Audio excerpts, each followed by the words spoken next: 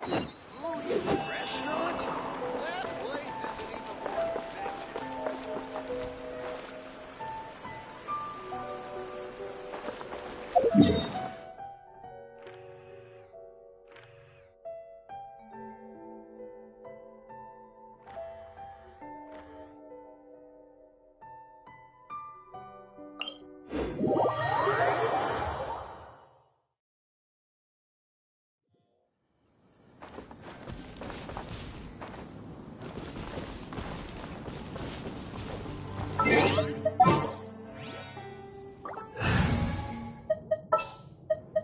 Good eye.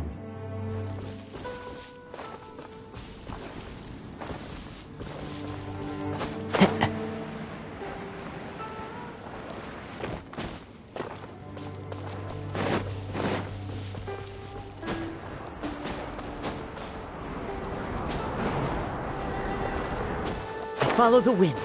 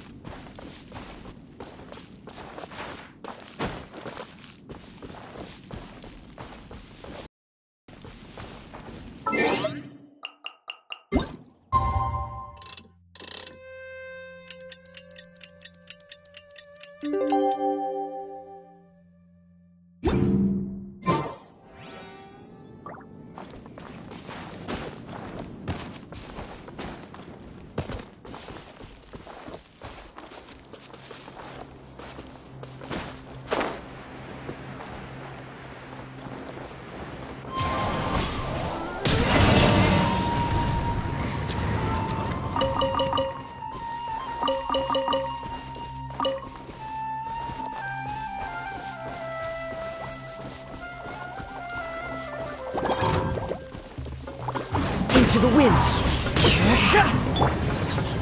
Quietly now.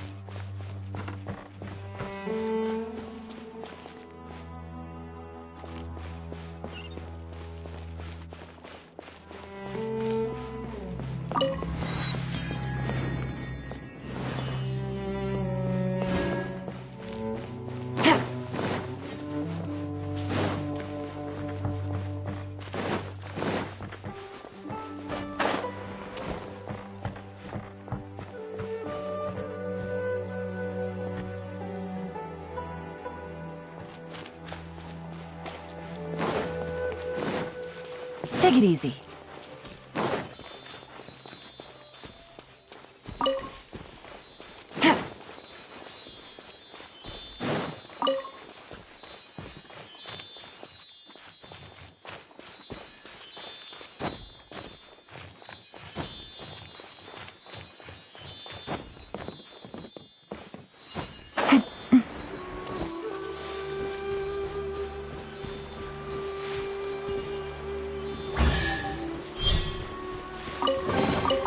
Treasure.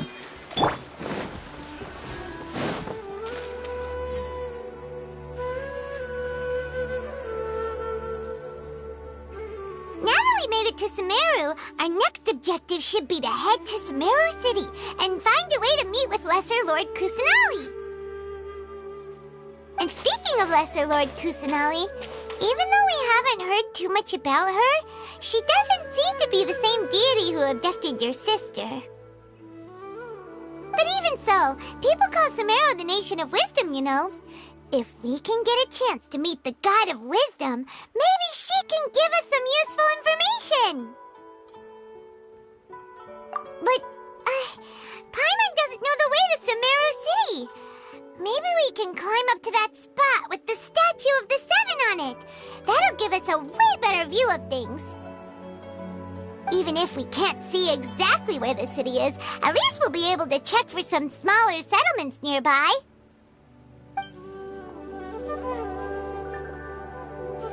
Wait a second. Look!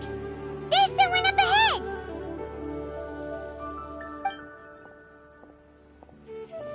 Perfect timing! Now we can just ask for directions rather than wander around like lost adventurers. Hey there! We're not from around here and seem to have gotten a little lost. We'd like to ask, did they not hear Paimon? Hey! You over there! Could you give us some directions? Huh?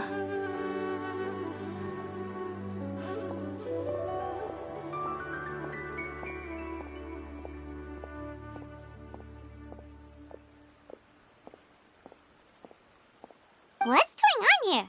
There's no way she could have missed that. Oh, wait! Could she be ignoring us? How dare she?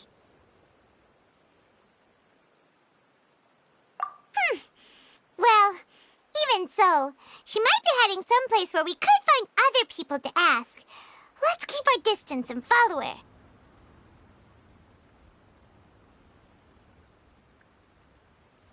When we get the chance, we'll just ask someone else for directions.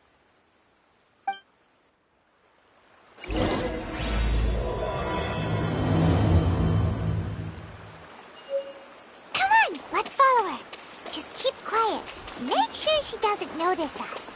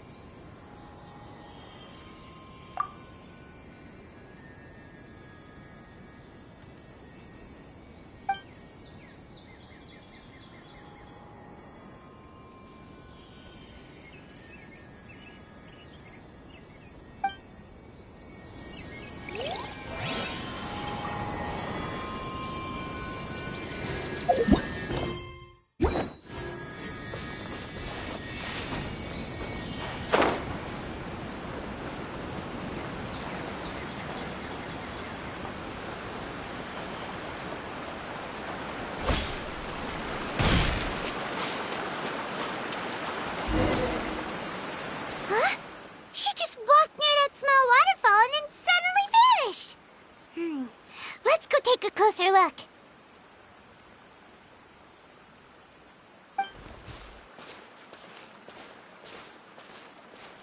Paimon thought this cave would lead to a village or something, but, it looks like that's not the case. Look, she's sitting over there. Wait, she couldn't possibly be living here, could she? What should we do now? Do we try asking her for directions again? Alright then. It's not like we have anyone else we can ask. Even if she's not very friendly, we just need her to point us in the right direction. That's all. Oh. What a lovely smell. It's coming from that sensor over there. This is definitely not your typical place to call home, but at least it smells nice. Maybe living here wouldn't be too bad after all.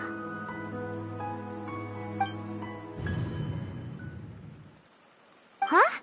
What's the matter? You don't look too good. What? Is the smell making you feel sick? Strange. Paimon doesn't feel anything.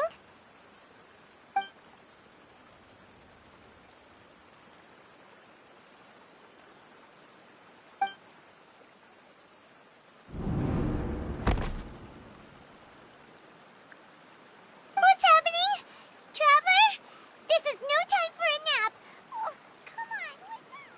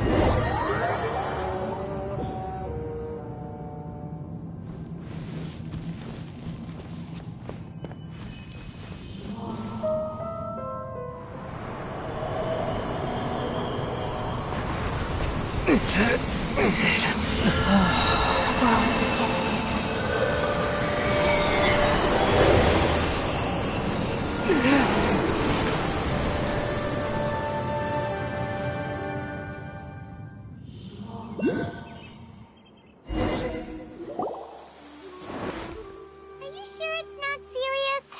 The Traveler's been out for a long time now. Yes, you can relax. Believe me, Master is extremely knowledgeable. If he says that he's going to be alright, then there's absolutely nothing to worry about. Oh, are you awake now? Oh, thank goodness! Traveler, you're finally awake! Well, we're at...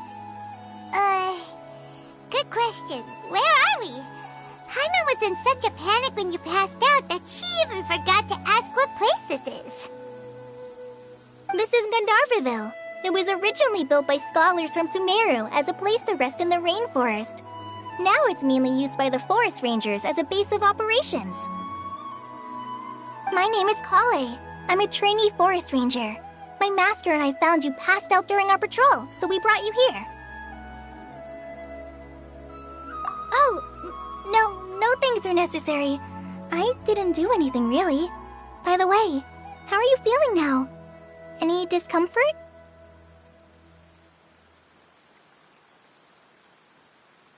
Oh, that's Master's herbal medicine you're tasting. He gave you some while you were unconscious. Before I forget, Master mentioned you should take more medicine once you wake up.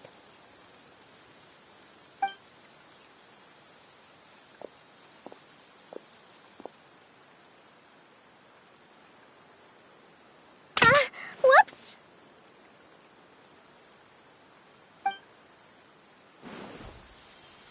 Kale, what's the matter? Were you trying to retrieve the medicine? As I've already told you, you must be careful with these. All right, I'll get it for you once I'm finished here. Sorry, Master. Now, the guide to Avidya Forest's edible fungi is clearly posted on our bulletin board. But if Farbode forgets which mushrooms to avoid one more time, I'll have no choice but to leave the guide somewhere a little more visible. Like right smack on his forehead so others can remind him to be careful. Right? This is the second time he's come down with food poisoning this month. I'll be sure to give him a good talking to. Yes, please do. If, on the off chance, Farbode simply enjoys having little imaginary fairies dance before his eyes, then we'll just let him be. But the next time he requires any of our medicine, be sure to charge him accordingly.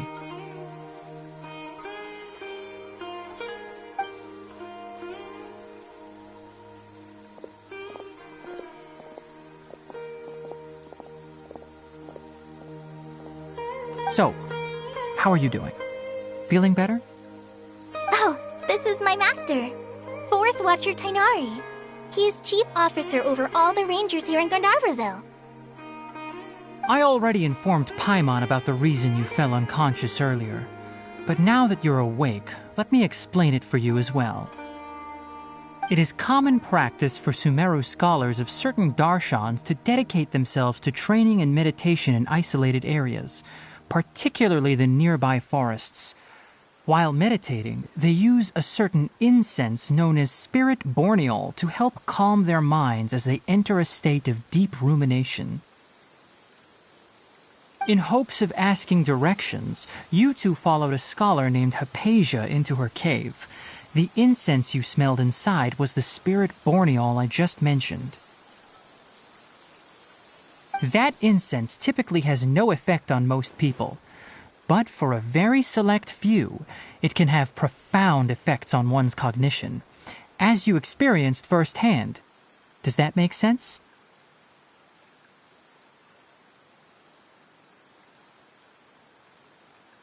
Very good. Now, answer me this. Did you feel anything after passing out? Say, any out-of-body experiences? Or did you see anything while unconscious?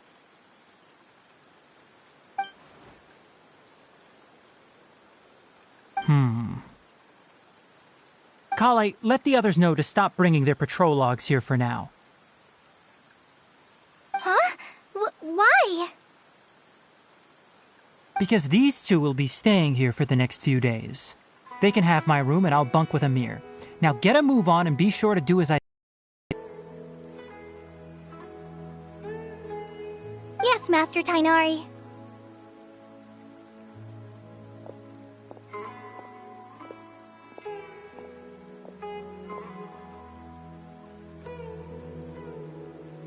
Wait, hold on a second. Can you tell us what's going on? Sure, let me fill you in. I originally planned to send you on your way once you finished your medicine. However, it appears now that you should stay a while longer in Gandharvaville for further observation while you recuperate. Further observation? No need to be hasty. As long as you have the capacity to judge between right and wrong, I promise that you'll understand the gravity of the situation once I explain everything to you. Based on what you saw after smelling the incense and losing consciousness, we can conclude that you experienced a powerful hallucination, which suggests your mental state is not in the best of shape. If you're skeptical, have a whiff of this. Oh, are you okay?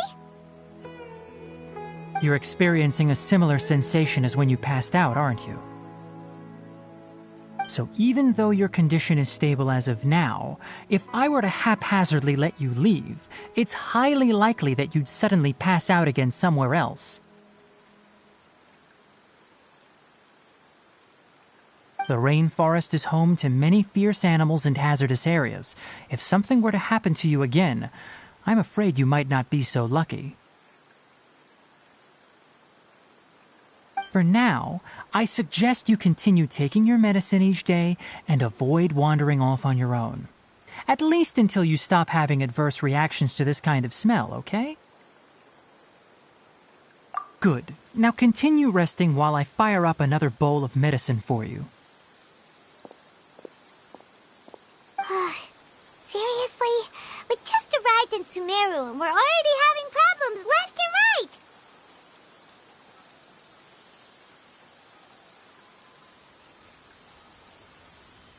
Paimon knows we're set on meeting Lesser Lord Kusanali as soon as possible, but you really don't look too good. It'd probably be best to let you recover first. Hey! Are you even listening to Paimon? Paimon's over here worrying about you, you know. What's weird? You mean how you're feeling now?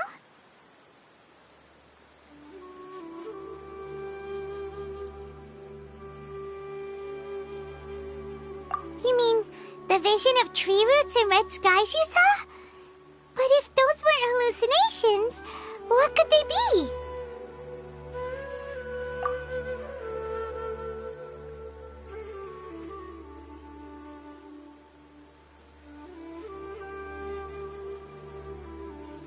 Well, considering how unique you are, Paimon trusts your judgment here.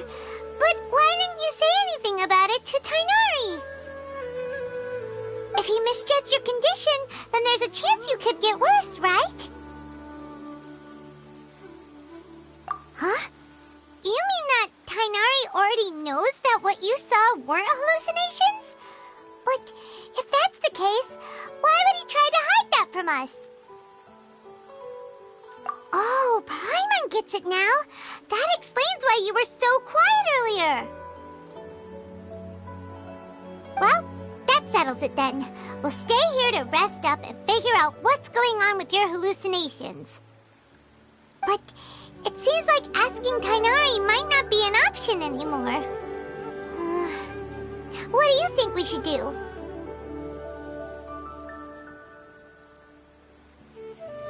Good idea. Kale's pretty friendly. We can ask her tomorrow about what she knows regarding the Dendro Archon and customs in Sumeru.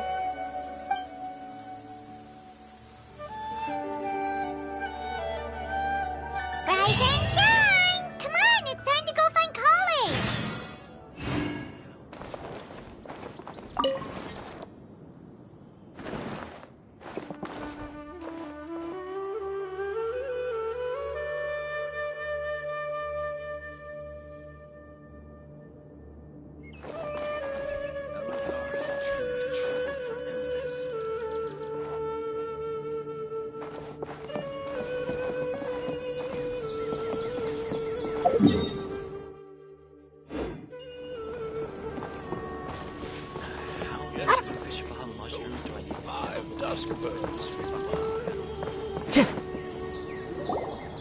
All right, next let's see right hand. Yes, not bad. But please remember that you still need to be careful. Understand? Yes, I will. By the way, Master, I still haven't received the patrol route for today. Look, Kale, today's patrol will be a long one, so you won't be coming along this time. Besides, there's a chance we may encounter... well, you understand. But I have a vision too! Am I useless to everyone now? Don't talk like that, Kale.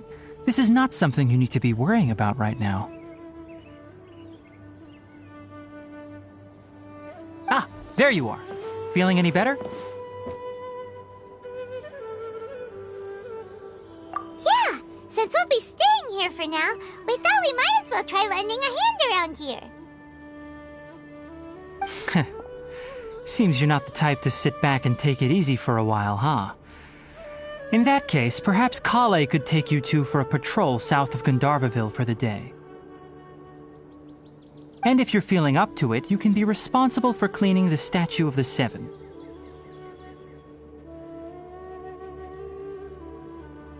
Tighnari, we're ready to head out.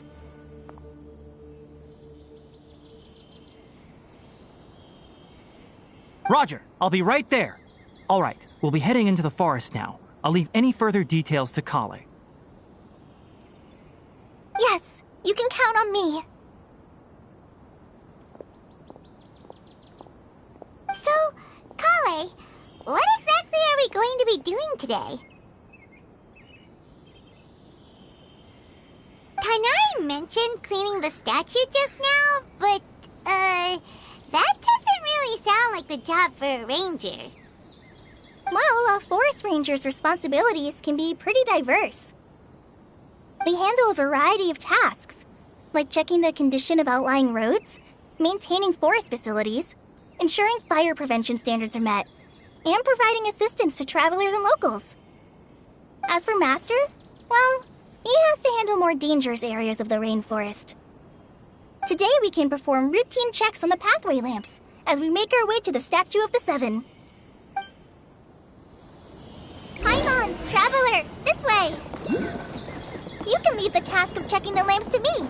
In the meantime, you two can keep an eye out for anything unusual.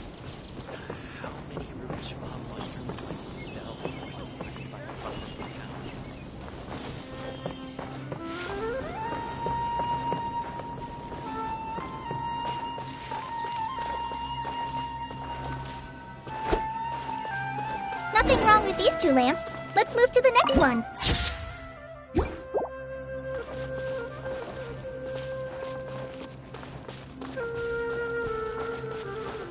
Oh, this lamp seems to be getting a little wobbly. Let me make a note of it. No problems with this lamp. Good.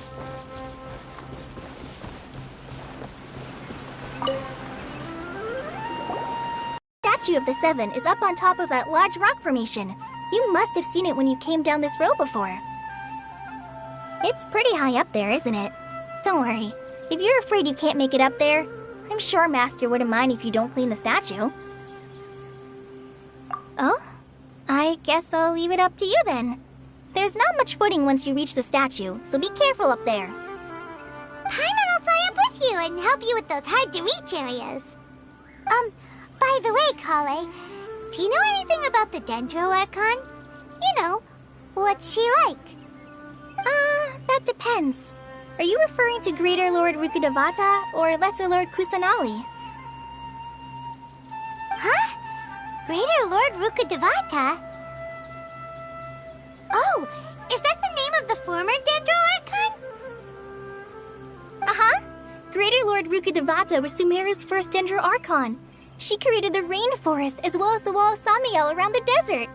Her works provided a means of peaceful living for everyone.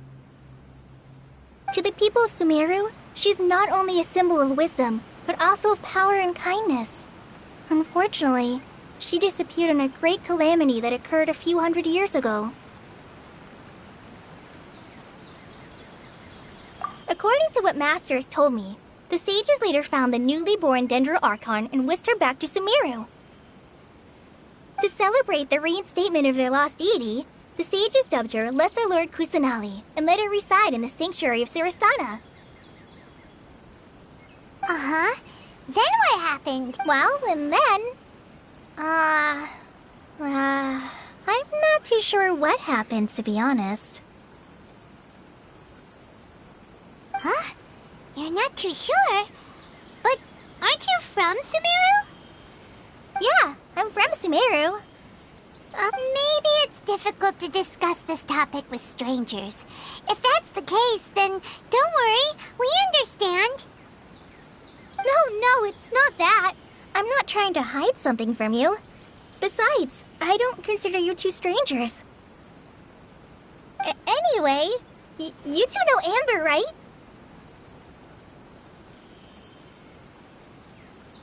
Wait, Amber? You mean...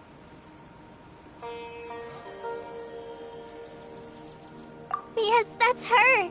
I once lived in Mondstadt for a while, and she helped me a lot during that time. You could even say that she helped me become a new person.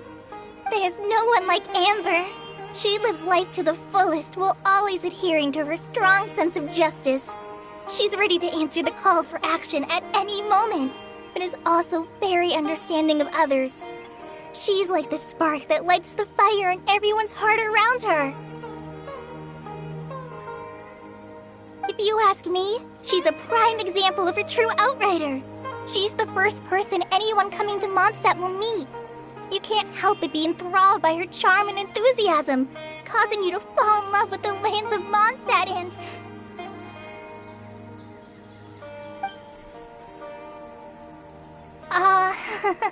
sorry.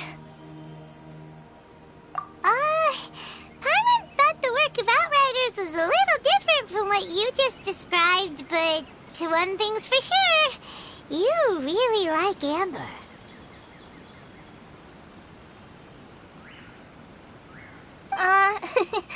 Sorry. I was rambling on just now.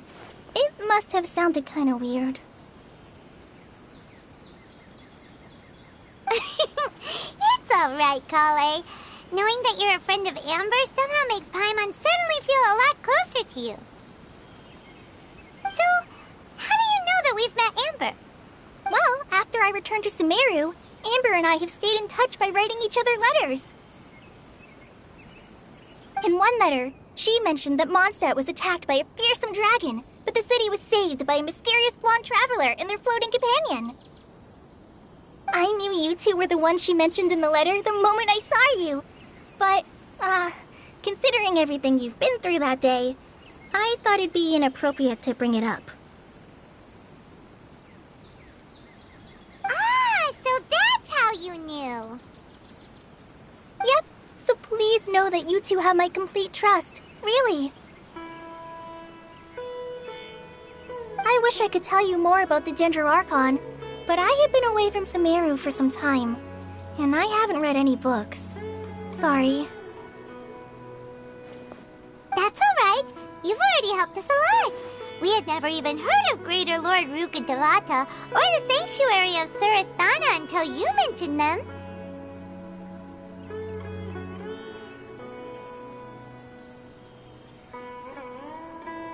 Oh, I'm happy that was helpful. There is one thing I want to ask, though. Why do you two want to know about the Ginger Archon?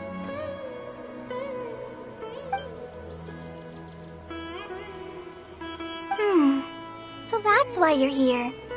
Thank you for telling me your story.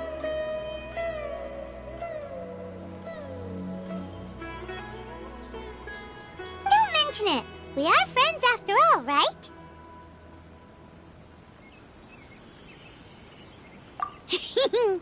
Alright, we have a statue to clean. You both have my thanks. While you two are up there cleaning, I'll go ahead and inspect the forest canopy. Let's meet back here shortly.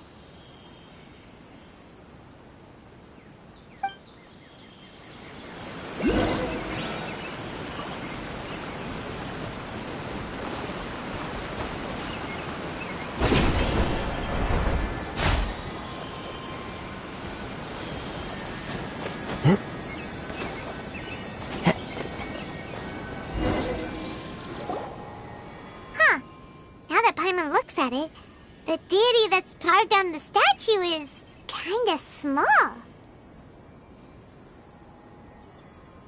Do you think she's supposed to be Greater Lord Rukkhadevata or Lesser Lord Kusanali?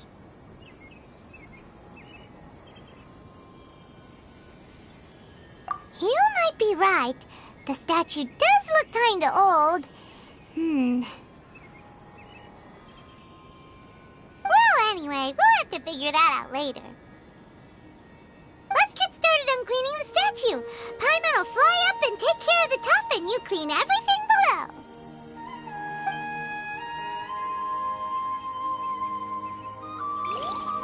Nice work!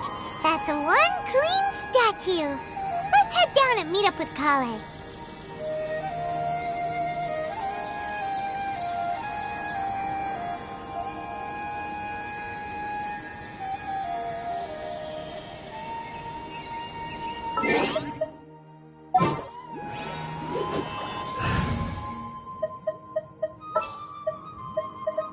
This world is...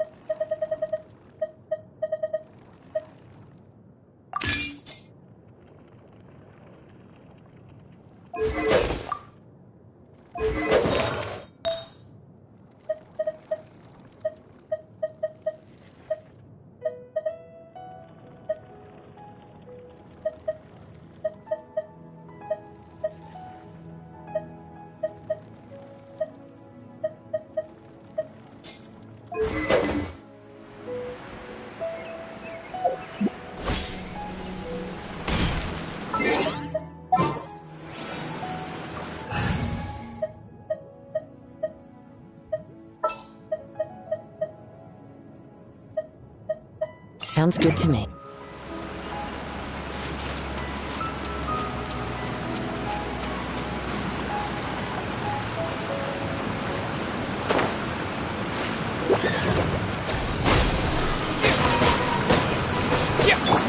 One with nature.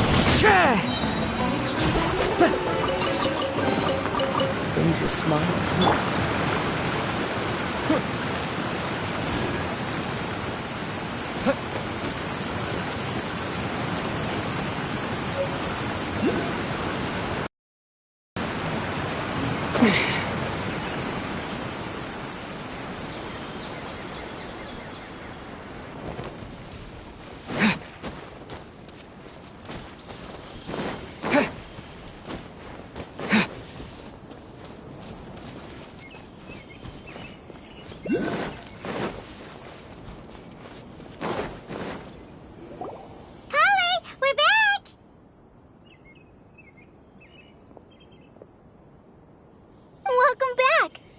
Be tired after all that climbing. Let's take a little break. I brought some fruit and water for us. Yay! Food! What kind of goodies did you bring?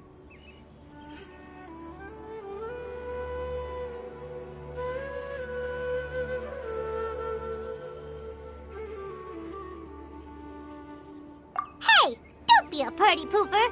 It's not like Kale is a stranger or anything. Besides, the best way to compliment a chef is to show passion for their food. Xiangling taught Paimon that. I prepared a nice portable dish that forest rangers like to eat called pita pockets. I hope you'll like them. Whoops! Ah, no! You dropped it on the ground! Not to worry. I wrapped a few layers of oiled paper around each pita. They should be fine. Oh, whew. Paimon nearly had a heart attack there.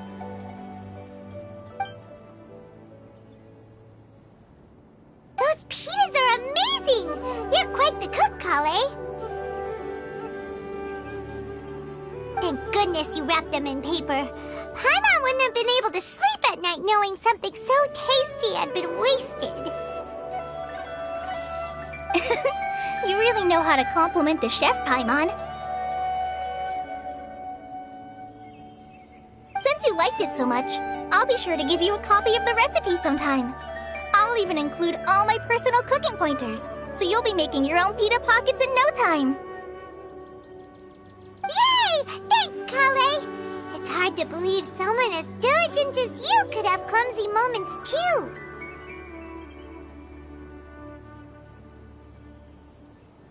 Oh, I guess it happens from time to time.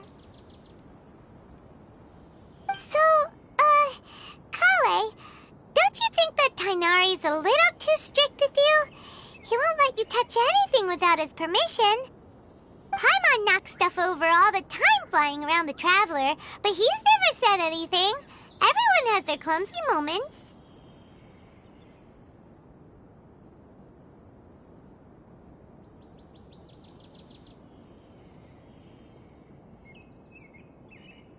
No, you've got the wrong idea about Master.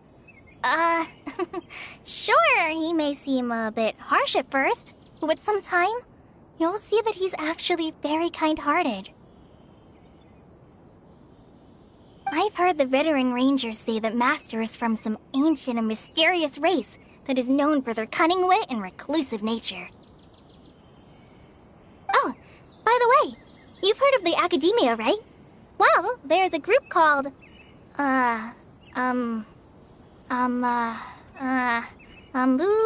something? Well, anyway, because Master does a lot of research on plants, sages from the Academia have written him many times, inviting him to take up an official position there. But Master declines their offers every time, saying, Sumeru City is too noisy. It'd be bad for my ears. Seems you already know him well. Anyway, I'm sure the sages were not happy about his responses. Master could obviously have a bright future in the Academia, but he insists on sticking to the path of a forest watcher. Every day he helps the locals of the forest and passes on his extensive knowledge to trainees like me.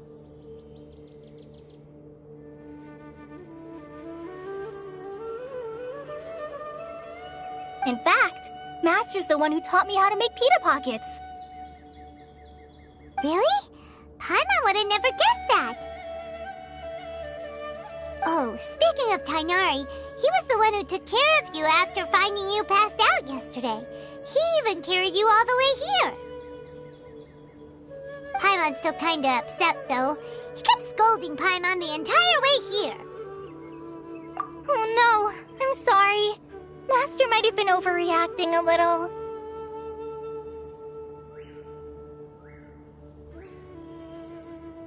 But, it's mostly because Paimon wouldn't stop yelling, Why, oh why, is he going to die? It probably started to get under Master's skin after a while.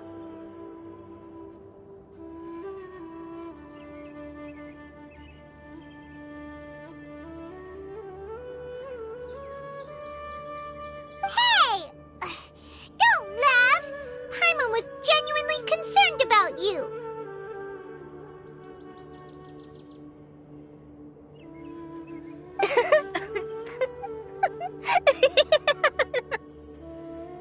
Hey! Now even Kali started to laugh. Ugh, that's it! Paimon won't forget this! It's time for some Paimonial wrath! No! Don't touch me!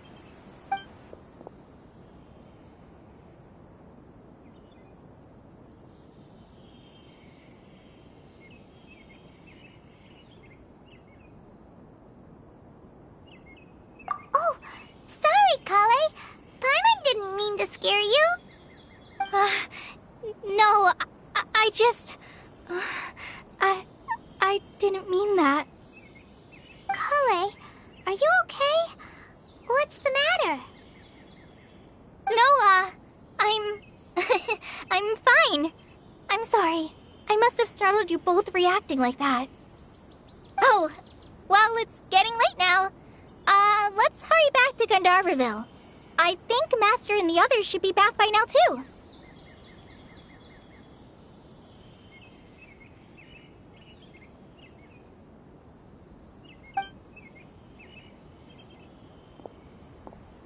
Huh? What was up with Kali just now? And why is she in such a hurry all of a sudden? Look, she's practically running back. Paimon can't even see her now.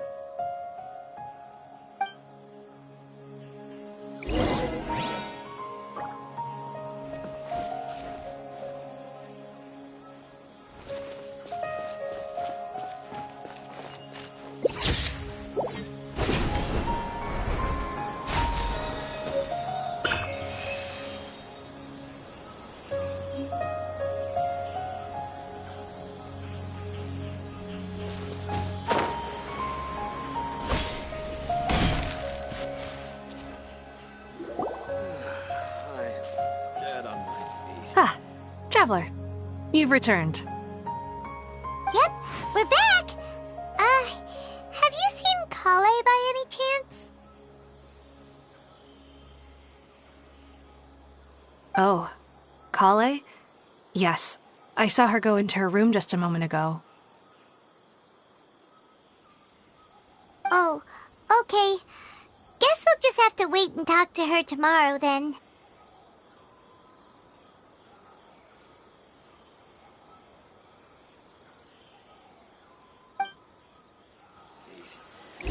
I think I'll stay here a while.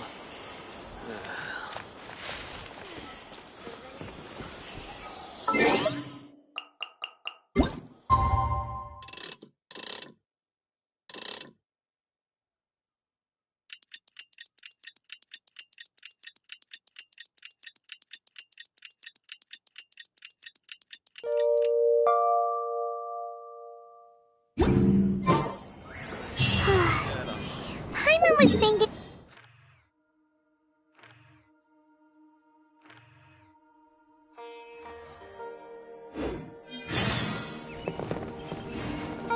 Maybe she's in a better mood now. Let's go check on her.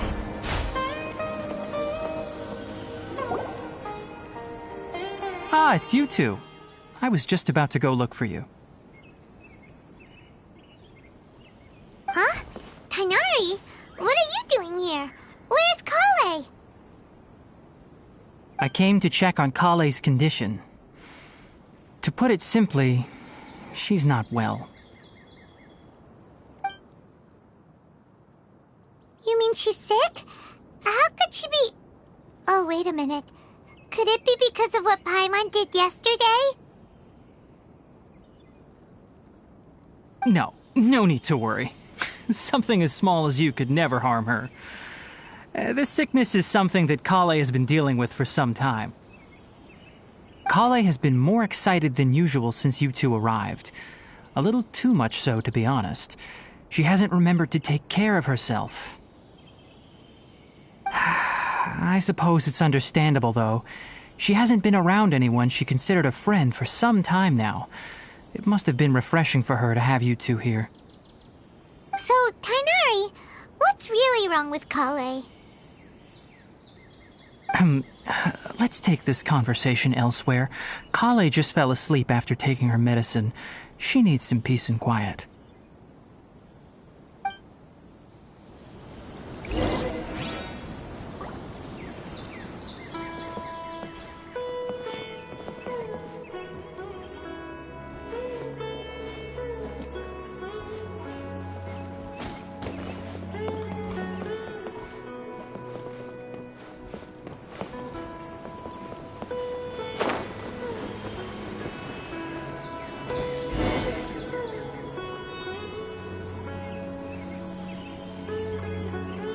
All right, let's continue our conversation here, shall we? To be honest, I hadn't realized that you're that honorary knight from Mondstadt until Kale told me just now. I've also heard all about your deeds in Liyue and Inazuma. So, just to clarify, what I'm about to tell you about Kale is not because of who you are or your past feats. Instead, I am going to tell you because... well, because Kale asked me to. And honestly speaking, I was against Kale revealing her past to you. But she insisted, saying you two treated her with sincerity and as a friend. So now she wishes to reciprocate the gesture. So, Tainari, what exactly is wrong with Kale? You said this is something she's been dealing with for some time. Just how serious is it? Right. Ever since she was a child, she's been afflicted with a disease called Elazar. Elazar? Yes, it's a disease unique to the lands of Sumeru. It is characterized by dark and hardened scales that form on the body. At first, the afflicted may only feel mild numbness on the affected area of the skin. However, as the disease progresses, one may begin feeling fatigued and even experience peripheral paresthesia. In its final stages, the disease strips a person of the ability to control their own body, and they effectively become completely immobile. That sounds terrifying. Wait, hold on. So when Kale seemed to be acting a little clumsy earlier, it was because... Correct.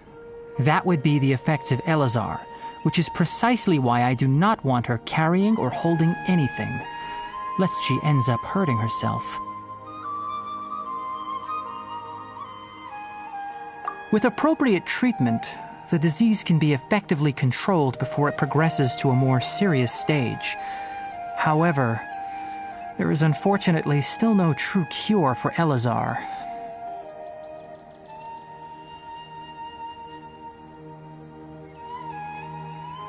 Nevertheless, Kale's mother still hoped that there was something out there. She handed Kale over to an organization known as the Fatui after one of their members lied and said they had a cure. What? The Fatui? Ah, it appears you are already familiar with them. That'll save me some explanation. Anyway, the person who eventually rescued Kale and brought her to me for care said that she had been given to a harbinger known as the Doctor. I have no idea how this doctor managed to do it, but her case of Elazar was completely stable for all the years that Kale was with them. However, Kale's days with the Fatui were anything but pleasant.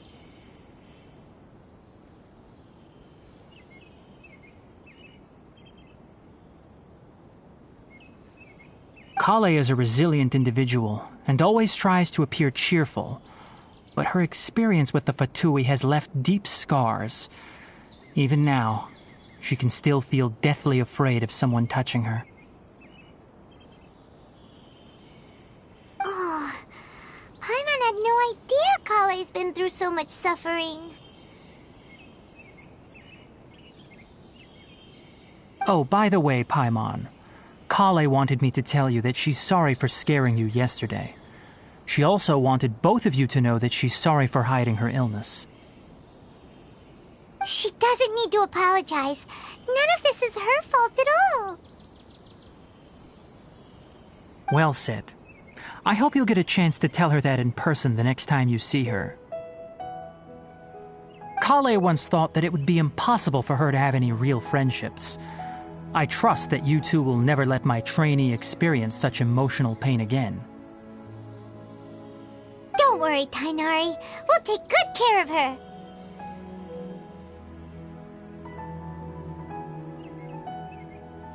Well, it's not too serious at this point. She overexerted herself the last couple of days, which is what led to her breakdown this time. As long as she has taken her medicine and gets plenty of rest, she should get better. Though, I must admit that Kale's condition was much more stable when she first arrived here in Gandharvaville. She was interested in the work of the forest rangers the moment she saw us. I could see that she was serious about learning, so I felt compelled to ask her to join us. Her stamina has gotten much worse recently. Though a moderate amount of physical exercise is always necessary, I'm afraid the long-distance patrols are a little too much for her now. All right, now that I've told you about Kale's past, I think I'll head into the rainforest to find some ingredients needed for her medicine. I'll see you two later. Yeah, we'd like to do something to help Kale too. All right, but I must warn you two. The rainforest is a dangerous place, especially for someone who's still recovering like the Traveler. You must follow closely and listen to every instruction. No problemo. Let's go then. We'll be looking for a plant known as lunar lotus. It's often used to help those afflicted with Elazar recover their energy. Hey, Tainari? Where exactly are we going to find this plant? Lunar lotus can be found all over the rainforest, but it often grows right here around Gandharvaville. Given the name, it sounds like we should be looking for it in the water. You are correct. The large petals are actually the plant's leaves and sepals, which surround a very small flower. You should note that many of the plants found in Sumeru have names that are contrary to their species. Take the Kalpalata, for example. The plant is not a lotus at all, but rather a vine. And then there's the Sumeru rose, which is not a rose, completely contrary to its name. Oh, okay then. Note to Paimon. Never bring up the topic of flowers with Kainari.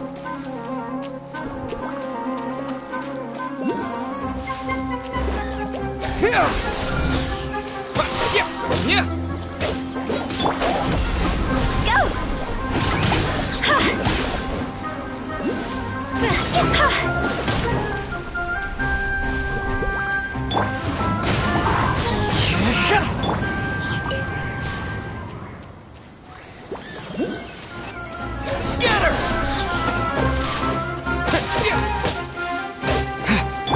The wind knows me.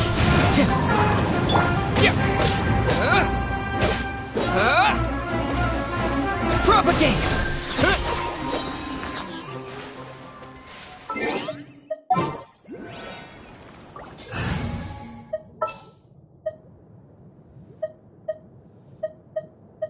Let's finish this, swiftly.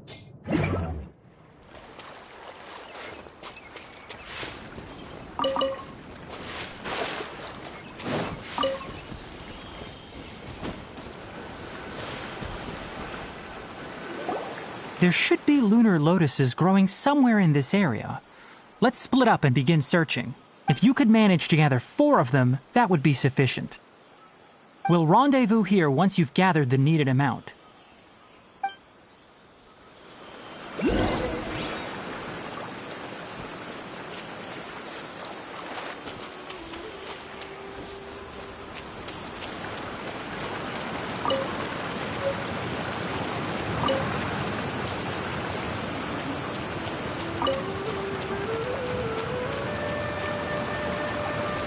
Alright, we've gathered enough lunar lotuses.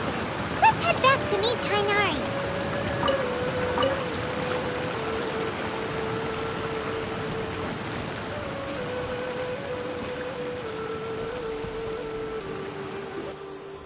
Hey, Kainari! We found the lotuses you requested.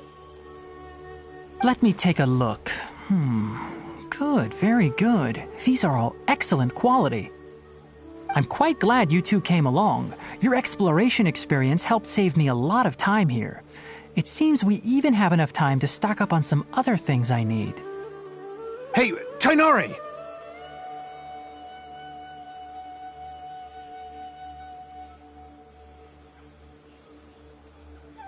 Oh, Tainari! Someone's calling your name! They're dressed like a forest ranger.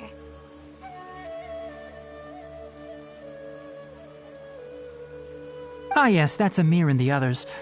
But didn't they just set off not too long ago? What are they doing back so early? Let's go find out what's going on.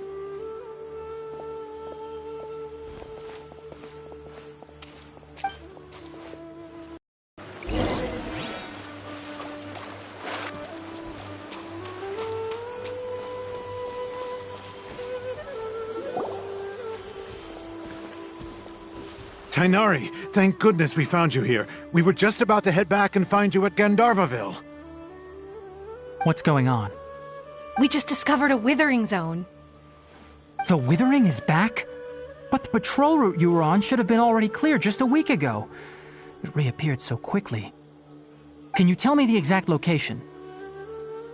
It's up ahead, deep in the river valley. It's appeared in a spot that blocks nearly the entire narrow part of the valley area, so we decided to come find you as quickly as possible. And the radius of the contamination? Sorry, I couldn't get a clear enough view to tell. No one in our patrol team had a vision, and it appeared to still be spreading, so we didn't risk getting any closer. Okay, I understand. You made the right decision. I'll go deal with it right away. In the meantime, please guide these two back to Gandharvaville. Wait, Tainari! Why don't you let us help you? You two have only just arrived in Sumeru. You're still unfamiliar with many things in these lands. There's a unique type of anomaly that occurs in the Sumeru rainforest. It's called the withering. The affected areas not only cause nearby vegetation to wither, but it's also lethal to wildlife and even people. If you don't carry a vision, then you should think twice before approaching such places. Yes, Amir is absolutely right. I wasn't kidding when I said the rainforest is a dangerous place. As Amir said, only someone with a vision, that is, the power to manipulate elements, will be able to resist the withering's corrosive effects for a time. That's right. If any of the forest rangers without a vision come across a withering zone, we first make a record of the location and then have a ranger with the proper abilities deal with it, like Tainari here. Only someone with a vision can venture within a withering zone and find a way to deal with it. But you don't seem to carry a vision. Don't worry, he may not have a vision, but he's a real pro at using the power of the elements.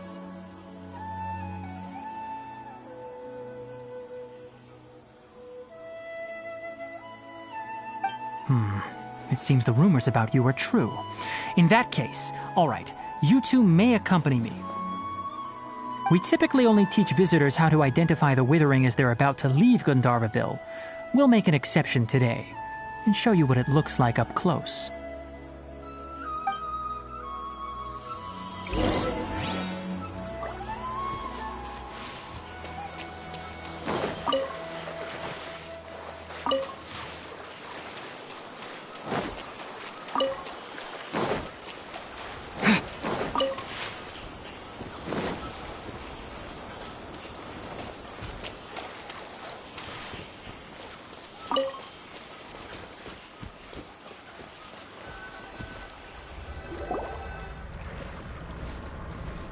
Stop.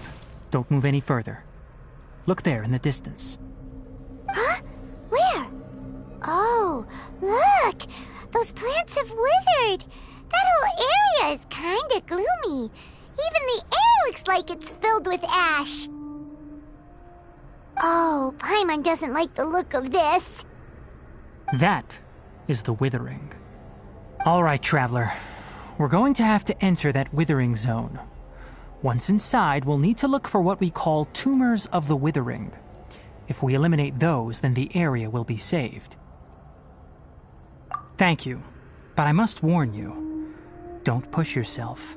This is your first time handling this sort of thing, after all. Even with elemental powers, once you step inside the withering zone, you may experience extreme discomfort.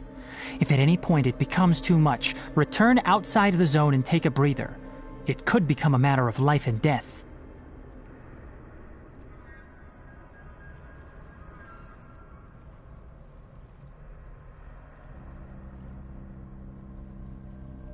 You ready then? Let's go.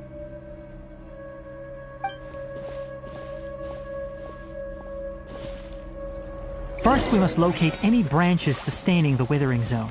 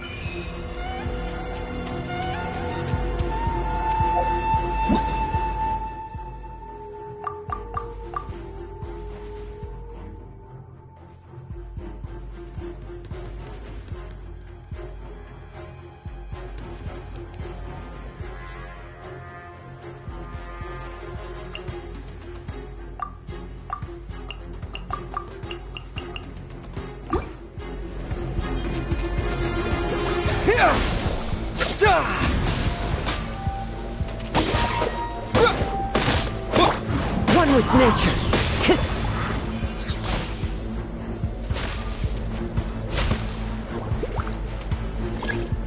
The wind knows me.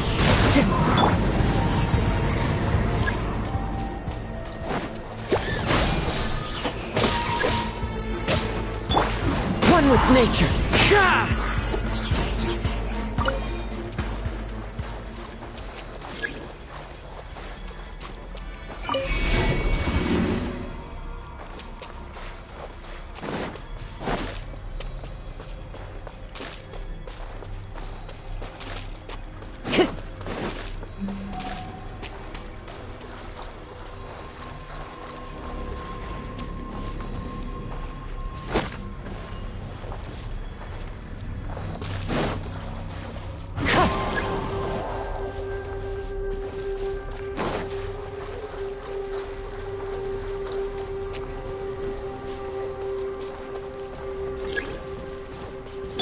Propagate!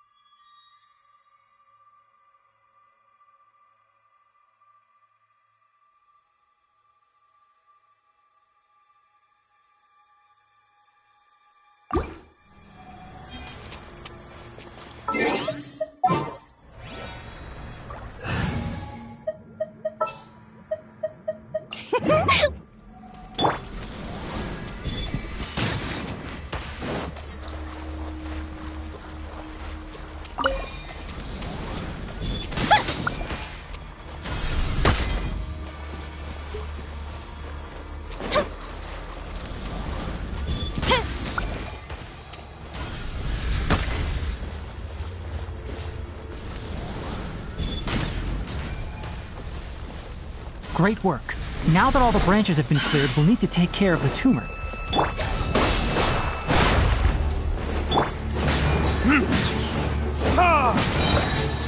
Time for... Now, destroy the tumors of the withering.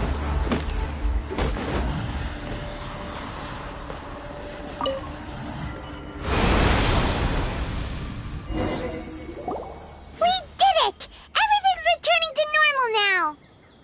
Yes, thanks to you two. We were able to quickly restore this area back to normal. Tainari? You make it sound like we did well, but why does Paimon have the feeling you're worried about something? It's that obvious, huh? Oh, recently the rate at which the withering zone appears has been increasing. Even though we were able to quickly clear that withering zone, it won't be long before another one appears. If that simply meant more work for me, then that wouldn't be an issue. But it's far more severe than that. The withering is leaving lasting effects on the rainforest itself. For instance, even though we cleared out the withering zone, many of the plants that were affected will not recover. This presents a crisis for the ecosystem itself. Many plants in the rainforest are already in decline, directly impacting the wildlife that depends on those plants. And most disturbingly, as the appearances of withering zones have started to increase, Kale's case of Elazar has also become more serious. Huh? Well, why's that? I'm still not sure of the exact reason. However, I've received word from acquaintances at the academia that similar cases are being reported for patients with other conditions. No, none that we know of. The withering has been recorded in Sumeru for millennia. It's said that it originates from the depths of the world. By the way, have you heard of Irminsul before? Irminsul is a tree located deep beneath the surface. Although it isn't like any tree we know in a biological sense, you can basically think of it as a large tree that grows downwards rather than upwards. I'm sure you've heard of ley lines, right? They're like the roots of Irminsul, spreading and extending from a massive cavern deep underground all the way up to the surface.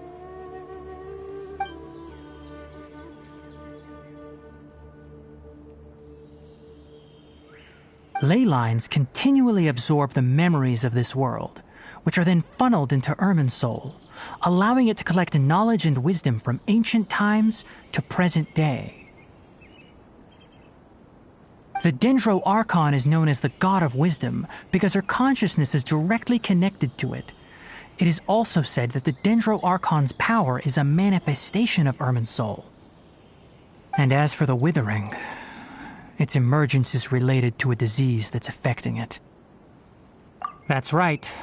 My ancestors learned of this from Greater Lord Rukkhadevata's familiars a long time ago. But even those mysterious creatures did not know of a cure for Irminsul.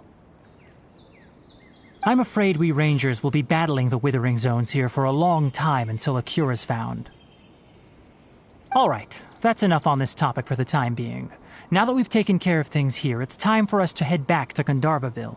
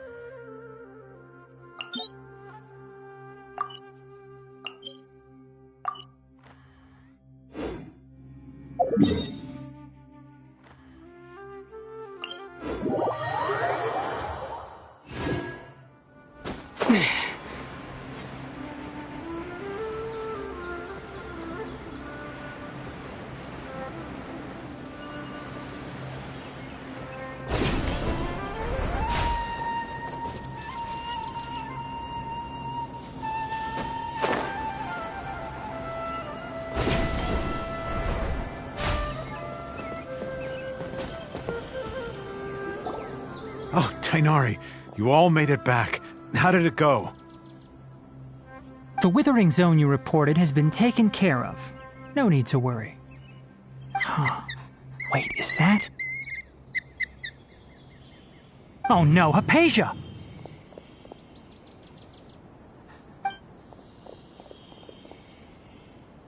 Huh? What's wrong, Tainari? This Duskbird is Hypatia's designated courier for urgent news. You do remember her, don't you? She's the scholar you and Paimon were following when you first arrived in Sumeru.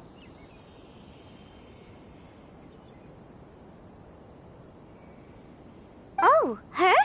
How could we forget? So did something happen? Let me see what's written in the letter first. Oh...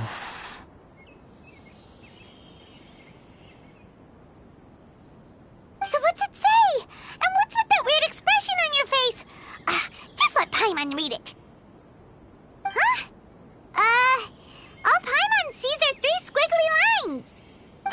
Yes, allow me to explain. After we brought you from Hypatia's cave to Gandharvaville, Hypatia resumed her meditation. She must have just finished. It's been nearly 3 days since she's had anything to eat, and it appears she's forgotten to prepare some rations. This letter is her asking us for help. We need to go. What? You mean she's been sitting there for 3 days? Hey, wait, how did you know all that from just a few lines on the paper? Well, obviously because this has happened before. Last time she drew 5 lines, and by the time we found her... Needless to say, Hypatia's been through worse, but we should still get to her as quickly as possible. I've got some emergency rations set aside for times like these. Paimon, Traveler, could you two bring these to her? Wait, you want us to bring her the rations? But will the traveler be okay if her cave is still filled with that funny incense? Let's find out. Here, traveler, take a smell and see.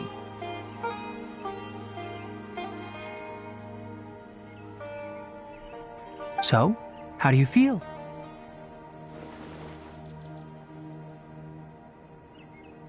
Huh? Really? You're not feeling even a little drowsy?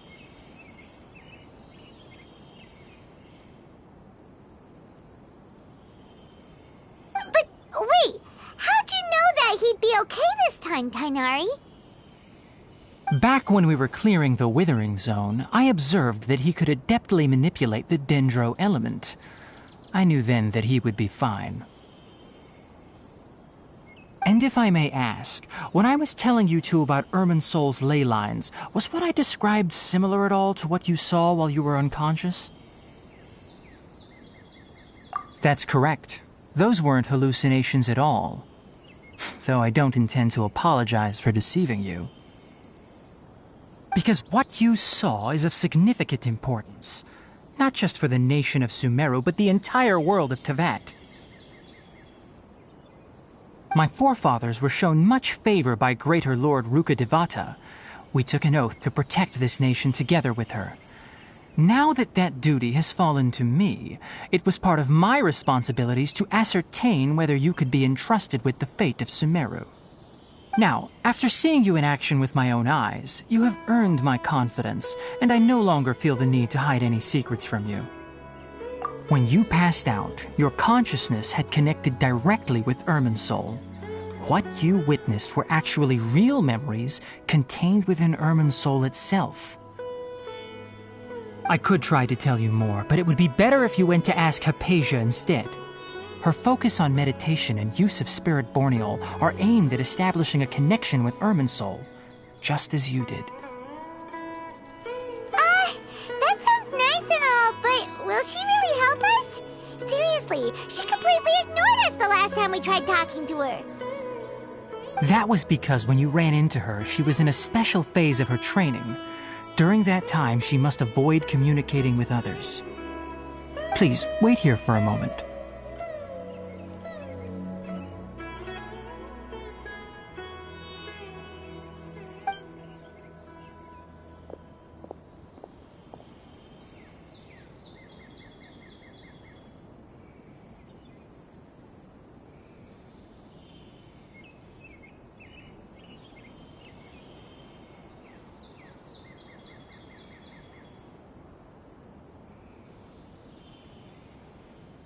Here, take these. It's a meal I packed for Hypatia, as well as some other ingredients. I'm sure it'll come in handy. Also, here's a letter that I would like you to give to her. Just show it to her and she'll answer any questions you may have. No. I should be the one thanking you. You've both been a great help these last few days. Hypatia should still be in the cave. Let's go inside and see how she's doing. Mushrooms do I gotta sell?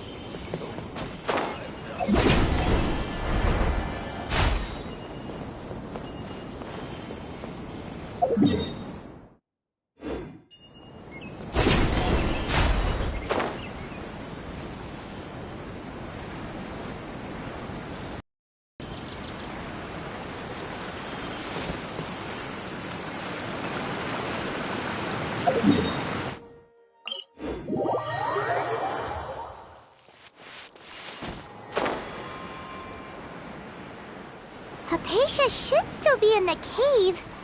Let's go inside and see how she's doing.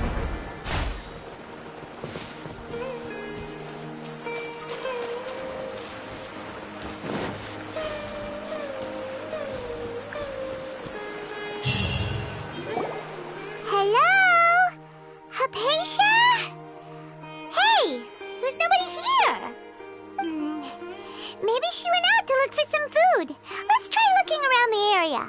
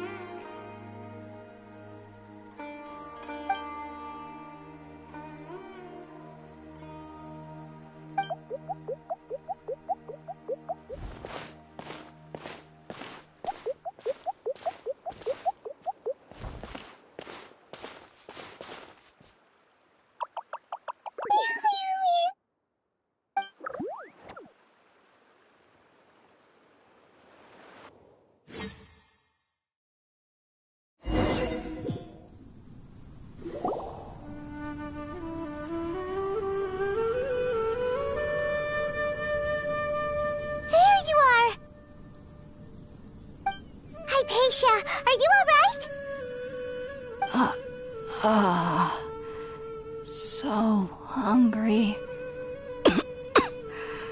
Need water.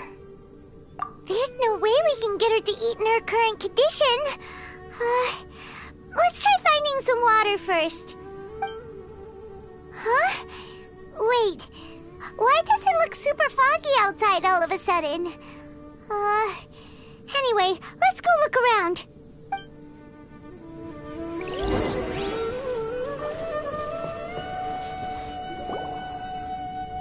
Huh? How'd things out here end up looking like this? What happened? And where are we? Really? Oh, maybe you're right. Let's go investigate the area.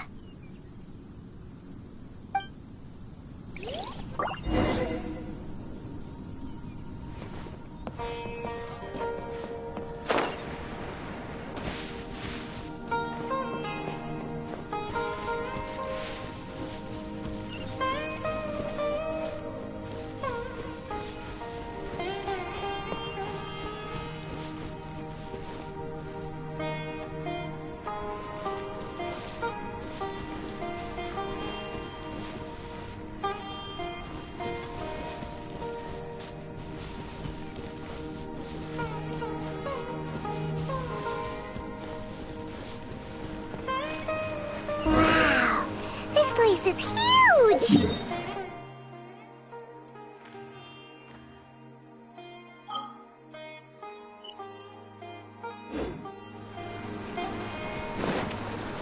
Paimon knew there's something off about that cave.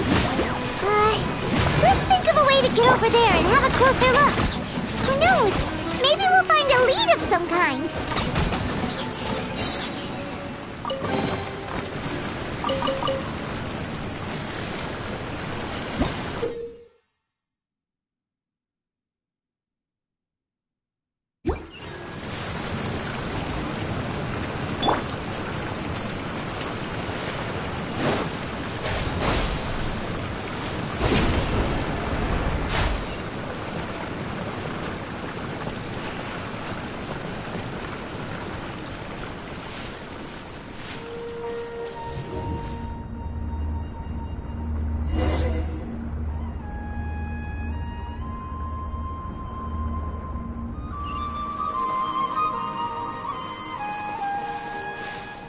Huh? What happened just now? Why'd everything around us suddenly change?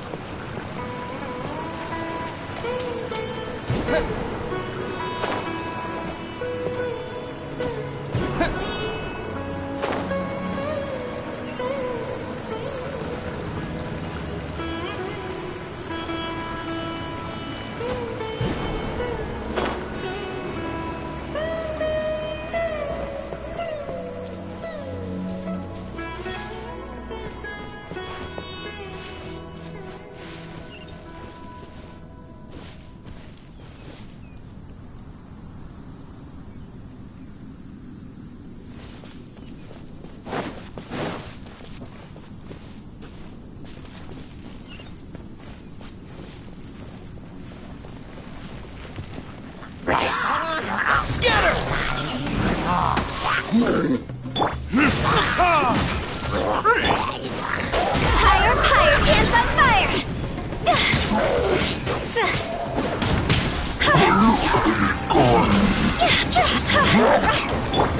Noted, dudes.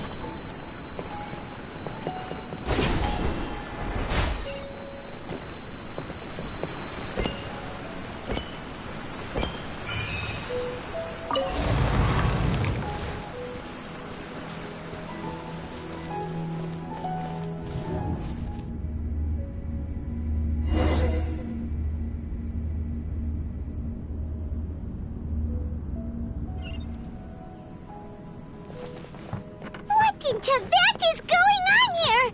This place is getting weirder by the minute. Hey, what's the matter? You don't look so good.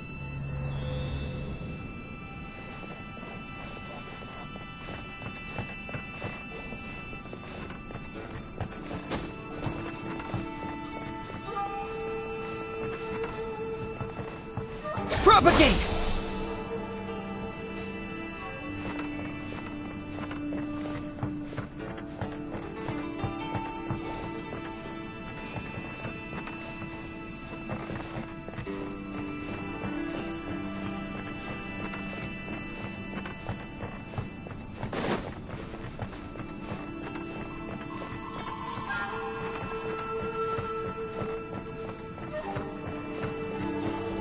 Scatter!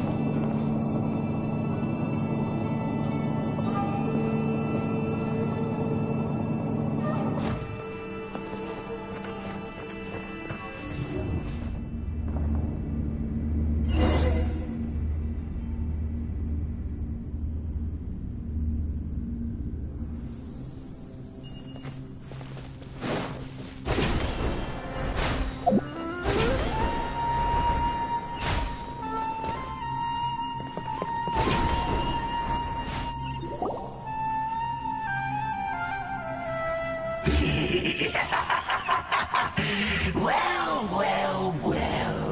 Looks like we meet again, traveler. The Abyss Herald! What are you planning to do in this strange place? Strange place. Plotting. You needn't worry about such things. They don't concern you. Bow before the Abyss! Germinate!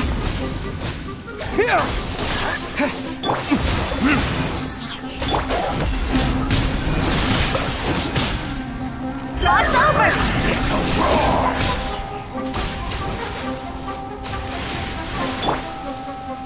Scatter! The end is nigh! Retribution! The end will come! The fuse is lit!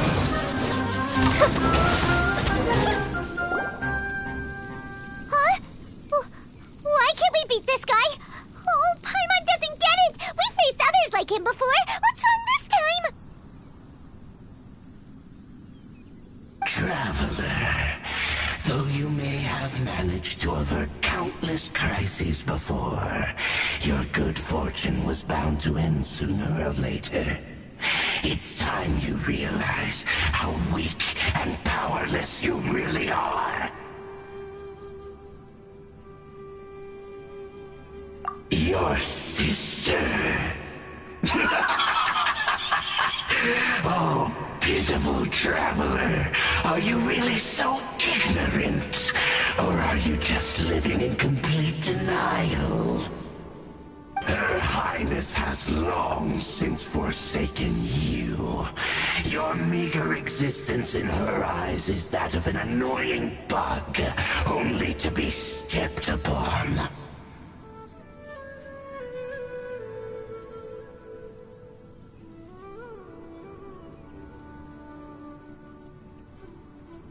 The bonds bonds of love and family which drive you to find your sibling are utterly gone. Your journey is meaningless. But don't you fret now. Today will be your last. Now die!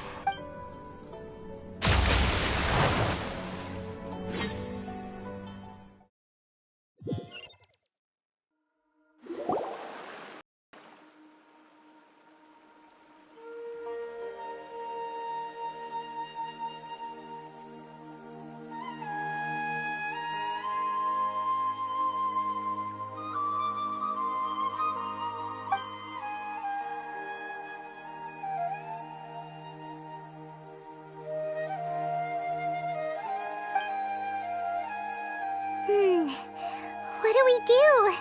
We haven't seen Hypatia anywhere out here.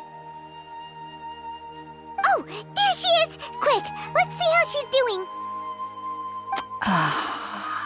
So sweet.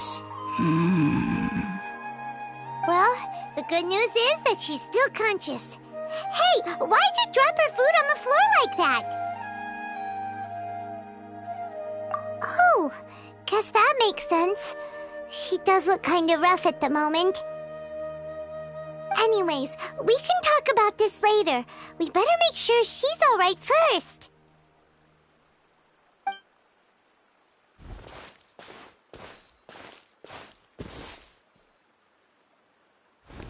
Whoa, wait a sec. Look at all this fruit lying around her. We can put that to good use.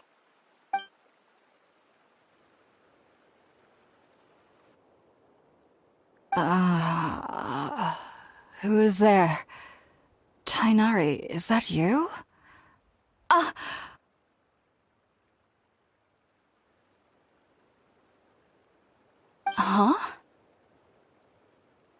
It's okay. You can relax, Hypatia. Tainari sent us here to bring you some food and water. Here, we have a letter that he asked us to give you.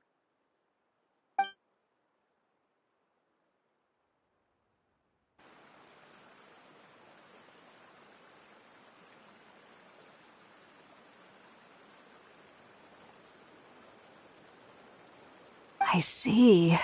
So, you're friends of Tainari. I apologize for all the trouble I've caused you. I'm grateful that you came so quickly to save me. You even brought all this fruit. Well, actually, we didn't bring the fruit. It was already here when we arrived. We were kind of wondering about that, actually. When we found you here, there was all this fruit lying around and even some juice dripping from your lips. How did you end up like this anyway? Oh, really? I seem to understand now. All the fruit was likely from my, neighbor. Must have come by and saw me like this. Your neighbor? You mean there's someone else living nearby? Oh? So you're able to see them too?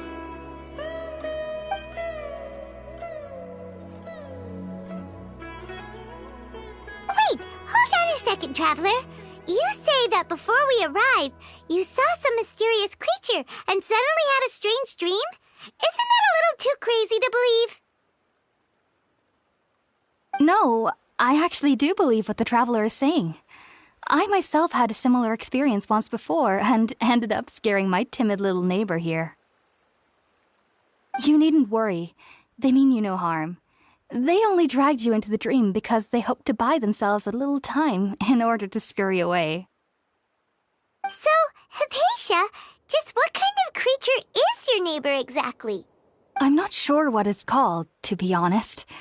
But I do know that they have some sort of deeper connection with the Dendro Archon. I know this because the first time I saw them was also the exact day my consciousness was able to form a connection with Irminsul.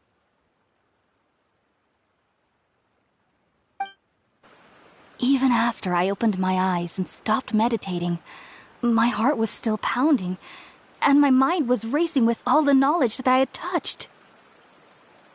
And at that very moment, I suddenly noticed a small figure at the opening of the cave. In my curiosity, I began to walk over to the creature. They must have already been used to me living in the cave, because they didn't seem to mind me approaching them. They just kept doing whatever they were up to. It wasn't until I crouched down next to them that they suddenly realized that I could see them. Oh! And then? And then I had a dream. By the time I came to, they were nowhere to be seen. I was convinced they'd never show up again. But sure enough, I saw them nearby a few days later. And they weren't alone. I feel like they aren't as afraid of me as the first time I approached them. But I never would have expected them to save me. Yes, no doubt about that. By the way, Tighnari mentioned in his letter that you had questions for me regarding Irminsul.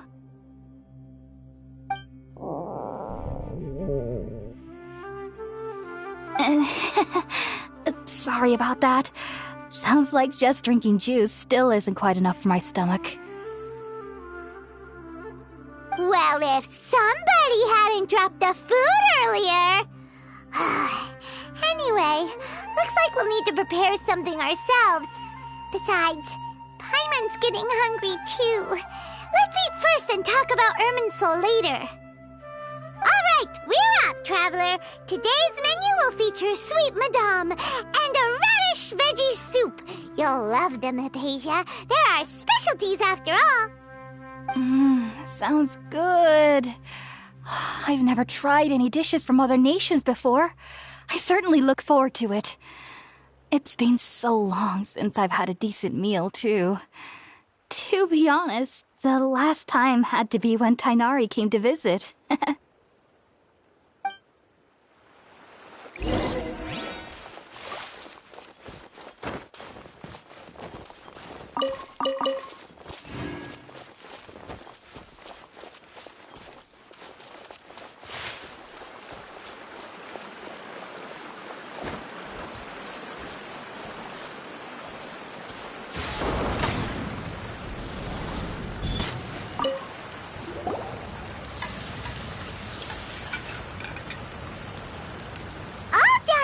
Let's use the empty box that Tighnari gave us since we already washed it. Oh, it smells amazing. And the box is a nice touch, too.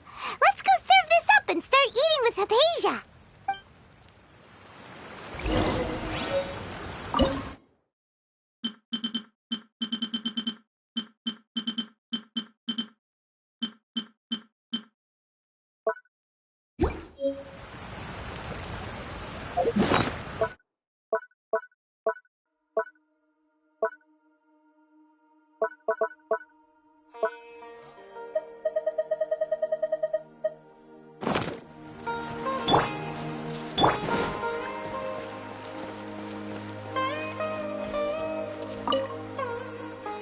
Are you already finished cooking?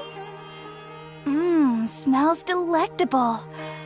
I'm truly thankful whenever I can enjoy a proper meal like this. Cooking really isn't my forte.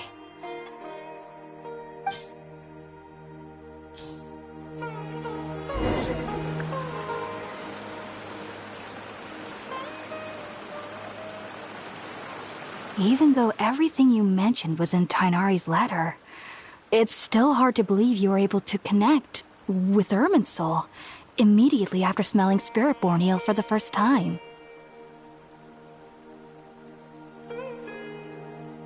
It took me nearly 3 years before I could do so, and everyone at the Academia even lauded me as a genius. You should know that some researchers spent their entire lives without ever successfully connecting with Irminsul as you have. So why does this incense allow people to connect to Irminsul? The ingredients used to make Spiritborn Ale primarily consist of plants created by Greater Lord Rukkhadevata. These special ingredients are conducive to heightening our senses to the Dendro Archon's power. Since the root of the Dendro Archon's power lies within Irminsul, we can occasionally tap into her powers to peer into the depths of the earth. Naturally, anyone who can establish a connection with Irminsul in their first ever attempt must be a person of great understanding. Makes sense. But Paimon's got a question. Why was he sensitive to the smell of those plants for such a long time? That was primarily due to his body's unique constitution. Stimulated by the incense, he could perceive the Dendro Archon's power and experienced a sensory overload, hence the adverse reactions. Taking in any scent similar to the ingredients of Spiritborn Ale would cause adverse effects. Not to worry, though. It appears you've already fully recovered. Technically, your body should still be sensitive to the powers of the Dendro Archon, but unless you're using intentional meditation techniques, the scent of Spiritborn Ale should no longer trigger such reactions. Whew. Well, that's a relief. I must admit, I am quite envious of your abilities. Even if it meant suffering from pounding headaches for the rest of my life, I'd consider it worthwhile so long as I could connect with Irminsul at will. Whoa, you're really serious about this whole thing, aren't you? I am a researcher after all. As a member of the Ritaoist Darshan at the Academia, my main area of research is the stars and their connection to the fate of living beings. But there is still so much we don't know, especially regarding the mysteries that lie in the starry skies. Which is why I must turn to the all-knowing Irminsul for answers. If only my perception wasn't so limited. Unfortunately, I cannot guarantee that my every attempt to attune with Irminsul will be successful, or that doing so will leave my consciousness intact. I am currently in the stage of training known as Satyavada life. Many researchers in Sumeru have lost their minds while seeking to attune with Irminsul during this stage. Sages have said that Irminsul contains divine knowledge, and touching such knowledge without the proper preparations and abilities will only lead to one's mind caving in on itself. Why we meditate alone. We need to ensure that our minds will be calm while minimizing the possibility of involving anyone else. Whoa, so knowledge from Irminsul can be super dangerous. Aren't you afraid of the risks, Hypatia?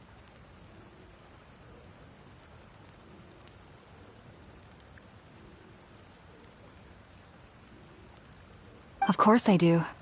Especially during nights that are pitch black with no moonlight, and dead silent without even the sound of insects. However, I've been feeling better as of late. I don't get as scared anymore knowing that I have a little neighbor living nearby.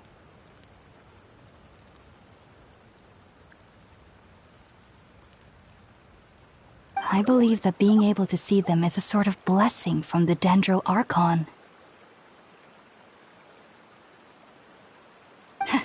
But what's strangest of all is that they're clearly an envoy of the God of Wisdom herself, and they have the curious power to make people dream.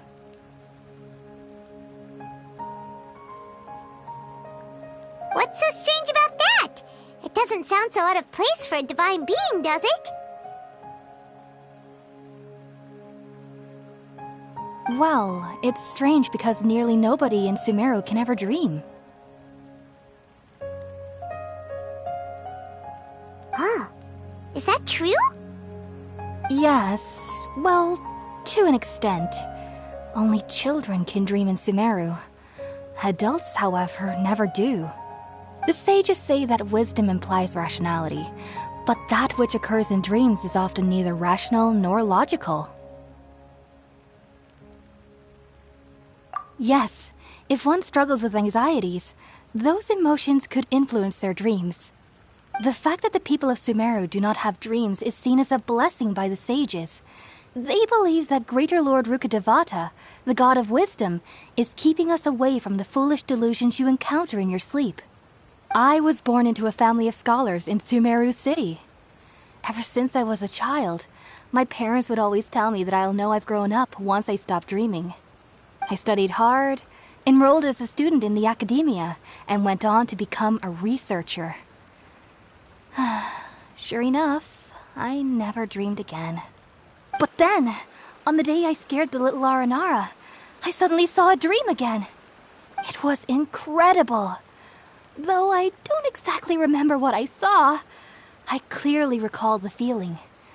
I suddenly felt like I was a child again. Back then, I was foolish and ignorant as any youth would be, but I was free of fear.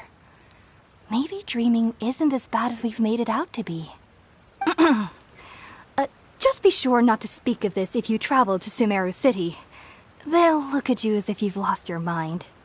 So, do you have any thoughts about the things he saw when he connected with Irminsul? Sorry. I'm afraid I don't have any answers as of now.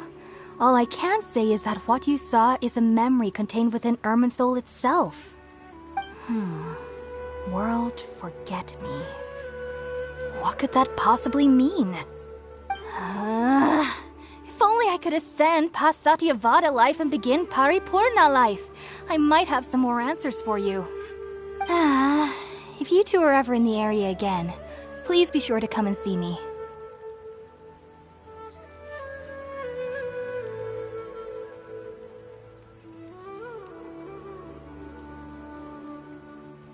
There's no need to be thanking me. You two are my saviors. Besides, I'm already looking forward to tasting some more of your cooking. Now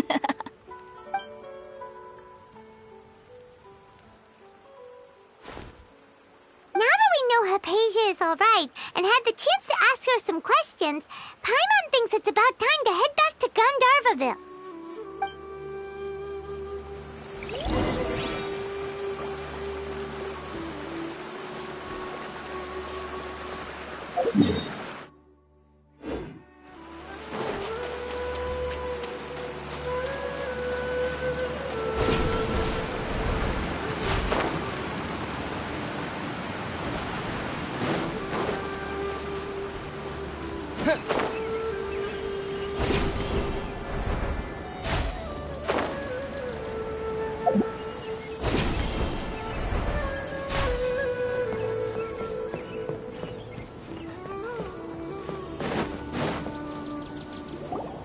Think about it, Tainari. Refusing to join is tantamount to burying your head in the sand.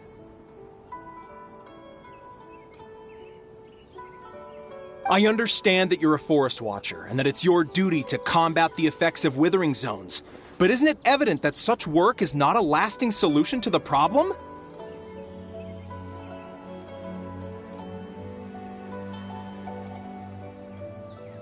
As Sage Kage clearly stated, your presence and guidance in Sumeru City is pivotal in finding a cure for Irminsul. How could you possibly refuse? Keep your emotions in check, Ghulam. Let's at least listen to Tainari's reason for declining. We're here to invite him to the Academia, not to cause a scene. Sage Kage, I am truly honored that you came here in person, but I'm afraid I must still decline your invitation. I am merely a forest watcher. How could the great minds of the Haravatat have any need of someone like me? Well, it turns out that your refusal letter had some implications on your master's reputation. He is a renowned sage of the Immorta, after all. So now I've come here in his stead. I see. Huh. And I figured that given his temper, he would come here and berate me personally. Tainari, your master is an integral part of this effort, and now he requires your assistance. And what exactly does my master need of me, Sage Kage? You'll know, once you've arrived in Sumeru City, that is. And how long will I be required to stay? There's no definite answer as of now.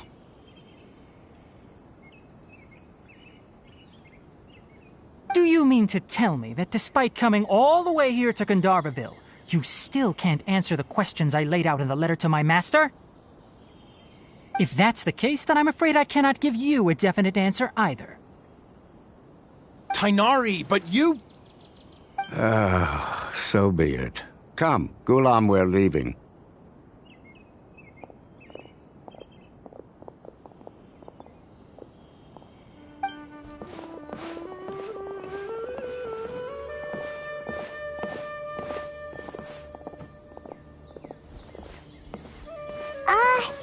Tainari, what was that all about? It's nothing. Some people from the academia wanted me to go to Sumeru City to assist them with a project, but I had to refuse on account of all my responsibilities here. But all that can wait. How did things go with Hypatia?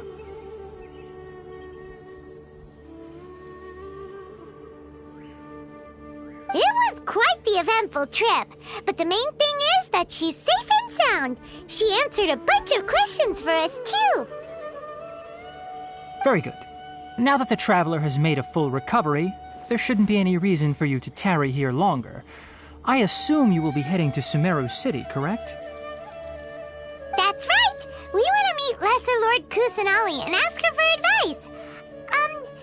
Do you have any idea on how we can find her? Sorry. I'm afraid I don't have any advice for you there. Well, do you at least know anyone we can try asking in Sumeru City? Let me think. My trips to Sumeru City have been fairly short, and most of my acquaintances are researchers.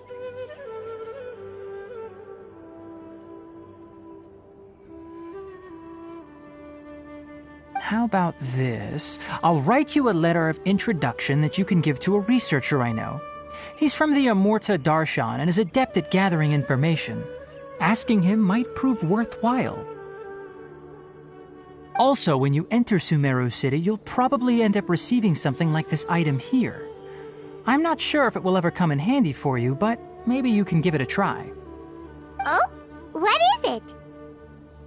It's called an Akasha Terminal. It's a tool produced by the Academia that utilizes the legacy of Greater Lord Rukadevata. Some say that this very item is the basis of Sumeru's reputation as the City of Wisdom.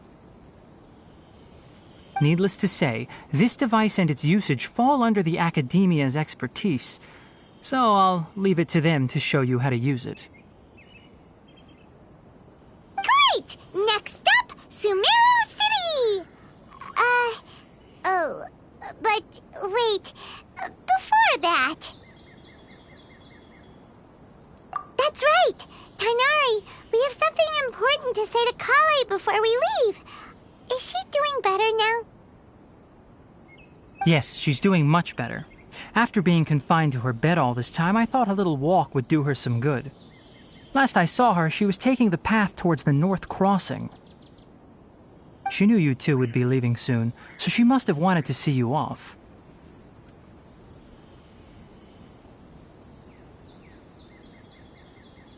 Thanks, Tainari. All right, let's go!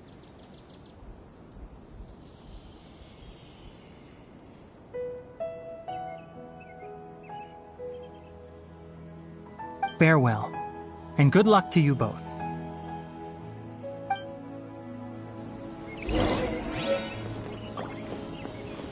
For the next video, I think I'll start with these questions.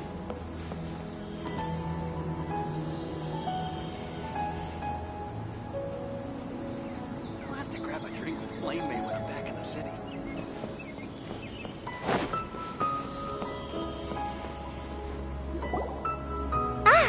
I've been waiting for you two.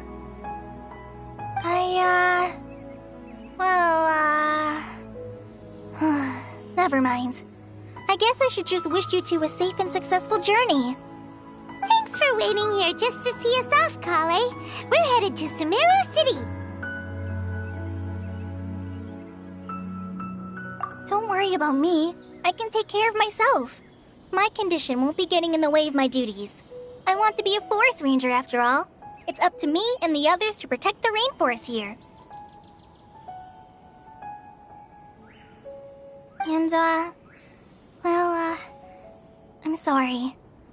I should have told you both about my condition when we first met. I just wanted you two to treat me as a normal friend, not some girl that needs your sympathy.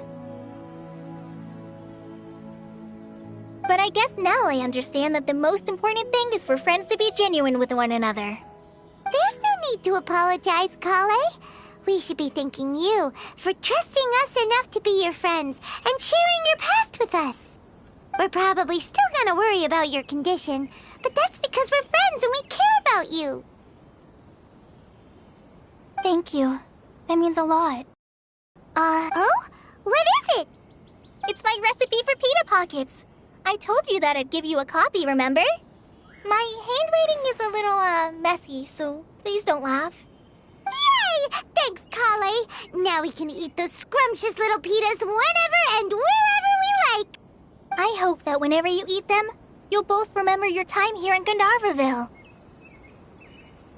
Well then, I, trainee Forest Ranger Kale, bid you both farewell. Please visit Gandharvaville again.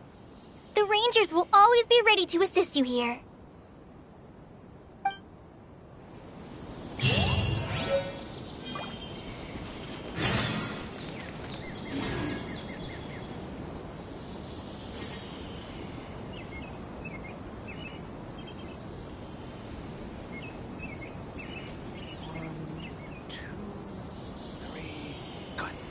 Isn't a single one missing.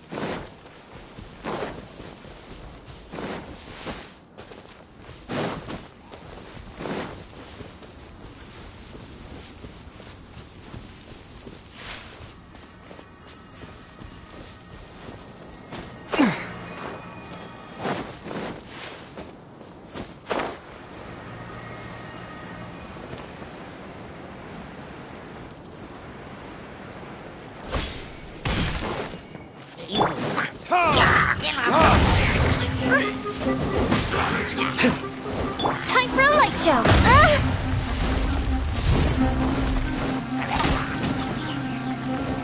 The festival ends.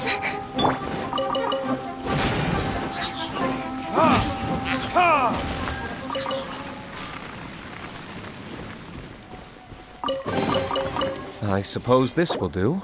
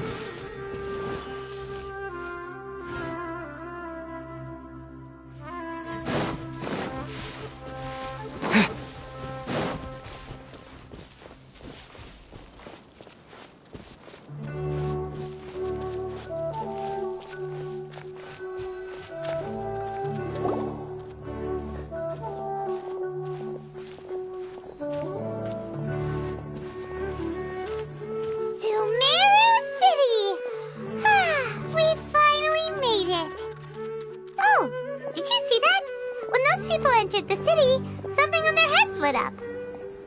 One moment, please, you two. It appears this is your first time visiting Sumeru City. Oh, yeah, that's right. But how did you know that? Because there's currently no information on either of you in the Akasha. But no need to worry, that won't prevent you from entering the city. In fact, the Academia conveniently provides each traveler to Sumeru City with a device. Perhaps you two have heard of the Akasha before. It's our beloved Greater Lord Rukkhadevata's lasting legacy, a treasure trove of collected knowledge. After centuries of tireless research on the Akasha, the Academia created one of its most ingenious inventions, the Akasha Terminal. As long as you are within Sumeru's borders, you may use an Akasha terminal to connect directly to the Akasha and access any knowledge you need.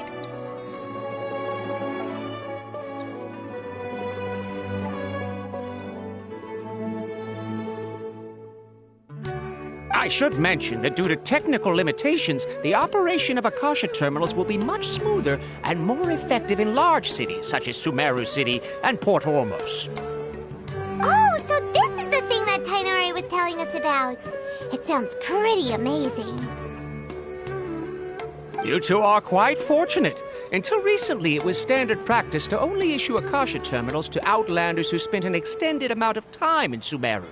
However, this policy was recently changed, and now all travelers are issued one upon arrival. Here are your Akasha terminals. Please handle them with care. It kinda looks like a leash.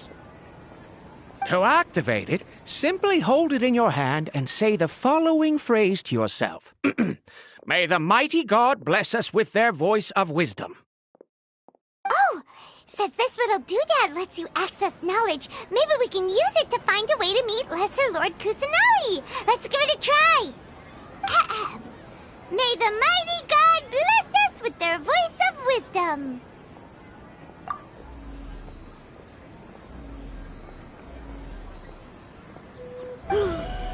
Whoa!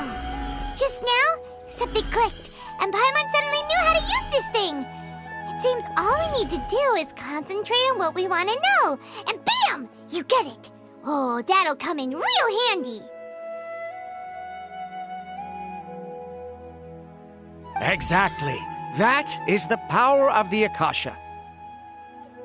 And with that, let me officially welcome you both to Sumeru City. May the wisdom of the Dendro Archon always be your guide.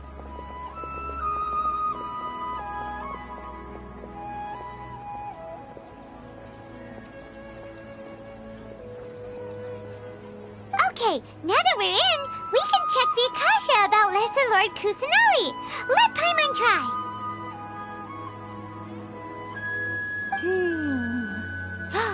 500 years ago, the sages found a newly born deity from within some scorched ruins.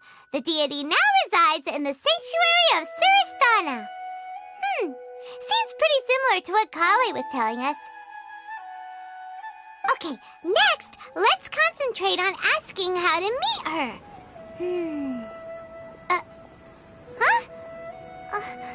Paimon doesn't sense anything. The Akasha didn't respond to Paimon's question. Oh, come on! Ugh. Focusing on this question feels like when you have something you're trying to remember and it's on the tip of your tongue, but you just can't think of it. Ugh, Paimon's brain is exhausted.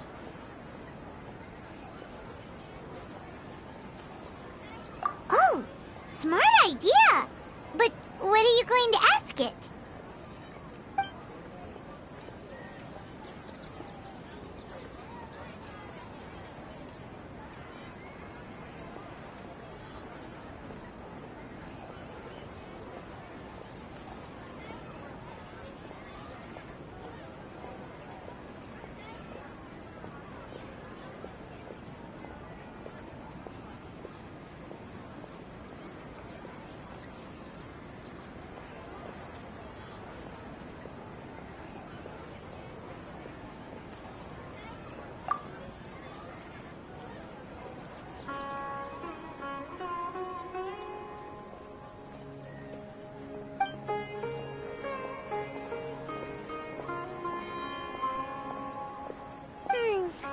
You too?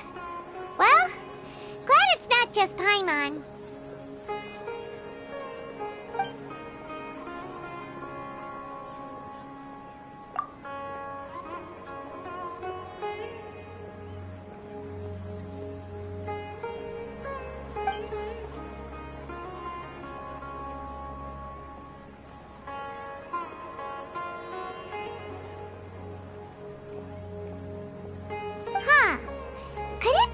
Because we're Outlanders and we've only just arrived in Sumeru?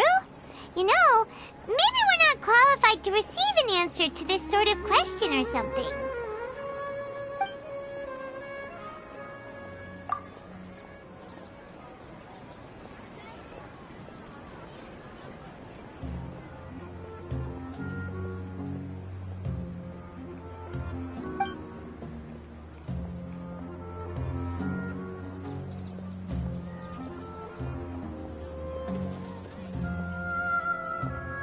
Uh-oh.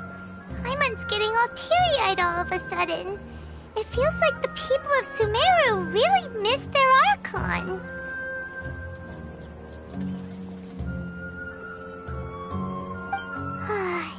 Well, seems no matter which way we try, we can't find anything that'll lead us to Lesser Lord Kusanali. Guess our only choice now is to try meeting with the researcher that Tighnari recommended. He's from Sumeru and even has a position in the academia. Maybe he'll be able to access more info from the Akasha. Let's see. Tighnari wrote an address on the letter's envelope. Oh, it's not far from the city's gate. Let's head over and have a look. Hopefully he's at home.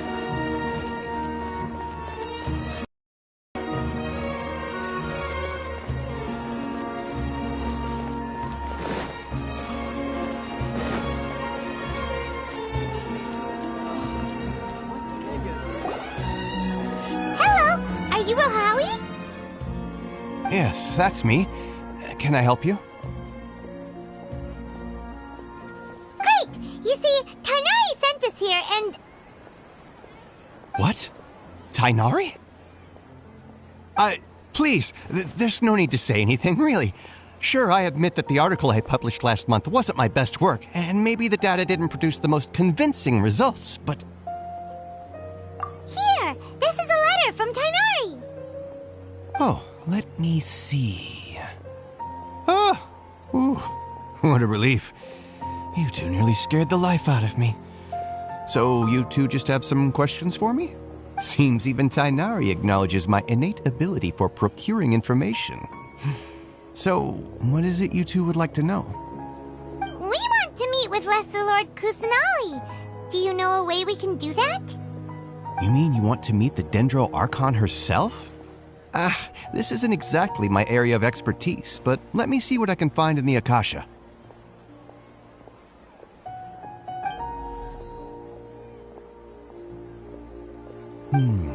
Sorry, the Akasha didn't respond to my query.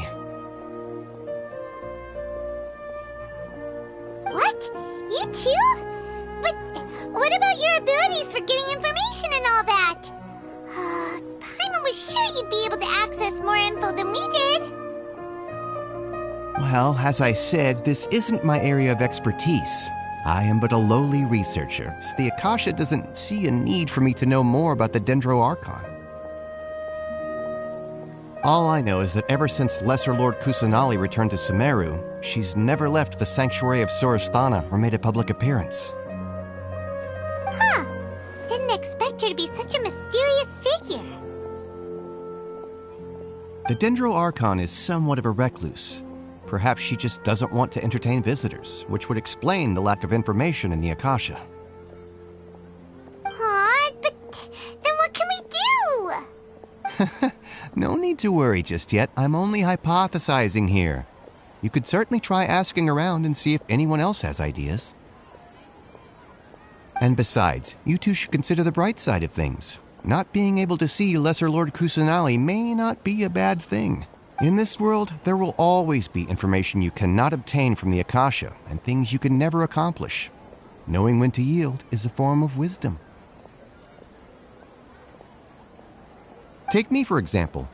It's a miracle cells can spit out one paper every 3 years. But Tainari? That guy can publish 3 papers in just a single year. Okay. Thanks for your advice. Don't mention it. If you two ever want information about things like who's been promoted within the academia or relations between the 6 great sages, come find me. Hey, come on! This is a survival skill at the academia.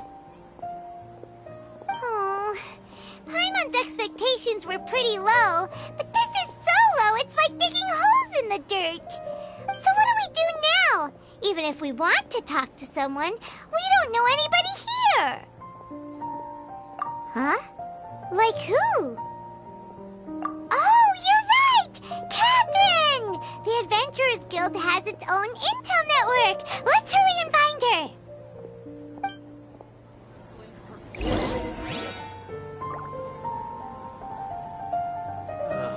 I've been handed all the cumbersome tasks again. This, don't forget that. Yes, we must document everything.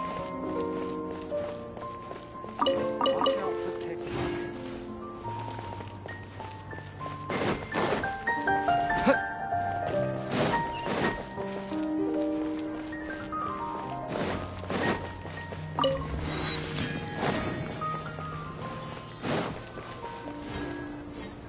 Ad Astra Abyssosk.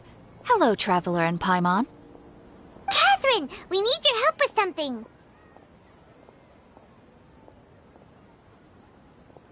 Understood. The Adventurers Guild is always ready to serve you. With what do you require assistance? We want to meet with Lesser Lord Kusanali. Do you know a way we can do that? You two wish to meet with Sumeru's Archon. Understood. Please wait.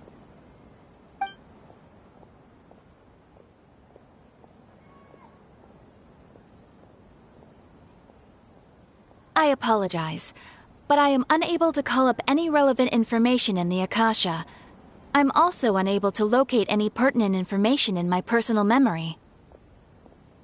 Aww, another dead end. Well, if Catherine can't help us, then we really don't know anyone else to ask now. Please do not worry. I may know of someone who can help you two. In Sumeru, the Adventurers Guild does not serve as the vanguard of information. Rather, there are numerous active mercenary groups collectively known as the Eremites. They take on various contracts and work all across Sumeru, so they naturally accrue intelligence. An Eremite brigade called the Corps of 30 is in charge of Sumeru City's defenses. Not only are they the oldest brigade, but they are responsible for managing and coordinating the affairs of all other mercenary brigades. Corps of 30? What a weird name. Supposedly, they are named as such because their ranks numbered 30 at their inception. Osfont, an advisor with the Corps of 30, maintains good relations with the Adventurers Guild. Though he's already retired, he and his words carry great weight within mercenary circles. If you'd like to get in contact with him, you can find him at the Corps of 30's headquarters, the Citadel of Rexar. You're welcome. I wish you two the best of luck. We look forward to your exploits in Sumeru. Alright, off to the Citadel of Rexar we go!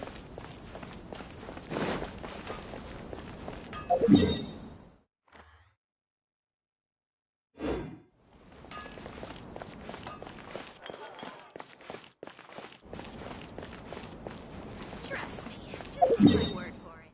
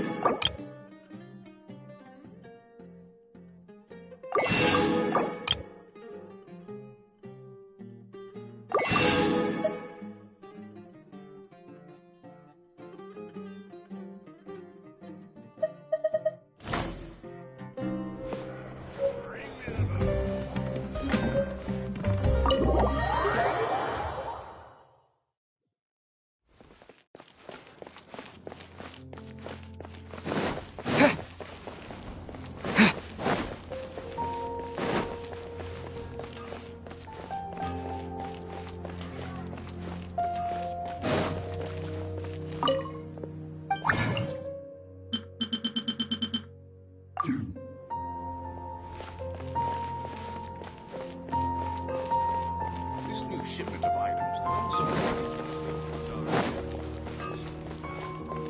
The sight of shiny jewels always brightens my day. Trust me, just take my...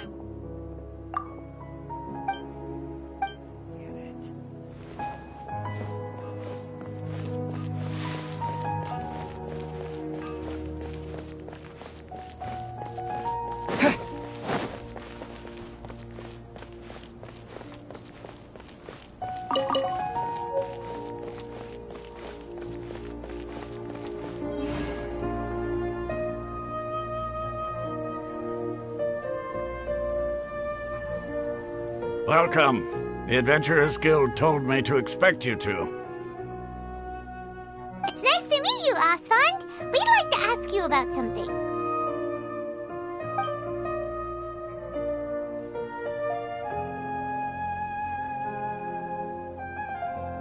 I see. So, Catherine's the one who sent you this way. Ha! It's true that the Eremites network is vast, but even I can't help you meet the Dendro Archon. Wait, seriously? That's it? Afraid so. The Eremites aren't terribly religious, so we don't know much about divinities. As far as the Akasha goes, we can access even less than you. We originally came from the desert. The gods there died off long ago. Since those days, we've used our own two hands to carve out a living. We don't beg gods for their aid.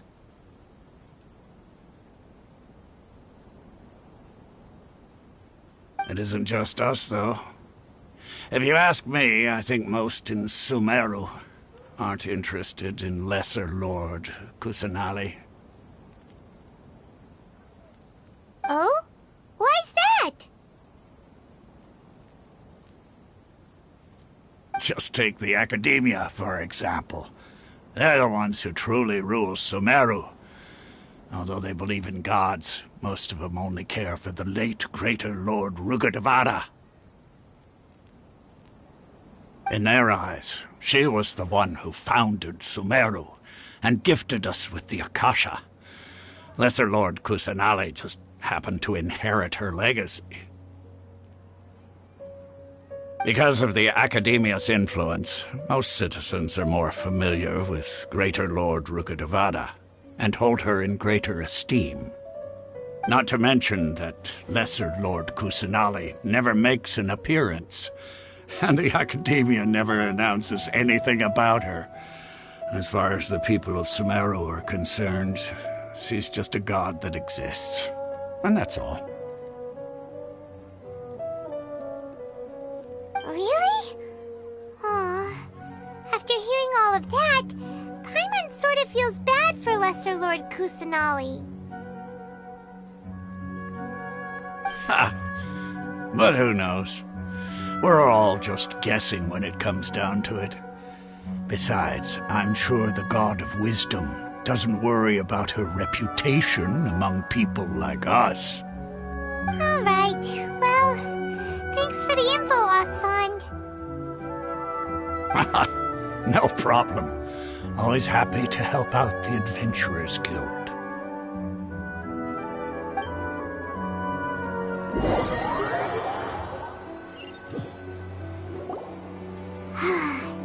Seems Osfond was right about most people's attitudes here.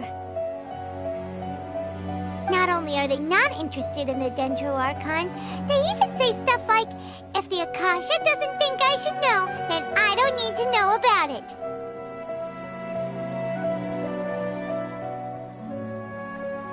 We've been asking for information non-stop ever since we got to Sumeru. But the harder we try, the more helpless everything seems. Isn't there at least one person in this entire city who cares about Lesser Lord Kusanali? Oh, you two are interested in Lesser Lord Kusanali? Huh? Who are you? From the sound of it, you two are Outlanders who recently arrived here. You've been asking around for information on Lesser Lord Kusanali, right? Oh, I'm sorry. I forgot to introduce myself. I'm Dunyarzad, one of Lesser Lord Kusanali's faithful followers. Whoa, really? Then do you know how we can meet with her? I'm afraid I can't help you with that. But your conversation earlier did happen to remind me of a legend about the Dendro Archon. Sure. It goes like this. Long, long ago, there was a man who heard a prophecy. It predicted that a great calamity was about to befall him. Panicked by what he heard, the man sought out the Dendro Archon in hopes that she would bless him with the wisdom to help him escape his predicament. The man journeyed across deserts and through rainforests and experienced tribulations of every kind. However, he still couldn't find any trace of the Dendro Archon. In despair, he thought, alas, the Archon has abandoned me. He then had no choice but to sorrowfully resign to his fate. Okay, and then what happened? And then, the calamity came. But to his own surprise, the man felt somehow emboldened by the trials of his journey. By relying on his own strength, he managed to overcome the adversity. At that moment, a bird perched upon his shoulder. This bird was, in fact, an avatar of the Dendro Archon. She said, "O Archon Seeker, do you now understand? She and her wisdom have long been found by you. Along your journey, we were in every flower and blade of grass, every ray of sparkling sun, and every breath of dancing wind. So long as you continue to think and ponder, will be wherever you go. Yeah, thanks for the story! Paimon feels all warm and fuzzy inside after that.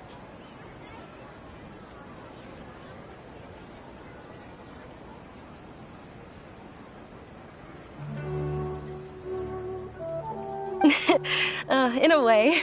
It seems like this story is also one of the Dendro Archon's avatars. Dunyarzad, since you worship Lesser Lord Kusanali, can you tell us anything else about her? Of course. So did you two know that, I'm terribly sorry, but it seems something's come up now. Let's chat another day.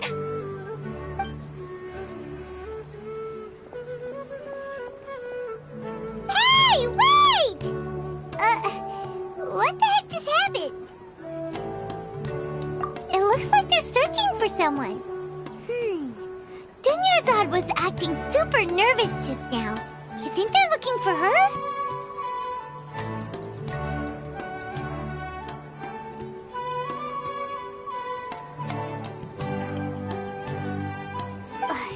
This stinks! We finally managed to find a lead about Lesser Lord Kusanali! We can't let them get in the way now! Let's see if we can get rid of them. Then we can catch up with Dunyarzad! Hey, have you two seen a brown-haired girl wearing a purple top and a long blue dress? We're looking for her.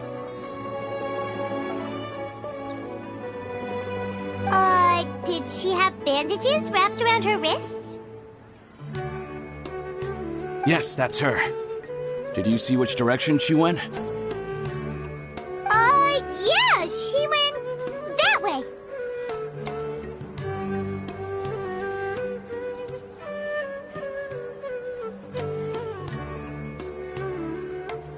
Quick, after her!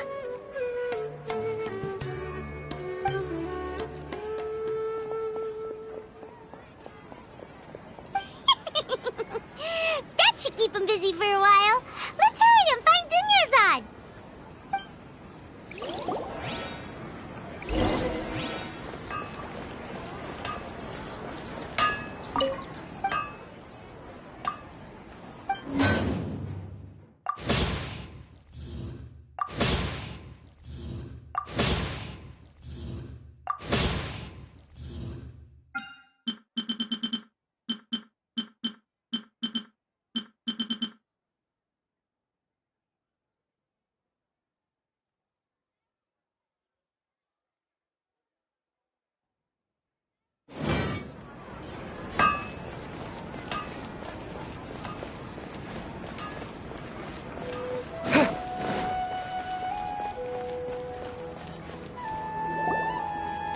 Dunyarzad, we thought you might have been long gone.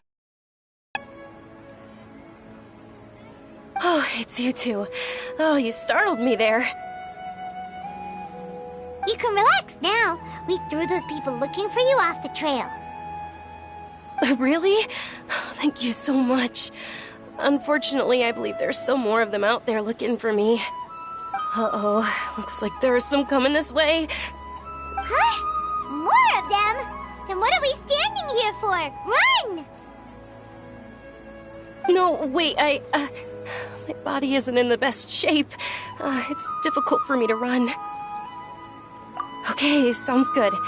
There's a tavern on the other side of the port we can go to. They probably wouldn't expect me to hide in a place like that. All right, let's move out. Stay behind us. We'll keep an eye out for anyone looking for you.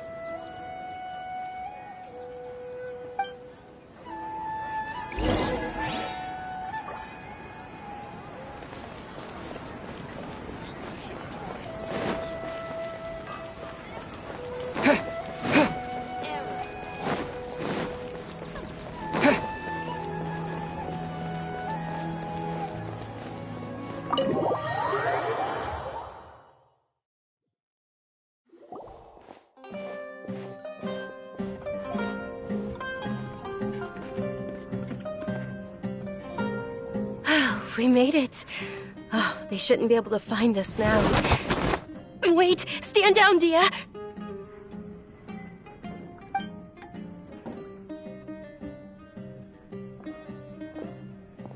My lady, who are these two? They're travelers that I met on the street just a moment ago. They happened to notice that you were all searching for me, so they helped me hide. I see. In that case, you two should scram. There's nothing here for you. Wait a sec! Who the heck are you? And why are you shooing us away? I'm Miss Dunyarzad's bodyguard, here to see that she returns home safe and sound. My lady, let's get going. You've been gone for so long that your parents are worrying themselves sick.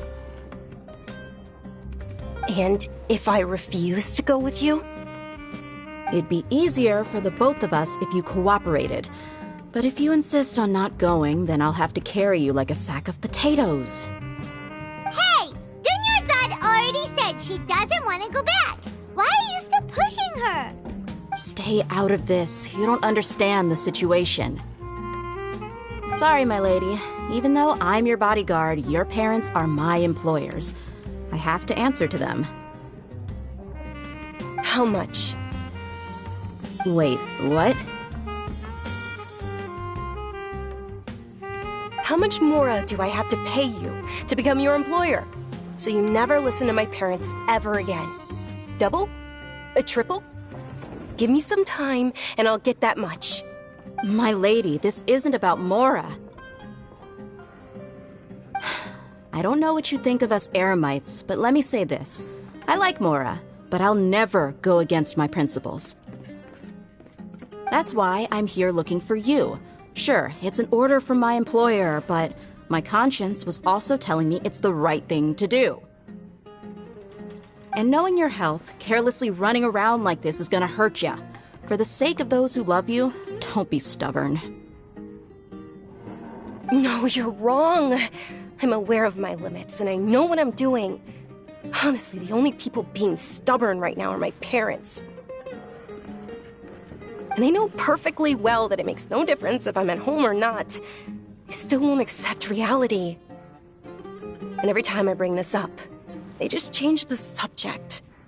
Dia, you've been living with us a long time already. This should be old news to you.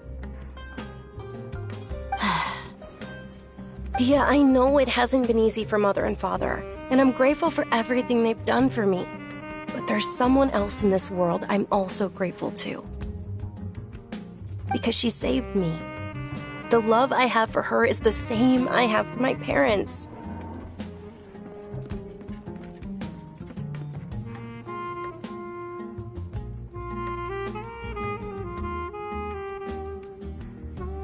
This is my life and my last chance. So I want to do something meaningful. My lady, are you sure what you're doing now is meaningful? Yes, I'm sure. At least, it is to me. Fine, I won't ask you to return home anymore. But let me make something very clear. I'm only doing this because I respect your determination, not because I agree with you. Thank you, Dia. Sorry for being so rude just now. My nerves were acting up. And I even brought up your payment in such an offensive way. Don't worry about it, my lady. I did say that I like Mora. Besides, that's our next topic of conversation. Today's little excursion caused such a ruckus that every single bodyguard at the estate was deployed. It wouldn't be easy to hide things from your old man.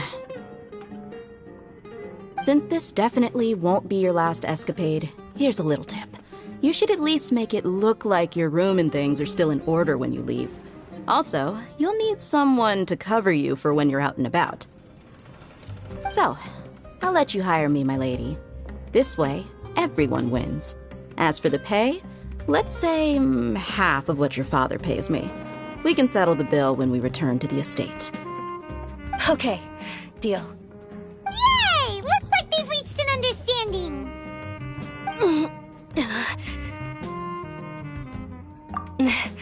I'm fine, really. I just feel a little tired now that things have calmed down. My lady, stop trying to look tough. We're already in a tavern, so let's rest up and grab some grub. I'm sorry for worrying you two. If you don't mind, I'd like for you to join us. Sure! After you rest up, we want to hear more about Lesser Lord Kusanali.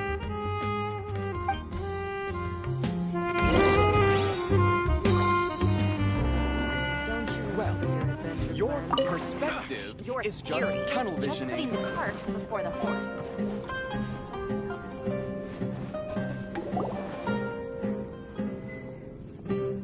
Ha! Well, if it isn't Dia. Haven't seen you in nearly half a year. Word on the street is that you're a bodyguard for the Homayani family now. Ha!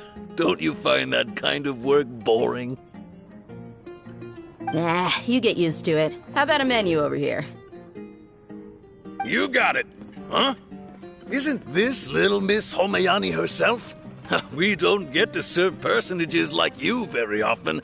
We'll be sure to prepare our very best. Thank you, sir, but there's no need. I don't have a lot of Mora on me, and I really ought to save as much as I can. But please bring these two the best food you have. They're my new friends, so I want to be a good host for them.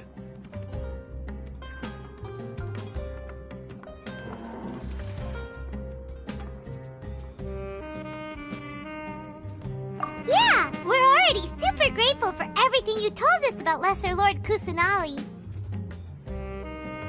How about our coconut charcoal cakes? They're our signature snack, and they run cheap.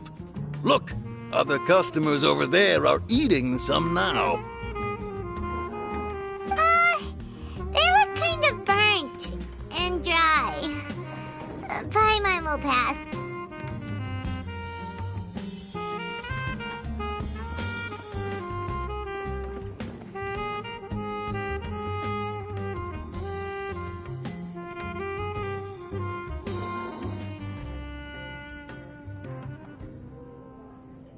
Hey, come on! Paimon has personal preferences too, you know.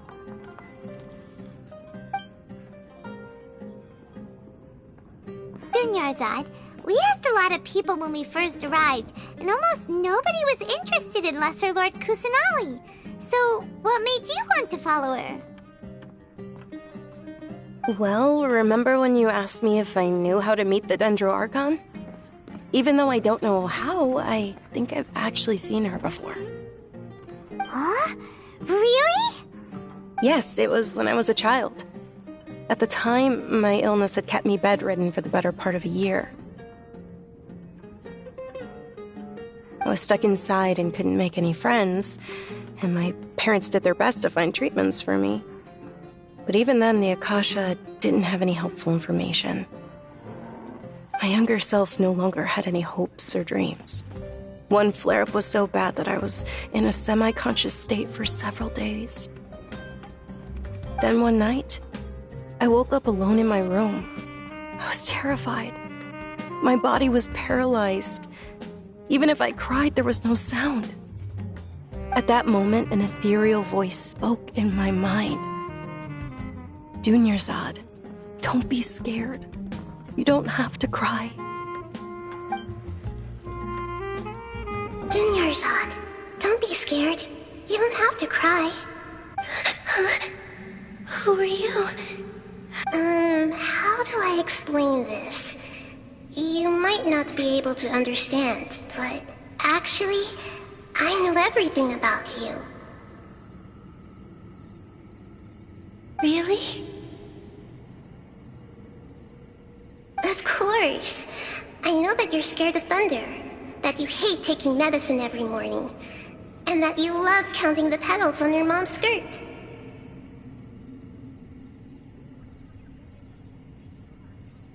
Wow, you really do know everything. Dunyarzad, is there anything you want? Want? Not really. I can't go anywhere or do anything. Huh? But aren't you a child? All children have wishes. Tell me what you want, and maybe I can make it happen. Can you make my illness go away? Oh. I'm sorry. But I'm not powerful enough to do that right now. Then, can you be my friend? After that, the voice said, "Okay, I'll be your friend." Although my body was suffering during those days, that voice encouraged me and told me many wondrous things. Beyond my window was the flourishing Sumeru city. Beyond the city was a lush rainforest. And beyond that was the wall of Samiel, deserts, and all of Tevat. Once I finally made it through that bout of illness, I couldn't hear that voice anymore. I told my mother about it, but she said that I must have been dreaming. But I know that that voice wasn't a figment of my imagination. Before that, I had never heard of Tevat. Yes, for sure. If it weren't for that voice, I would have never grown curious about the outside world, nor would I have learned how to read and enjoy so many books. That voice sparked a desire for wisdom. It had to have been the Dendro Archon. I've been hoping for a chance to repay her kindness. In fact, I was running around today to help prepare the Sub-Zerus festival for her. What's the Sub-Zerus festival? It's Lesser Lord Kusanali's birthday, which was the day that she was found by the sages. It's actually an old holiday that originally celebrated Greater Lord Rukkhadevata's birthday. When she passed away, the holiday eventually became a celebration of the Lesser Lord's birthday. I heard everyone was overjoyed when they welcomed her back to Sumeru. In those days, the festival was a huge deal. But because of the Academia's influence, people have gradually lost interest in the festival. The Academia actively participates in Sumeru's many holidays dedicated to Greater Lord Rukkhadevata. But when it comes to the Sub-Zerus festival, forget any funding. They practically act like it doesn't exist.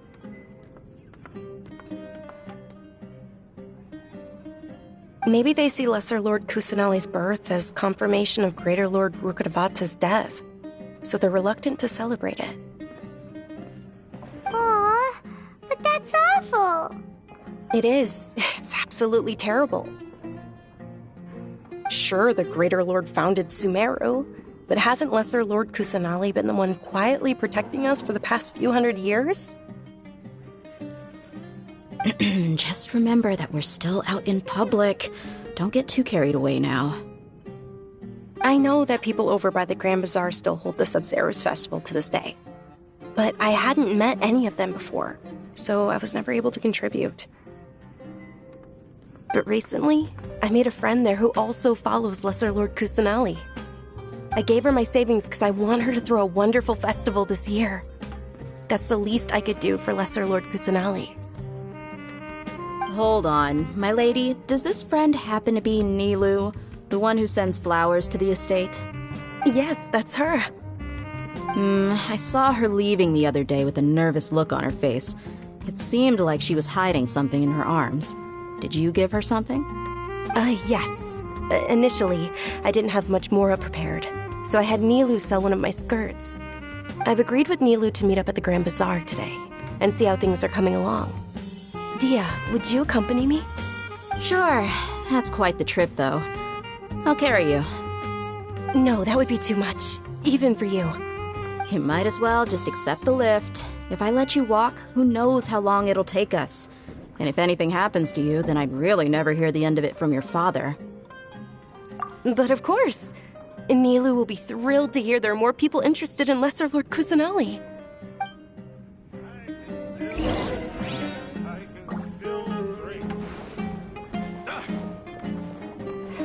Your theory is just putting the cart before the horse.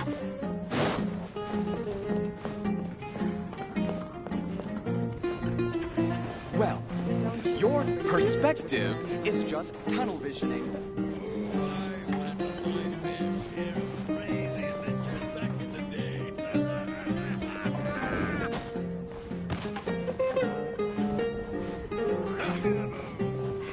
Your theory is...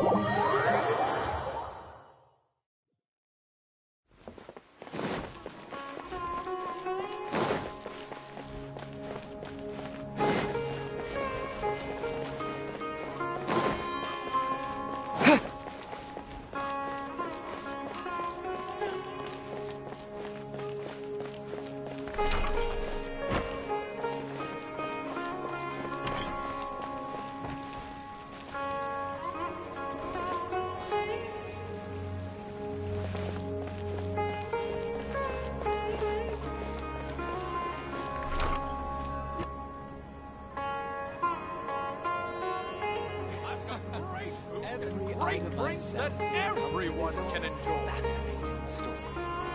Sorry I'm late, Nilu. Oh, Dunyarzad. It was taking you so long that I assumed you got trapped at home, but you made it in the end. Uh-oh. But if Dia's here, that means you got caught, right?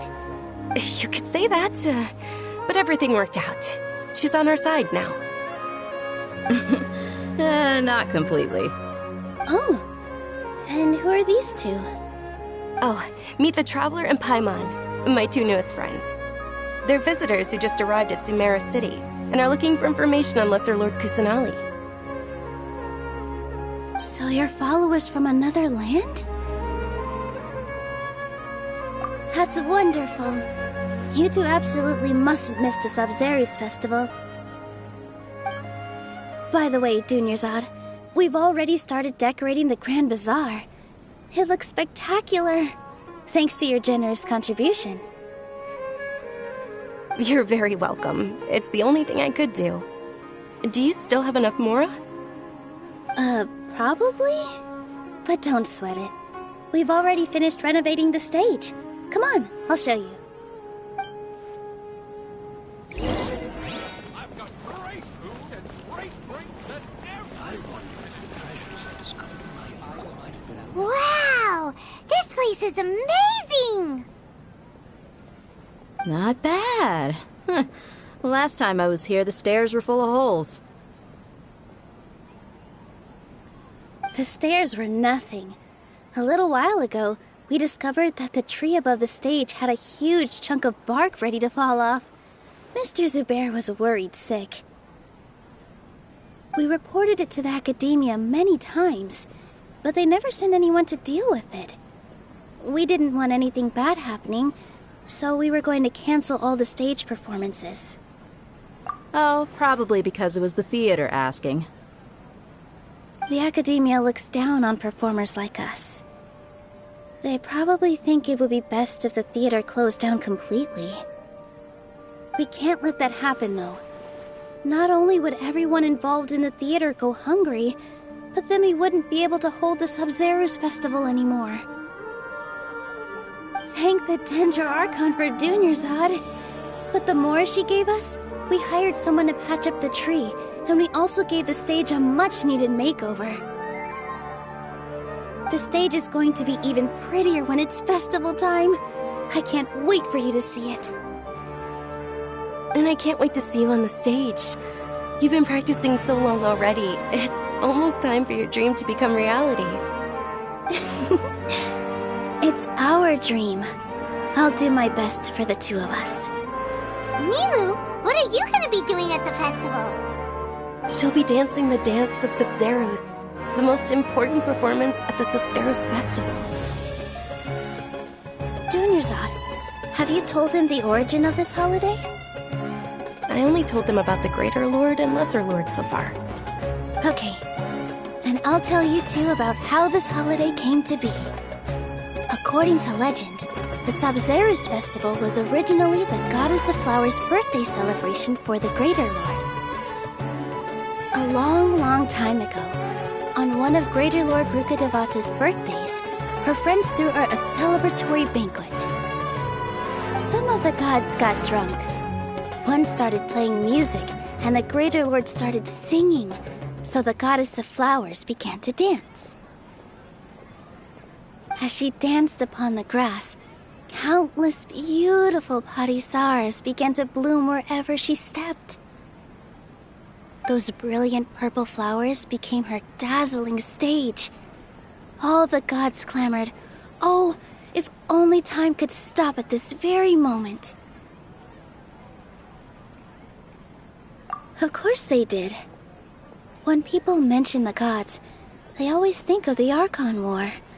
But Sumeru's gods also had happy times. Although they aren't around anymore, they're preserved in our tradition of dance. This outfit I'm wearing is apparently based on how the Goddess of Flowers looked. Though we're just tiny people compared to the Divine, we still have to do our best to make sure that the birthday girl feels loved on her special day. Nilu, you of all people will definitely be able to convey our well wishes to the Dendro Archon. I also noticed that you went the extra mile and scattered Patisaras around the stage. They symbolize the goddess of flowers, after all. It's just a shame that all the real Patisaras went extinct after her death. Yeah. The Greater Lord brought forth Patisaras in memory of the goddess of flowers. But she ultimately could never truly replicate that beautiful purple. Thinking about the goddess of flowers dance makes me wish I could have seen it. If my stage were anything like that, I'd be thrilled if I had just 2 real Patisaras on the stage. So, Traveler and Paimon, what do you think? Interested in the Sabzeruz festival? Will you two be coming? All of Lesser Lord Kusanali's followers will be there for her birthday. It'll be a good opportunity for you to learn more about her. Ooh, Paimon thinks that's a great idea! Hey, come on! There's nothing wrong with enjoying a festival. Besides, it's Lesser Lord Kusanali's birthday. She'll be happy to have more people who are celebrating it. So how about we all attend the Sabzeruz festival together? Dunyarzad, let me show you which stage decorations we've picked out so far. Traveler and Paimon, if that doesn't sound interesting to you, then feel free to explore the area. Everyone at the Grand Bazaar loves Lesser Lord Kusanali, and we're all looking forward to the Sabzeruz festival. In that case, we'll take a look around.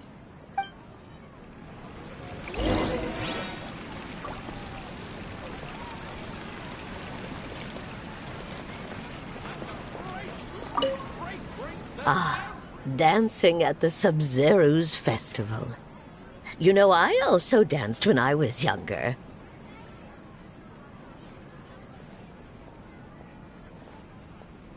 As a child, I even asked my grandmother why we performed the dance for the Lesser Lord when it was originally done to honor the Greater Lord. My grandmother said that Greater Lord Rukkhadevata is a beloved deity and honored by all. And Lesser Lord Kusanali is too. If the goddess of flowers ever knew Lesser Lord Kusanali, then she would certainly have wished to be her friend and hold celebrations for her too. The Sabzeruz festival has been losing its appeal over the years. That is, until a wealthy benefactor stepped in this year and brought the festival back to life. I heard she forked out a lot of mora to make it all happen.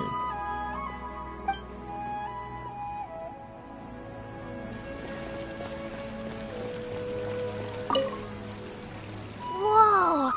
What's with your yellow hair? And why do your clothes look so funny? Are you an Outlander? Did you know that the Sabzeruz festival is about to happen? There'll be loads of fun things to do at the festival. But the best part is when Ferris, the Knight of Flowers, passes out candy to everyone.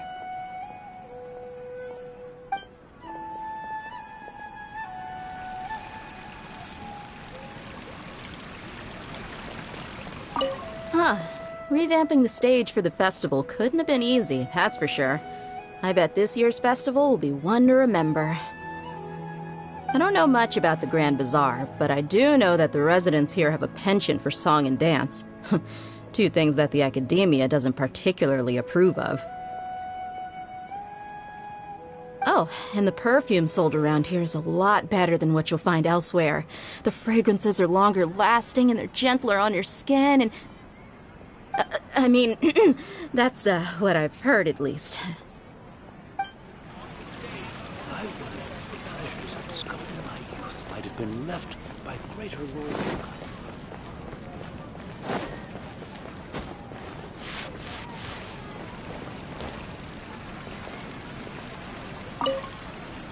Things are really shaping up, and there's a buzz around the festival this year. We're expecting people from all over to come by this year and buy things during the festivities.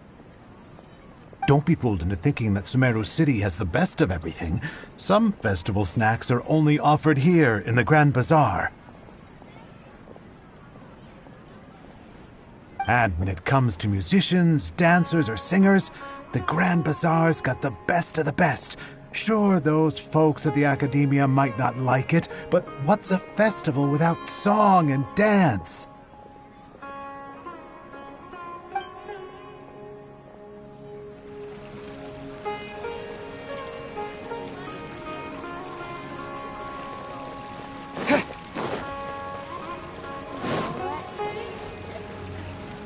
Milu, your outfit looks amazing.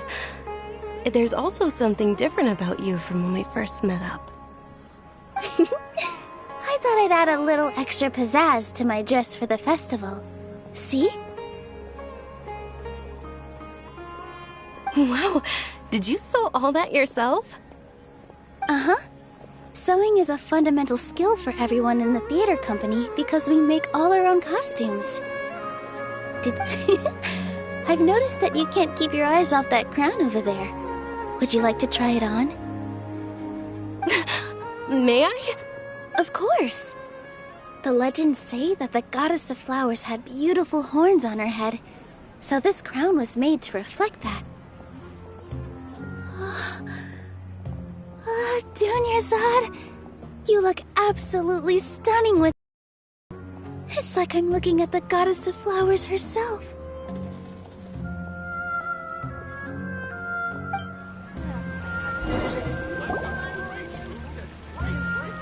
Hey! Is that who Paimon thinks it is? It looks like... Catherine!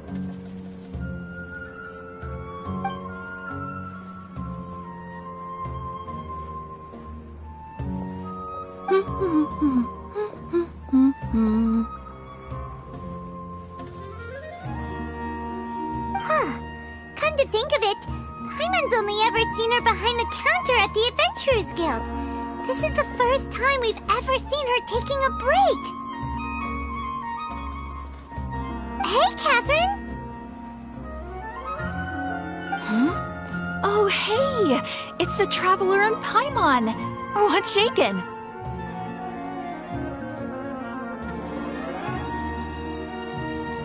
Whoa, break time Catherine sure sounds a lot less formal than usual. Paimon was still waiting for her to say Ad Astra Abyssosque.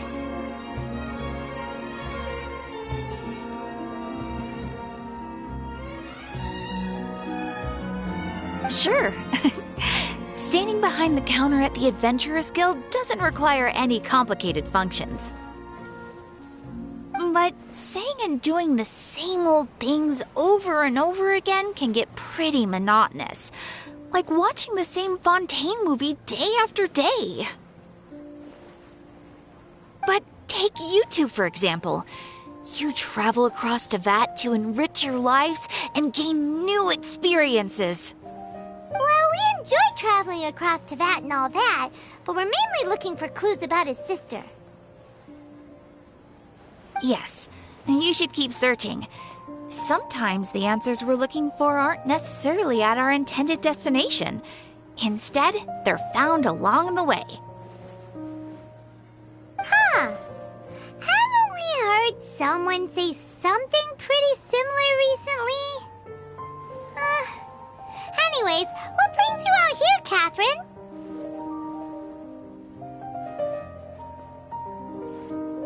No, not particularly. I guess you could say that I'm loving the recent atmosphere here. If festivals bring happiness to everyone, then that's where their true value lies. Oh, it looks like it's about time for me to be heading back now. Alright, we'll see you next time at the Adventurers Guild. Oh, by the way, thanks for connecting us with the Eremites. We've already made some great friends in Sumeru City thanks to you. I'm sure you two will get along well with the people here. You've already been blessed by the element of Dendro after all. See you around.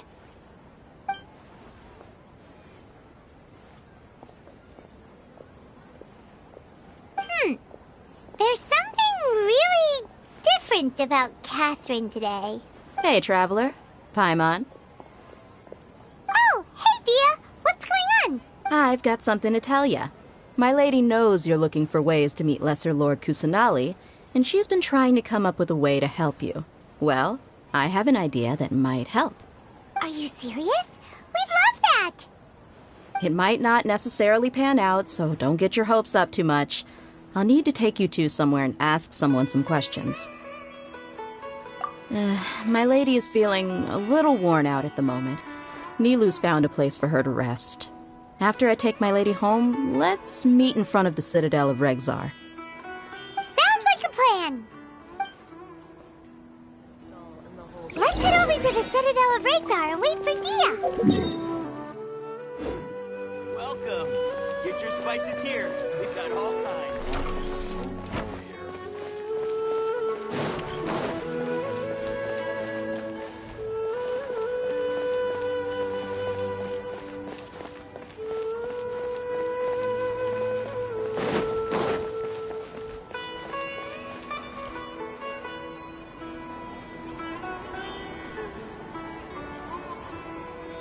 Sorry, I'm late. It took some convincing for the master and mistress to believe that Miss Dunyarzad was only sitting in the port for a while because she was in a bad mood. Anyway, I guess I should be thanking you. I haven't seen Miss Dunyarzad that happy in a long time. If it wasn't for you two, she probably would have been caught and dragged back much earlier. You sure sound a whole lot nicer than when we first met, Dia. Who would have thought you had such a soft spot for Dunyarzad? It's called being a professional. I'm a bodyguard, and I work for whoever's paying. Look, Dia's blushing. Listen, you two. I don't expect to be working for Miss Dunyarzad very long, but I hope to finish things on a positive note if possible. Let's cut the chit-chat and head into the Citadel. We'll see if the person I know has a way for you two to meet with the Lesser Lord.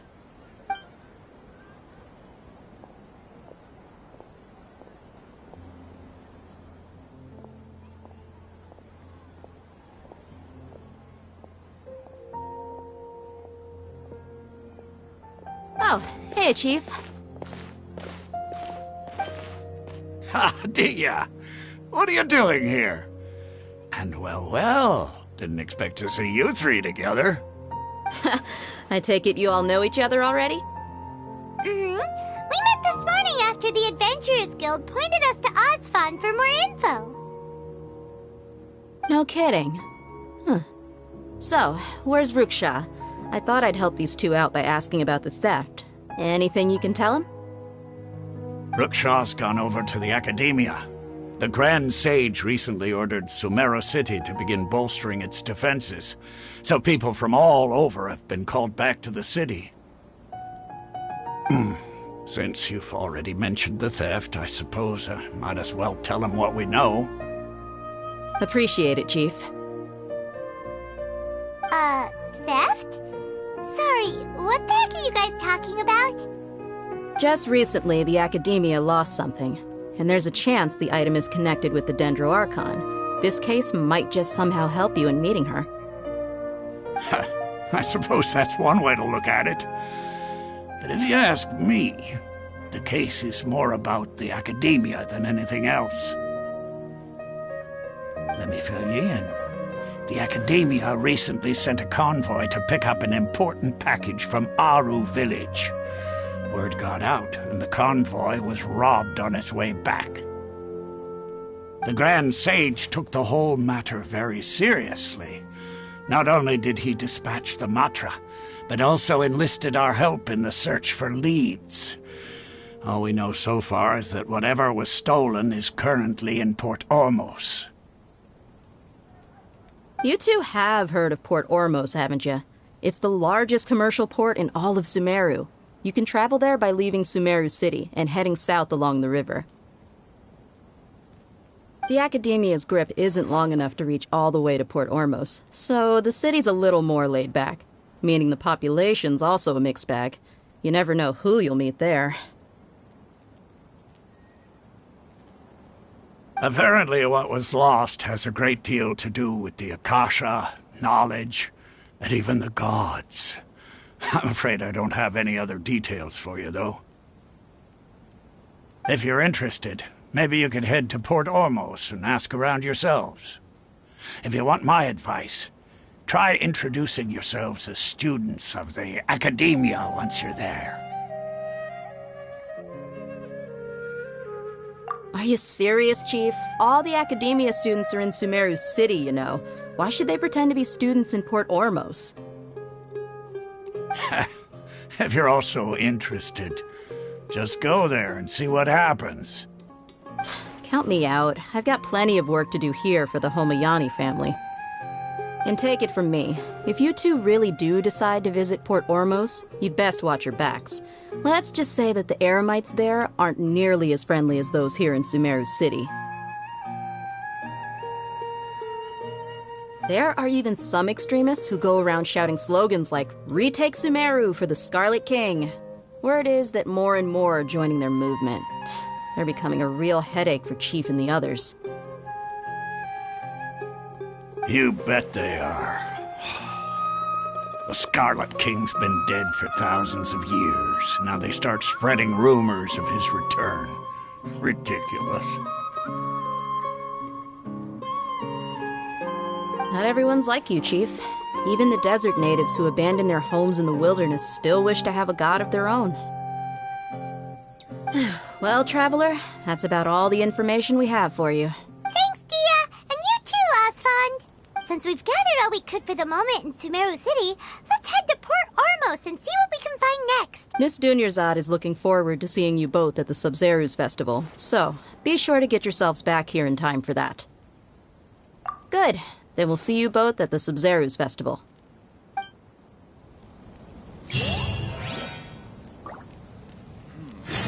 I hand this work over to the Elamites, I'll have to rephrase the request.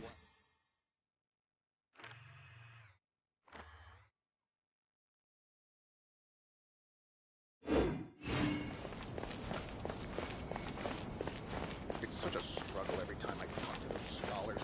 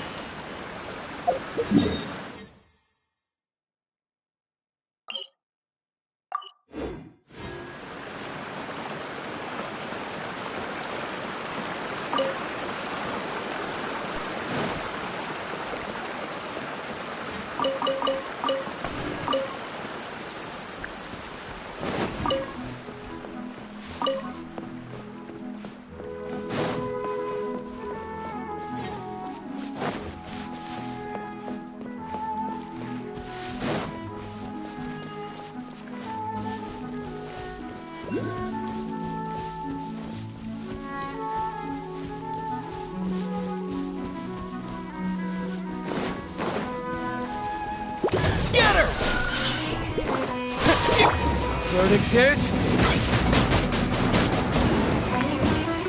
The fuse is lit!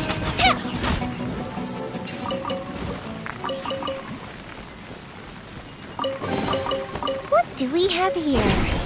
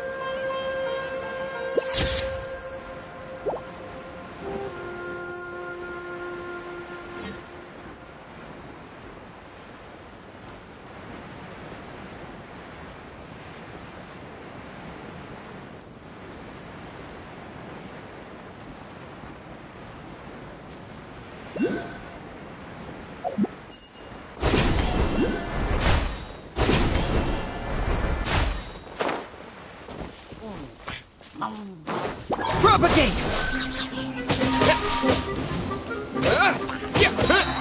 Spring forth!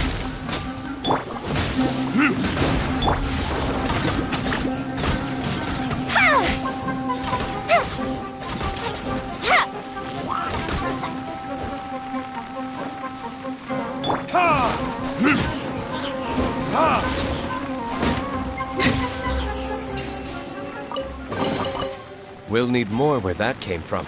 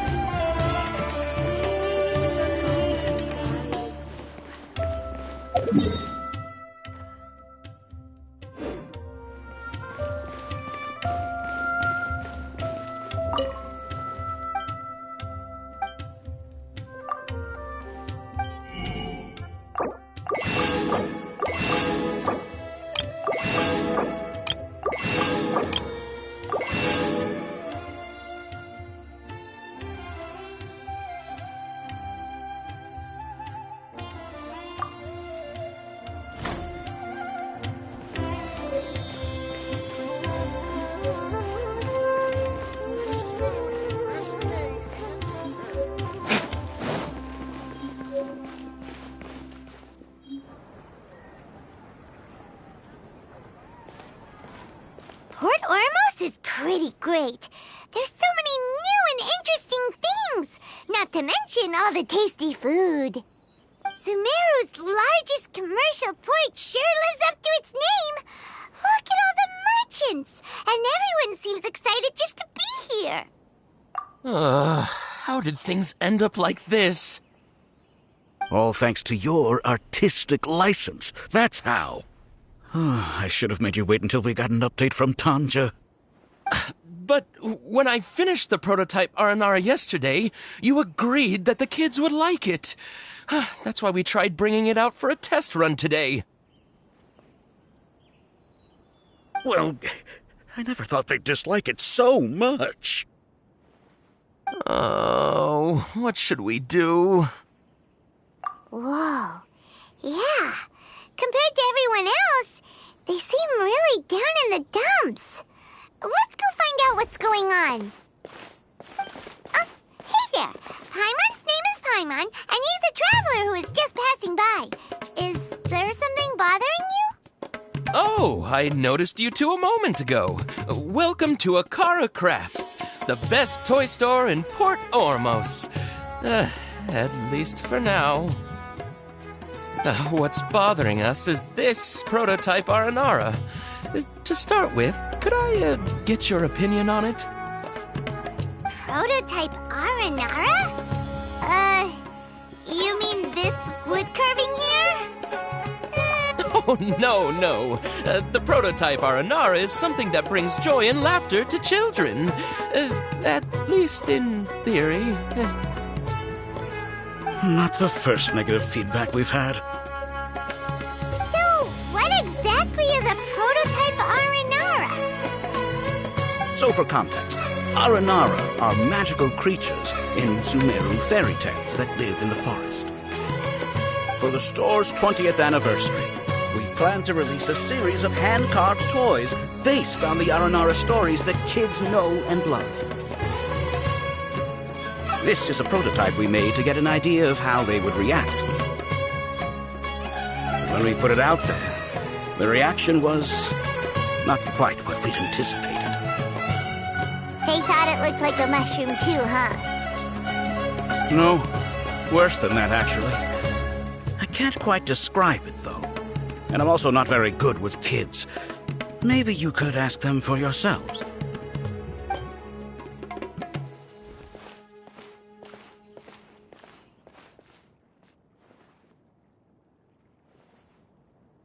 This is not an Aranara.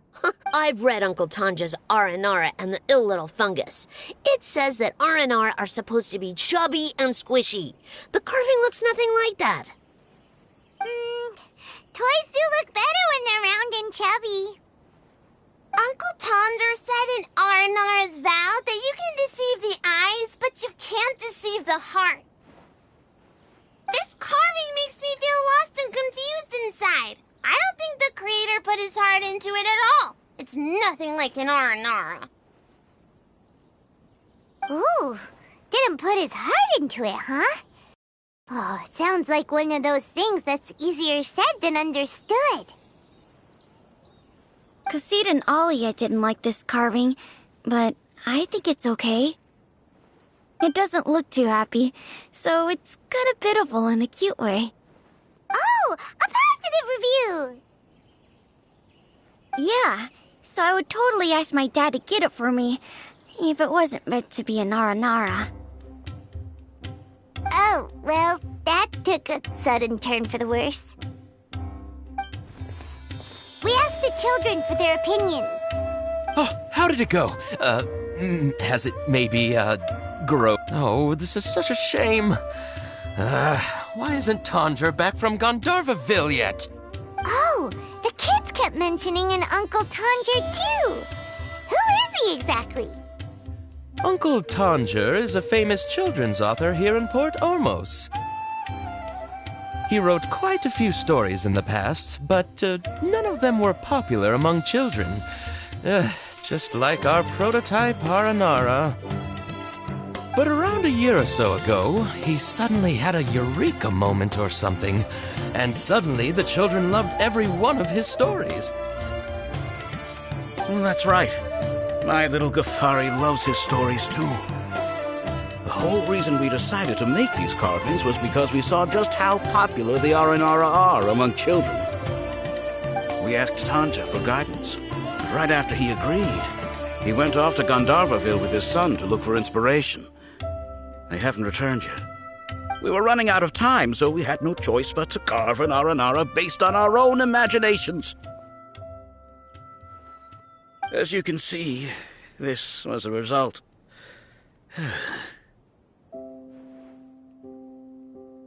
Oh, we have to do something.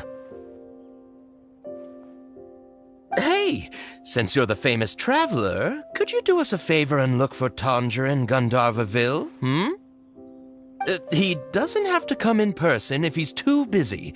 Just ask him to write down his suggestions and bring his notes back to us, if you could. Please, if only to put a smile on the children's faces. And, of course, you'll be well compensated for doing us the favor. They seem pretty desperate. Let's help them out, to see the kids smile. And also for our reward. Yay! Rewards!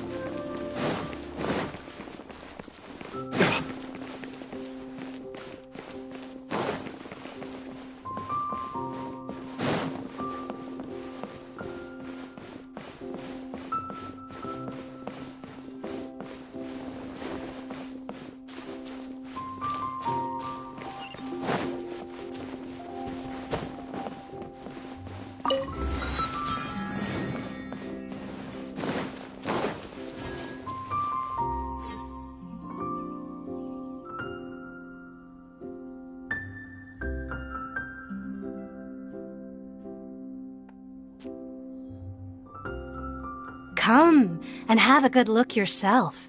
Traditional spices of the highest quality, made with pride and experience. You've got a deal. I can't thank you enough for always looking after my business. Believe me, I'm not making this up. Several Eremite mercenary groups are nearly in open conflict, but does the core of 30 care? And that's not all. Did you know that... Wow!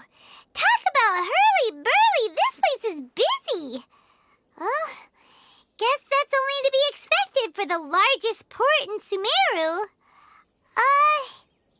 Maybe it's because of what Dia told us earlier, but Paimon can't seem to shake the feeling that there's also danger lurking in these crowds.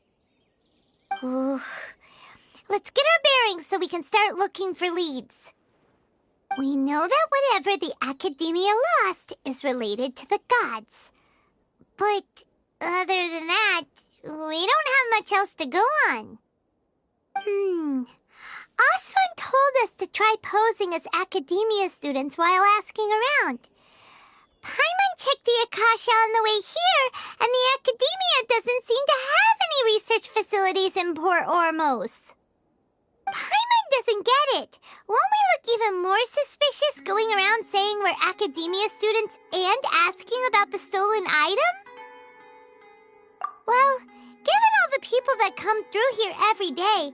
If there's any information to be found, Paimon bets we could find it in the market. Let's ask around and see what we come up with.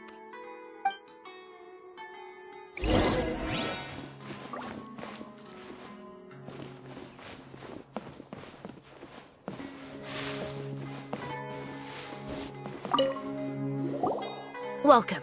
Welcome. How can I help you two? Hi there. We would like to ask you a question. Do students from the academia ever come to Port Ormos? Of course. Especially around this time of year. Students from Sumeru City that are about to graduate often come to Port Ormos to cut loose a little. Many people often talk about how hard it is to get accepted into the academia, let alone graduate. But those who finish their studies and go on to become full-time researchers at the academia have it even harder. Sure, we may not be Sumeru City, but Port Ormos offers beautiful scenery and a stress-free environment. Some even say it's good luck to come to Port Ormos, so students and researchers come flocking here when things get to be too much at the academia. Ah, you see over there? Those are students from the academia. They've been looking worried and miserable ever since they got here a few days ago. If you ask me, the life of a merchant is better. So long as the Akasha teaches us what we need, then life is good. Those students seem to be discussing something. Let's see if we can listen in.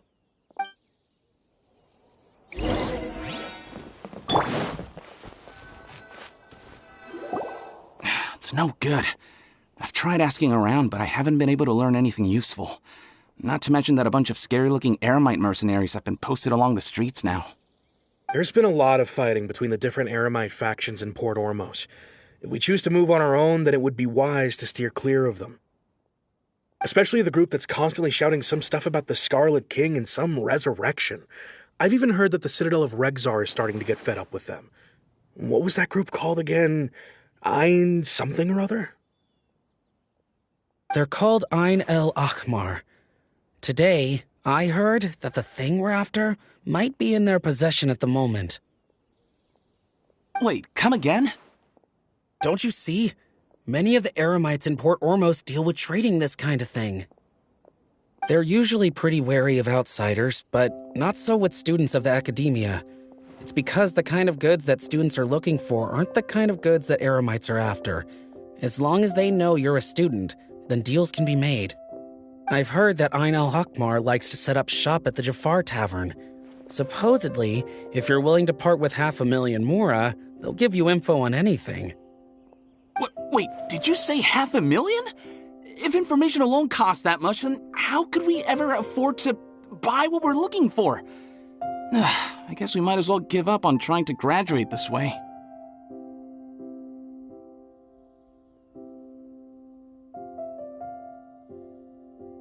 I wouldn't worry too much. Our field of research is very niche.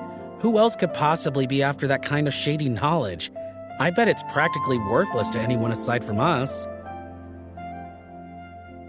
Well, I guess that makes sense. Then the only thing left for us now is to find a way in. Why don't we all just pool our money together and pay for the information? Whoa! Did you hear that? A niche field of research and shady knowledge? It all sounds pretty suspicious to Paimon. Is knowledge something people just buy and sell like that?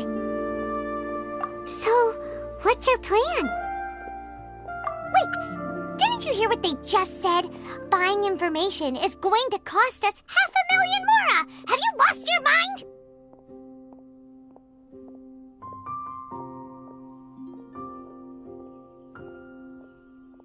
Oh, all right. Paimon never thought she'd agree to parting with that kind of Mora. But if you know what you're doing, then we should give it a shot. I enjoy making choices for newlyweds the most.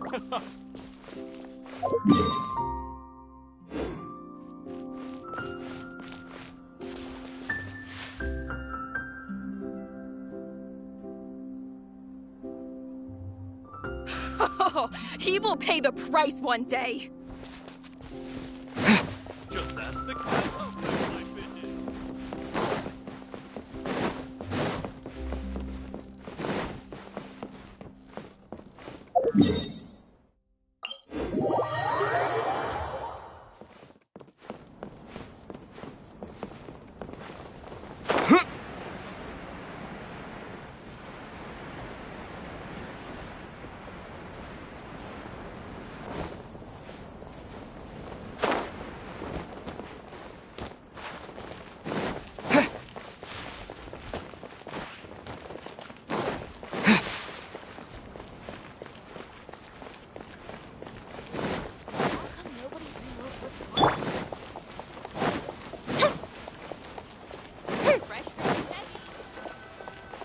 This is the place we heard those students talking about. Let's find a seat somewhere and see if we can spot the group they mentioned.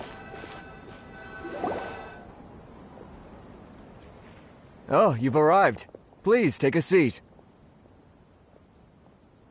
So, they think that they can go toe-to-toe with the boss? Ha! Once we reclaim the power of the Scarlet King, they'll be the first that the boss punishes. They're nothing to be afraid of. Our main rival now is the Caracal Battalion. They've also amassed a significant amount of Mora this time, so we mustn't underestimate them.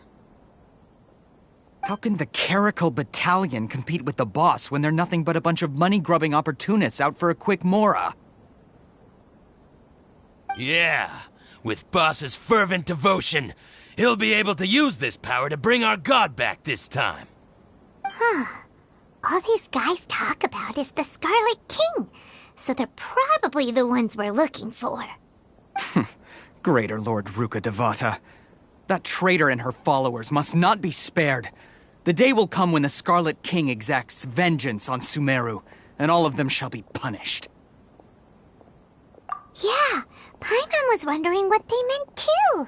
We should ask about that if we get the chance later.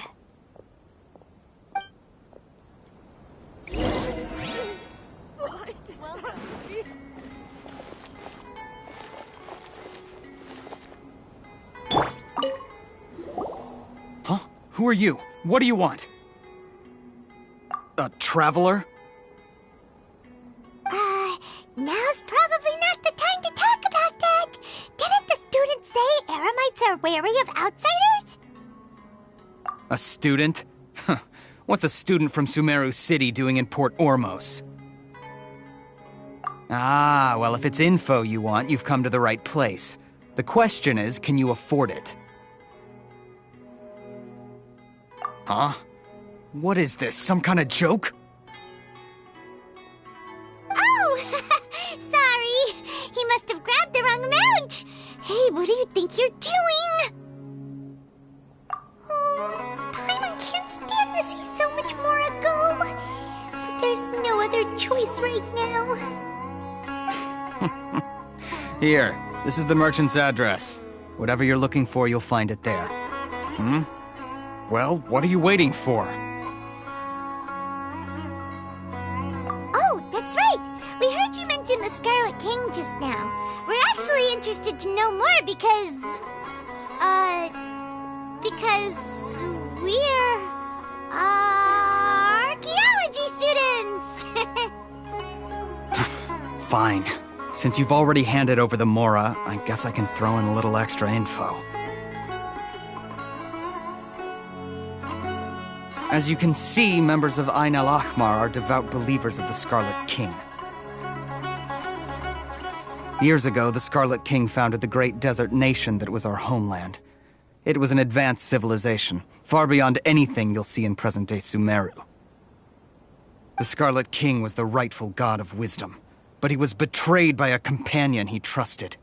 She even stripped him of his title, God of Wisdom. So, you mean the traitor was... Greater Lord Ruka Devata, yes! That shameless wretch destroyed the Scarlet King's civilization, and our ancestors were forced to flee to this land where we were made to suffer the tyranny of our enemies. Furthermore, she conspired with the academia to cover up the truth of her actions, and create the merciful and benevolent facade for which she is now known. Ugh, just thinking about it sickens me. But the story doesn't end there, oh no. The Scarlet King isn't truly dead. The voice of the Oracle has been heard in the desert, prophesying his resurrection. Mark my words, our god shall return. And when that day comes, all followers of the traitor and all the desert dwellers who have forgotten their true god will suffer retribution together. If what I'm saying makes you shiver with fear, it might not be too late for you to become a believer of the Scarlet King.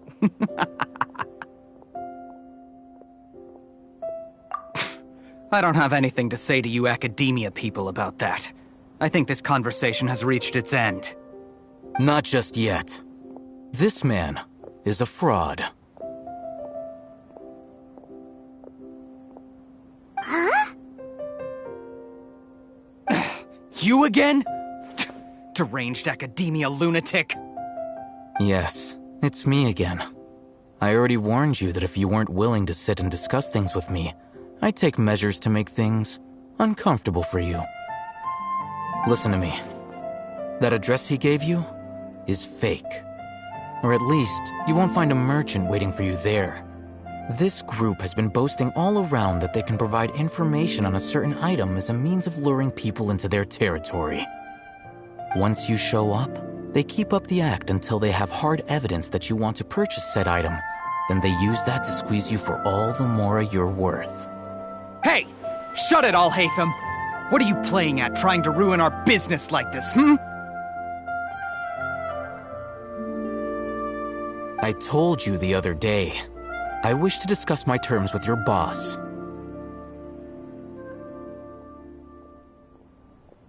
Ha! The boss made it perfectly clear that he won't negotiate with you. Yes, and in no uncertain terms. But that was then. It does not preclude him from changing his mind in the future. I'm warning you. Don't push us, or this could get ugly. We don't usually get rough with people from the academia because it just complicates things. For a lunatic like you, though, we might just have to make an exception. If you're suggesting that we escalate this from a verbal exchange to a physical one, I accept. Even the Archons used war to negotiate the ownership of Tevat. If, on the other hand, we can't agree on any means of negotiation at all, then I'm afraid my next course of action will sting a little more than the mere falling through of a few business deals. I will jeopardize the Eremite's reputation, which I know you value above all else. I am quite confident that if I began to take such action, your boss would willingly approach me himself. However, I fear that by then, some things will have happened that cannot be undone. Also, a word of advice. I suggest you tell your boss exactly what happened here today. Otherwise, he might blame you for not telling him in the future. What did you say? Consider this. Have I ever failed to follow through on my word in the past? This guy is really out of his mind. Okay then. If you really have a death wish, let's meet a week from today. The pier in front of the Pharos Lighthouse, 4 o'clock in the afternoon, sharp. Don't expect us to hold back.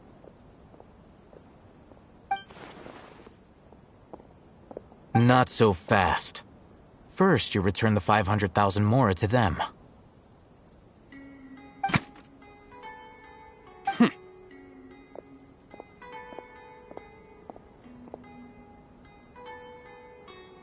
Please, I beg you, don't provoke them. We can't afford any trouble with this crowd.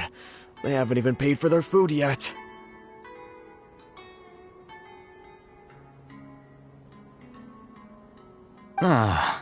Mr. Iman. There appears to be fewer staff in the restaurant recently.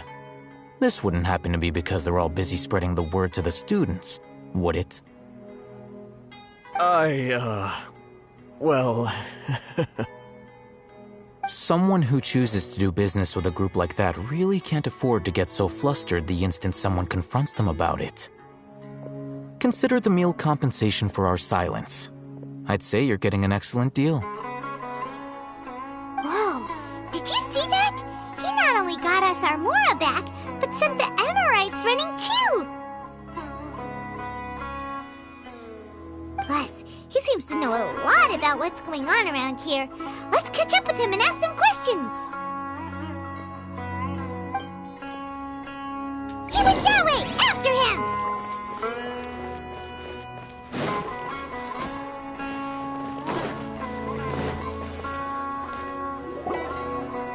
Wait up!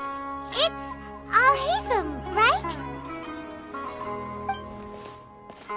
What do you want? No need for thanks. My goal was to get to them, and you two gave me just the opportunity I needed. We're even. Oh, I advise you to keep your distance from them. Since they weren't able to make off with your Mora in the end, they might harass you again in the future. All right. Goodbye. Hold your horses! We still have something to ask you about! Since you tore through their scam right in front of them, you must know the real story about certain something, no? Who exactly are you two? And why are you inquiring about that? A student. Right.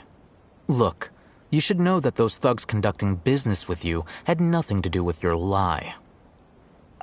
Huh? Oh, yeah! He's really strong! Weren't you saying something about a physical exchange? We can help with that. He doesn't even have a vision. Forget it. Maybe not, but he can still use elemental energy. Otherwise, there's no way we'd go asking for info from from guys like that. Those high-headed thugs are definitely gonna bring a lot of backup for your next meeting. Even if you don't go alone, you won't regret taking us with you.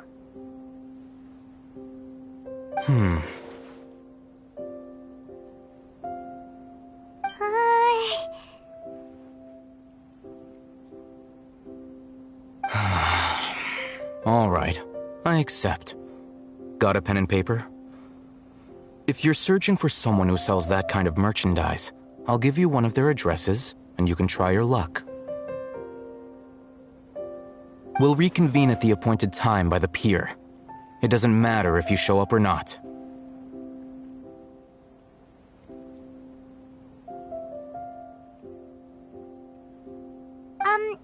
So, since you were happy to give us this merchant's information, does that mean you can tell us exactly what we're after?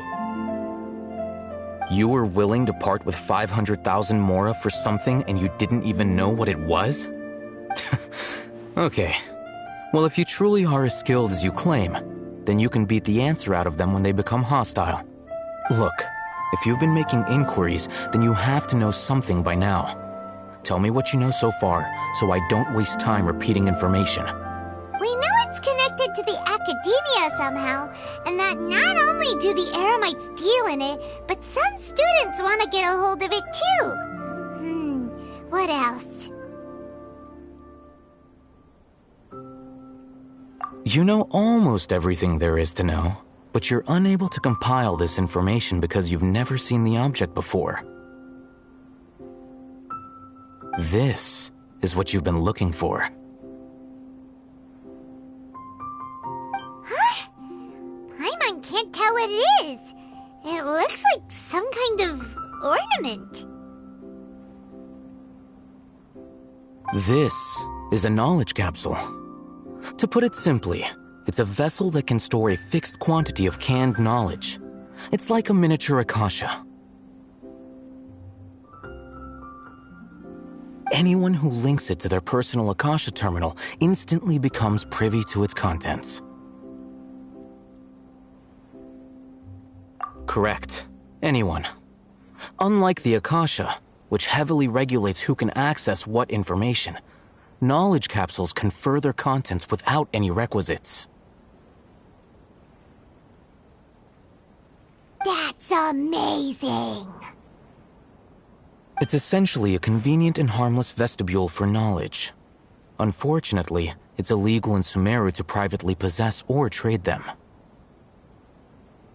They were created as a means for scholars to transfer knowledge gained from Irminsul into the Akasha, and are intended to be destroyed immediately after use. But despite strict regulations, some of these knowledge capsules will always escape destruction. After all, there will always be those in this world who are dissatisfied with life as designed for them by the Akasha and wish to change their fate.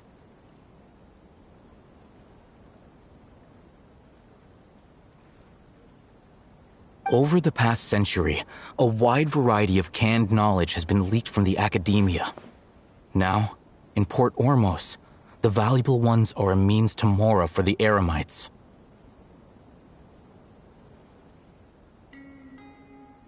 Meanwhile, those which the Eremites deem to be useless to them occasionally prove useful to the common citizens and hapless academia students.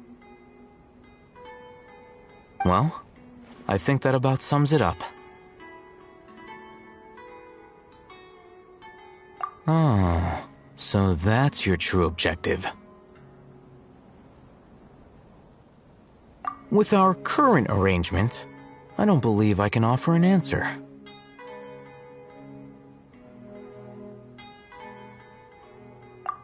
You're still resolved. Fine. Let's talk somewhere with fewer people.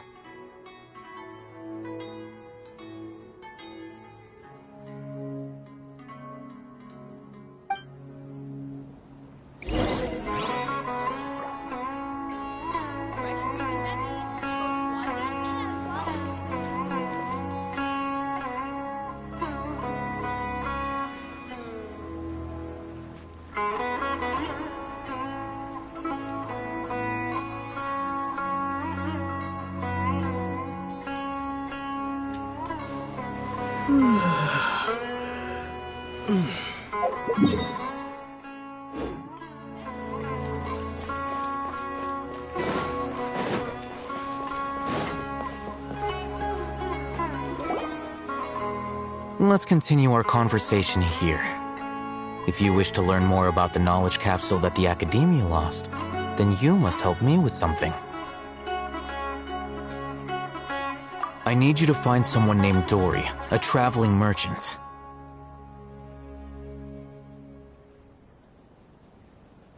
Unlike the peddlers who hawk inferior knowledge capsules, she often has quality goods in stock. Some say that as long as there is profit to be made, there is nothing she won't dare to sell. She's guarded against people from the Academia because most of her wares don't comply with Academia regulations. I think she blacklisted me. I met with her informant, but it soon became clear that they had no intention of letting me get any further. Become one of Dory's customers and earn her trust. This is my condition for further collaboration. Why do you want us to meet with her? Until you complete this task, you don't have question privileges. Fine. So how do we go about doing this? You two are outlanders who haven't been here for long, so Dory should view you as safe clients. I'll give you the informant's address and their contact password. Beyond the password, though, I have no way of knowing what other tricks she might have up her sleeve. You'll have to improvise.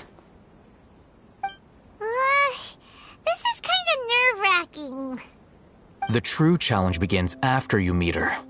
She has a keen nose for Mora and a shrewd eye for wares, and she only likes customers who she deems to have good taste. I'll prepare some funds for you. Buy her highest quality wares and earn her approval.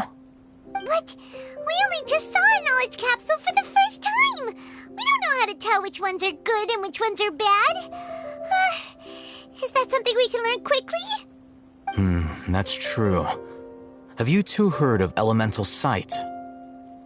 Oh, that's a surprise. Guess I'll have to hold you in higher regard. Anyway, that ability should resolve your issue.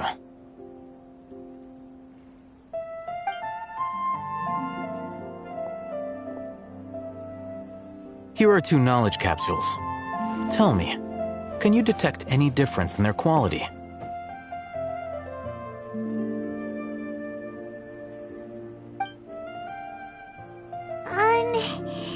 They look the same to Paimon.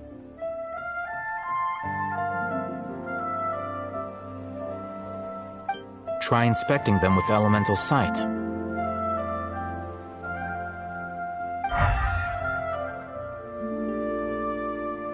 How'd it go? Did you see anything? Rumor has it that higher quality knowledge capsules generally appear brighter when viewed through elemental sight. That's because knowledge originates from Irminsul, the root of Dendro power itself. The more powerful the knowledge, the richer it is in Dendro energy. However, some canned knowledge with a high concentration of elemental energy is of little use in contemporary times, so those capsules are of little value. Using elemental sight is merely a stopgap measure, but it should suffice for earning Dory's trust. That sounds pretty impressive. Here's a sheet with the informant's location and contact password, and here is the mora for purchasing canned knowledge.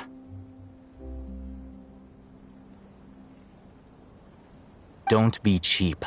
You'll need to spend to catch Dory's eye. If there's any mora left over, just keep it. Oh, and be sure to exercise some caution. There have been Matra present in Port Ormos lately. Your efforts will be for naught if they catch you. Matra? They belong to the Academia's regulatory body. They also handle cases of illegal canned knowledge transactions. Like I said, the Academia has banned both their trade and possession. The Matra are razor sharp. You're in for nothing good if they lock their sights onto you. If you two want to back out, now's the time. Okay, then we have a deal.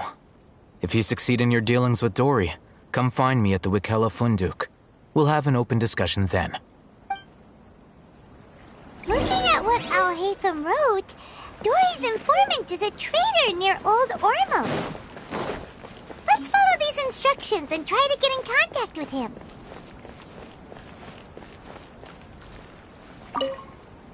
Hello. Goodbye.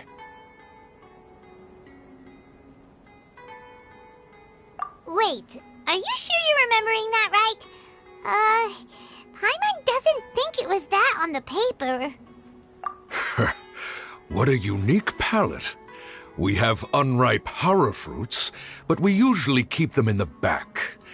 I'll have someone escort you.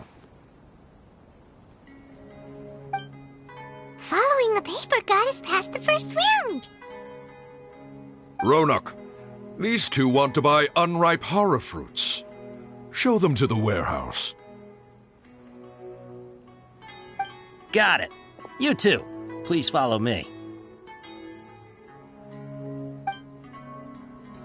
You two have a fascinating fashion sense. We haven't seen a customer wearing a Sumeru rose for quite some time. Hold on. Let me think. Sumeru rose means common merch. No, look again. We're obviously wearing morning flowers.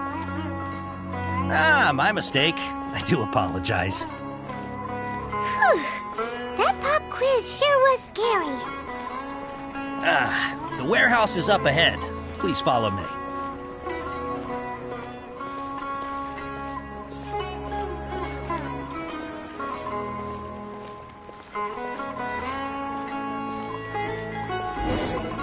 Before I retrieve your products, I need to confirm a few things. Please forgive me, but we may not have sufficient stock for you today. Earlier, many of our hara fruits were taken by mice.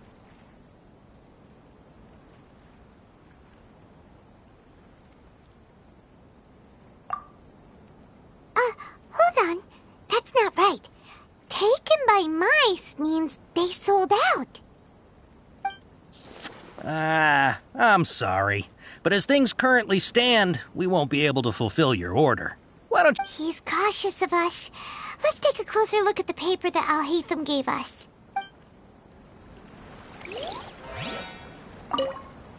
Before I retrieve your products, I need to confirm a few things. Please forgive me, but we may not have sufficient stock for you today. Earlier, many of our hara fruits were taken by mice.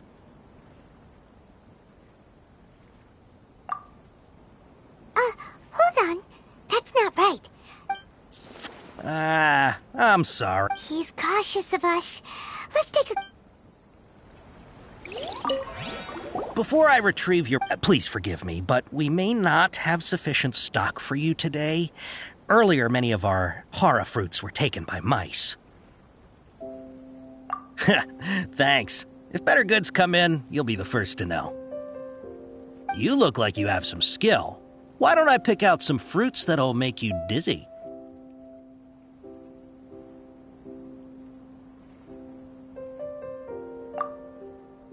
No, that's not it. The paper said that heat stroke is the answer to erudition. Ugh, eating something that causes heat stroke sounds horrifying.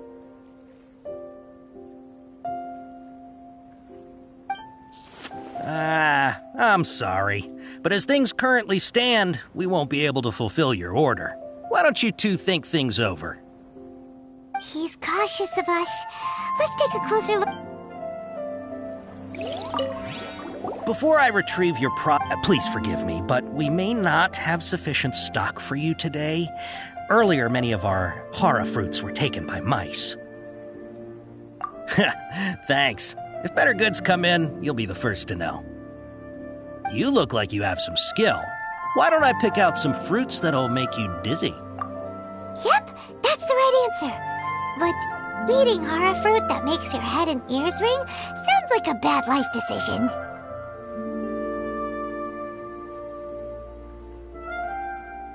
Would you like your hara fruits to be packaged in the Sumeru City or Port Ormos style?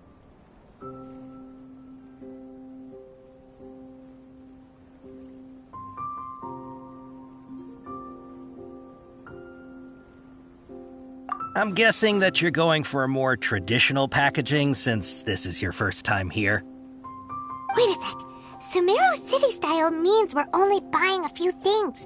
He won't take us to see Dory if we do that. I'm sorry. But as things currently stand, we won't be able to fulfill your order. Why don't you two think things over? He's cautious of us. Let's take a closer look.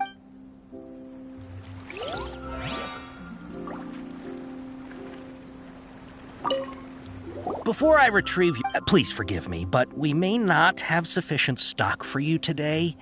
Earlier, many of our hara fruits were taken by mice. Thanks. If better, you look like you have some skill. Why don't I pick out some fruits that'll make you dizzy? Yep, that's the right answer. But eating hara fruit that makes your... Would you like your hara fruits to be packaged in the Sumeru City or Port Ormos style? Wow, you two sure are generous customers. We'll be sure to package your products beautifully. Okay. Everything has been confirmed. Miss Dory is waiting for you up at... Shoot! It's the Matra! Run! What? The Matra? Where? Al-Haytham said we're done for if they catch us. We gotta get out of here. We don't know this area, so let's follow that informant.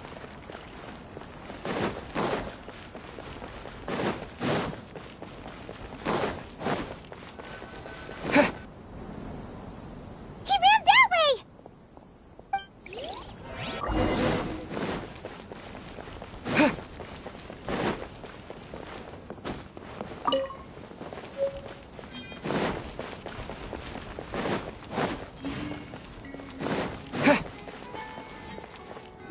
Look, he's over there!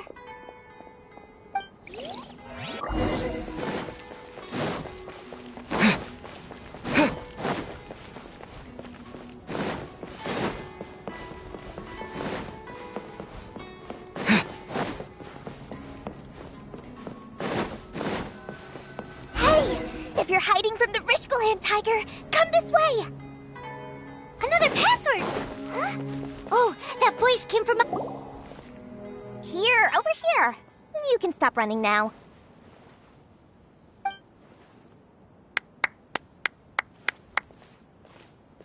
So you were the one who was calling out to us just now. But, are we definitely gonna be safe here? These two good customers wish to buy some horror fruit, Miss Dory. And if there's nothing else, I'll just excuse myself. Oh, very good. Thank you.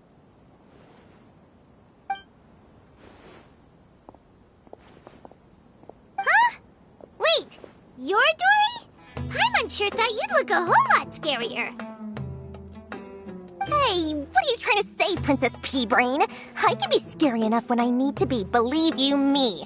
If you don't watch what you say, then you can forget about doing any business.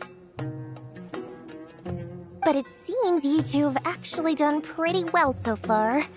Not only did you manage to find the informant, your reactions were also pretty sharp.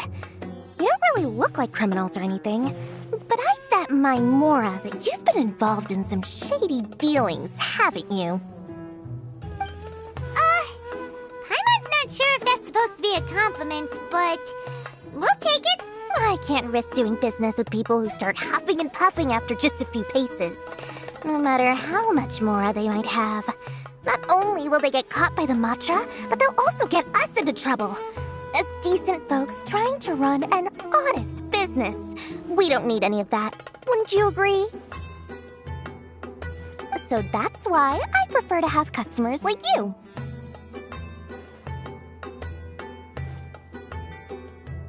It's your first time here, but don't worry, I won't ask too many questions. Even if you wish to buy enough knowledge capsules to decorate your house with, please, knock yourself out. As long as you have lots of round, shiny Mora, then we're all good. Ah, yes, of course, of course. Go ahead, help yourselves. Voila!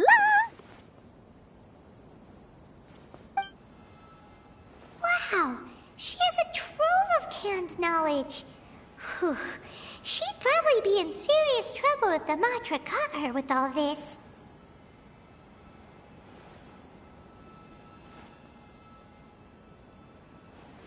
What kind of products do you seek, my dear customers? Don't worry, I'm not interested in your reasons for buying. I can, however, offer some suggestions. Take this one, for example. An analysis of the sociological ideology and dialectics of the Hilichurls. Only 3 people in all of Teyvat have ever studied it, making it extremely rare. It's on sale now for 350,000 Mora. Yeesh, who would want to be an expert in that topic?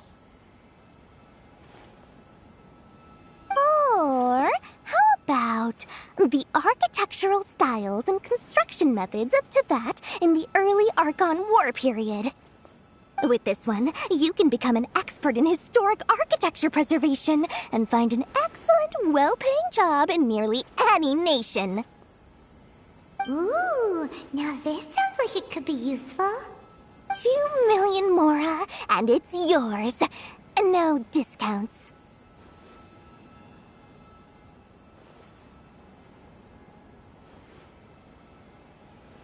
Whoa! That's a lot of Mora! Of course, you are free to pick whatever your heart's desire. The contents and price of each knowledge capsule are indicated in small text on the body of each one, down at the bottom. Alright, let's try the method that Al-Haytham mentioned.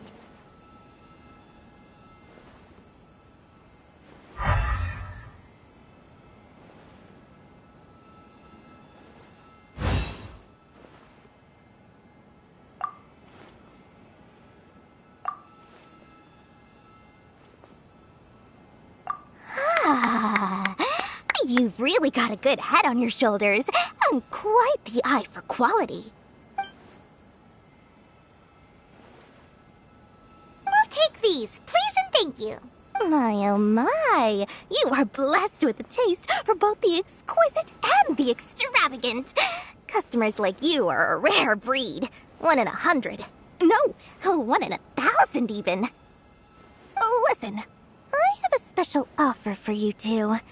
If you spend just 100,000 more, you can pick any knowledge capsule of your choice up to a value of 1 million mora. Say what now? Hey, did you hear that? Spend another 100K and we get a capsule worth a whole million!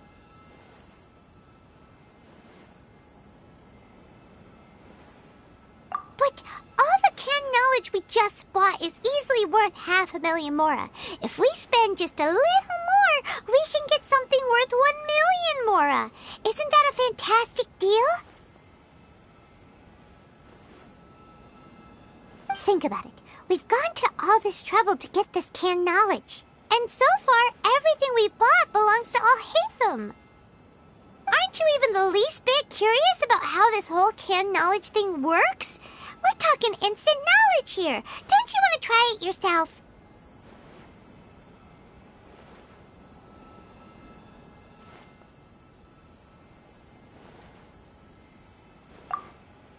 Come on, come on!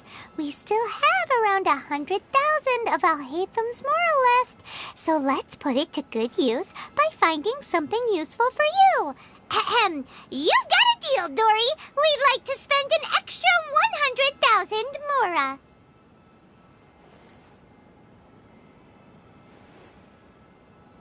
Excellent! Then please, select from this fine collection of canned knowledge over here.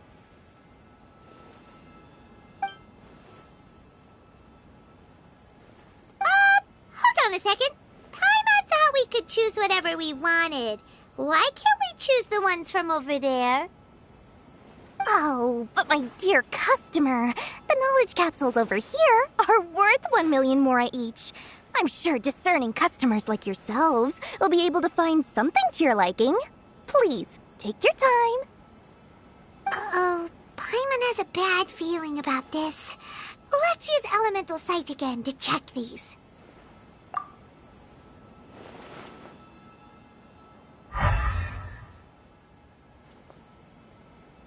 So, what did you see? So, they're all worth about the same amount?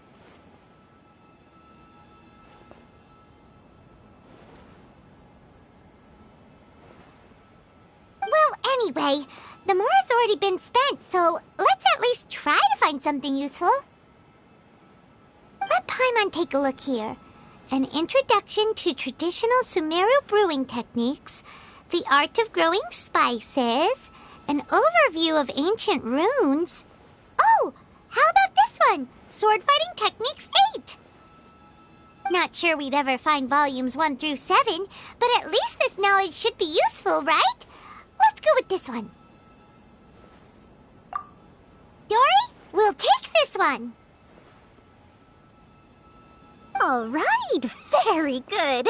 I'm expecting some new goods in the next couple days, so be sure to check back again soon. Whether it's canned knowledge or anything else you need, bring your Mora to Dory and doors will open. Our dealings with Dory went smoothly enough. Let's head to Wakala Funduk and meet up with Alhaitham. Hopefully now he'll finally tell us about what the Academia lost.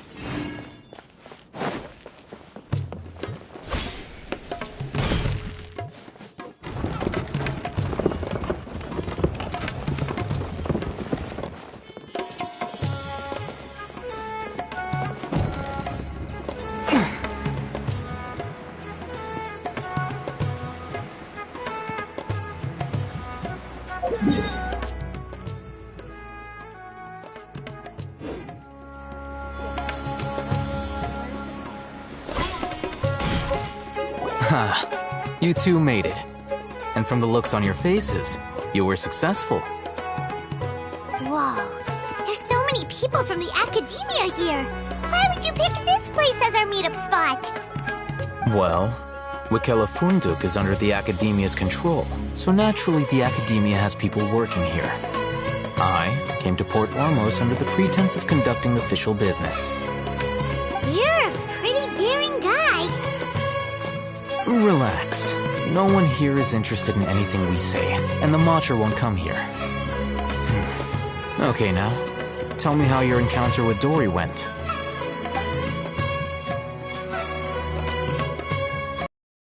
We did what you asked. So, can you tell us about the knowledge capsule that the Academia lost now? Before that, I have to ask, why are you two so intent on tracking it down? You don't have to answer, of course. Yeah, he just wants to meet the God of Wisdom and ask her about something important. We've been in Sumeru for a while now, but we still haven't found a way. When we heard that the Academia had lost something that might be related to the gods, we came here in case it turned out to be our lucky break. In that case, you're on the right track. A short while ago, the Academia lost a knowledge capsule in the desert. It's supposedly a divine knowledge capsule. Use it, and you'll gain the wisdom of the gods. Wow, there's really such a thing as that? Hey, if we find it, do you think we could learn how to meet the Dendro Archon? Ooh, or how to find your sister? I highly doubt it has any mystical properties, but it does indeed exist. And it's right here, in Port Ormos. So, where exactly? That's what we need to find out next. I won't deny that. I am investigating because I'm curious as to what the divine knowledge capsule truly is. As you know, the Eremites in Port Ormos also have their eyes on it. It is an extremely precious item. The knowledge contained within may bring great power or wealth to whoever has it in their possession. Several brigades have been vying for ownership of it as of late, but there is still no victor. My personal finances and connections cannot compete with those of the Eremites. After attempting various methods, I finally managed to reach a tentative agreement with several brigades. I agreed to forego ownership of the divine knowledge capsule in exchange for the opportunity to study it. However, there are those who are less amenable to negotiation, such as those from Ain al-Ahmar. They adamantly believe that the divine knowledge capsule contains the Scarlet King's power, and that he will return to this world when they obtain it. They refuse to let anyone from the Academia tarnish their deity's soul.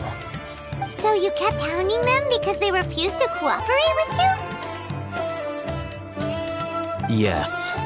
Ain al-Ahmar isn't exactly wealthy, but its members are determined to get that capsule by any means necessary. To that end, they've resorted to many methods more foul than fair in order to amass sufficient funds. So, I've been sabotaging their business to force them into negotiating with me. The Divine Knowledge Capsule should be up for a secret auction within the next few days. Each brigade will place their own bid, and the prize will be covertly given to the winner. To ensure the capsule's security and to evade the Matra's notice, the winning brigade will not publicly disclose their victory. Unless I know whose hands the Divine Knowledge Capsule ends up in, my agreements with them will fall through. Dory is the most reliable source of information, but that avenue was previously closed to me. With you on board now, the situation is different. In other words, you wanted us to befriend Dory so you could find out where the Divine Knowledge Capsule is. Yes, you can say that. But this arrangement harms none of us. The day after tomorrow, go back to Dory and try to purchase information on the Divine Knowledge Capsule's whereabouts. If she has no information, wait 2 days and approach her again. If I get the opportunity to study the Divine Knowledge Capsule, I will relay my findings to you. Will that suffice as compensation?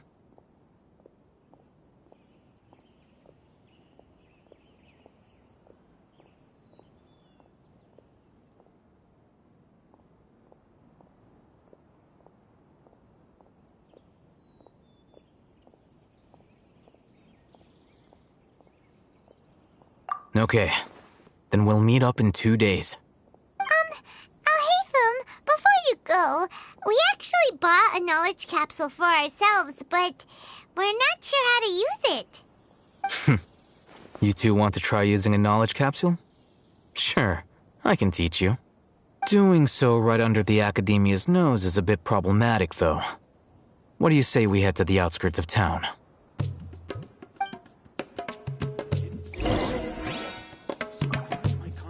I thought Sumeru would be different, but nope, everywhere's the same.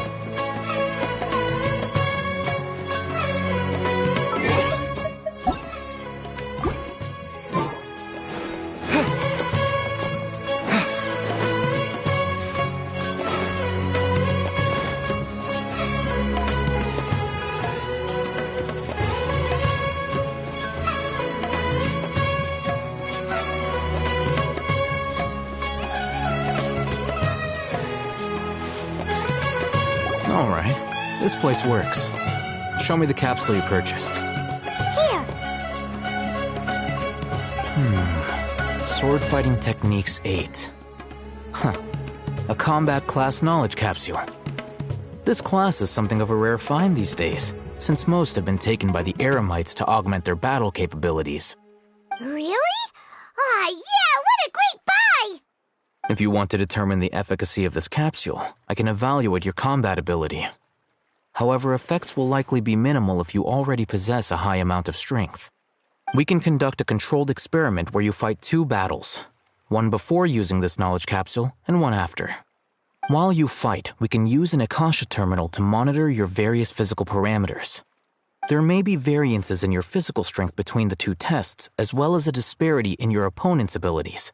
But don't worry. I'll run statistical analyses afterward to mitigate any confounding effects. Wow! Haytham! You must have been one of those guys at the Academia who got top grades on everything. Paimon's curious about something, though. You definitely weren't one of those students who needed canned knowledge to graduate from the Academia, right? So why are you risking getting caught by the Matra for this capsule? When you are unable to understand a researcher's actions, most cases can be attributed to curiosity. This is but one theory. Sounds like you're trying to avoid the question. All right, let's begin the test. Just fight as you normally do.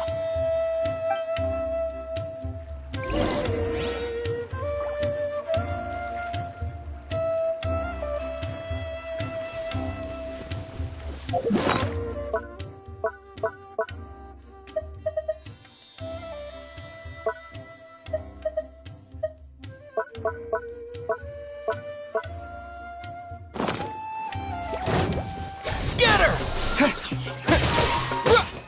Yeah!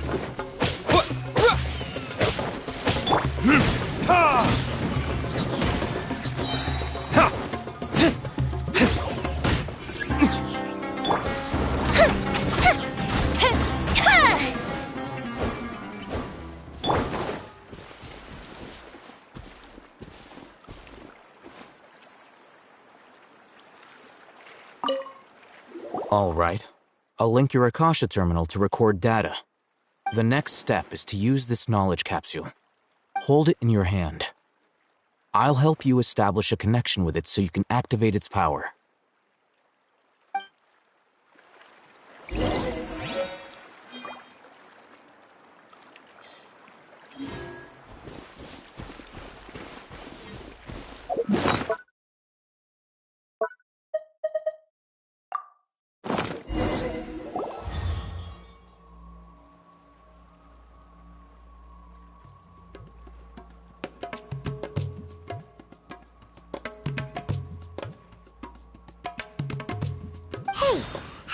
Really?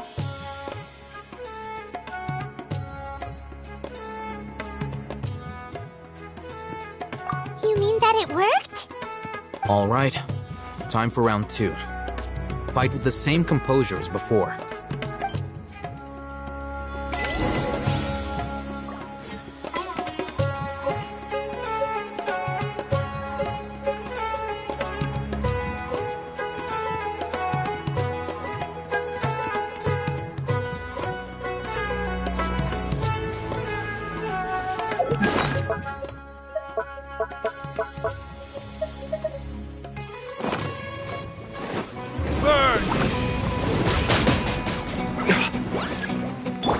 Fire, pants on fire!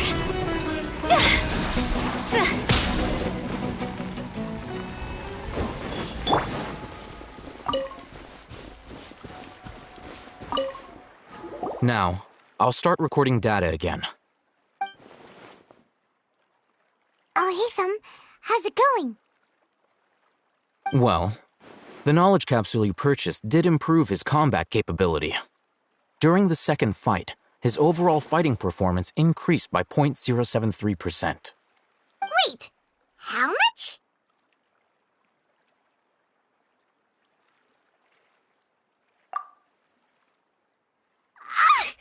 Dory's such a jerk! She totally scammed us! 1 million mora? This thing isn't worth a tenth of that amount! Of course, this could be because he is so powerful that the capsule's contents were unable to produce a substantial increase. At the very least, this test allowed me to gain more insight into you two. Our deal seems increasingly worth my investment. I'm heading back to Akela Funduk. I await your response in 2 days' time. This is Mora for when you ask Dory for information. Pay her as much as she requests.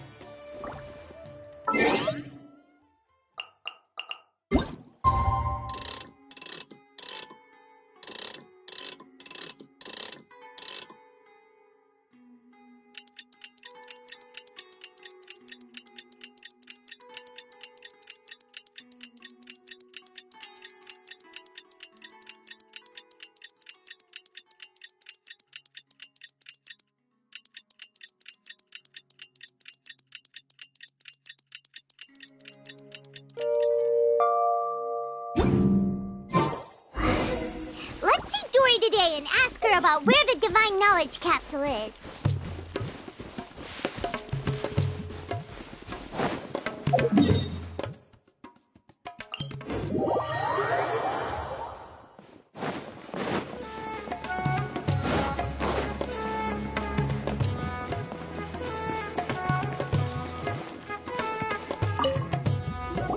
Over here! Oh, welcome back, my loyal patrons. What can I do for you this time? You name it.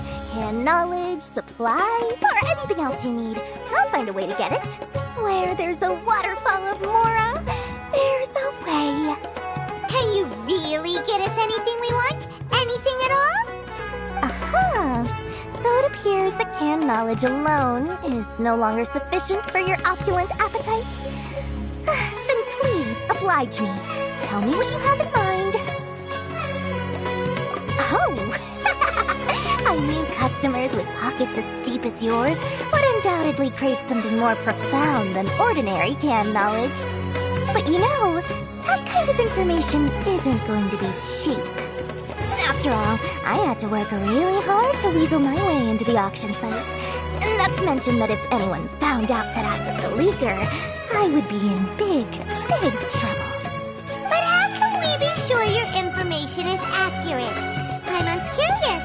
How you just happen to have this kind of info the moment we need it? Because to me, anything of value is what I consider to be my supply. Therefore, I must always be aware of what's hot on the market in order to secure more sales. As for the information's authenticity, well, you've no need to worry about that. I used a camera to take a picture of the transaction. That way, no one can dispute it. It's always a pleasure doing business with such sterling patrons. Now that you've paid in full, here's the scoop. The Divine Knowledge Capsule was purchased yesterday by a certain Misery, the leader of Ain el Ahmar. Ain el Ahmar? You mean the Eremites who worship the Scarlet King? Ah, so you're already familiar with them. The group has done everything in their power to obtain the Divine Knowledge Capsule. After all, they believe it contains the power of the Scarlet King. That Divine Knowledge Capsule is unlike any other canned knowledge I've seen before. It was glowing bright red. The capsule is clearly visible in the picture I took. You can look for yourself. Thanks for the info, Dory. Please, it's my pleasure.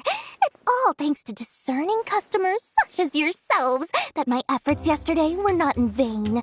Please, don't hesitate to contact me if you ever need anything else in the future. Mora for Dory opens doors. Well, we figured out where the Divine Knowledge Capsule is. Turns out, it ended up in the hands of Ain el Ahmar. Let's head back and talk.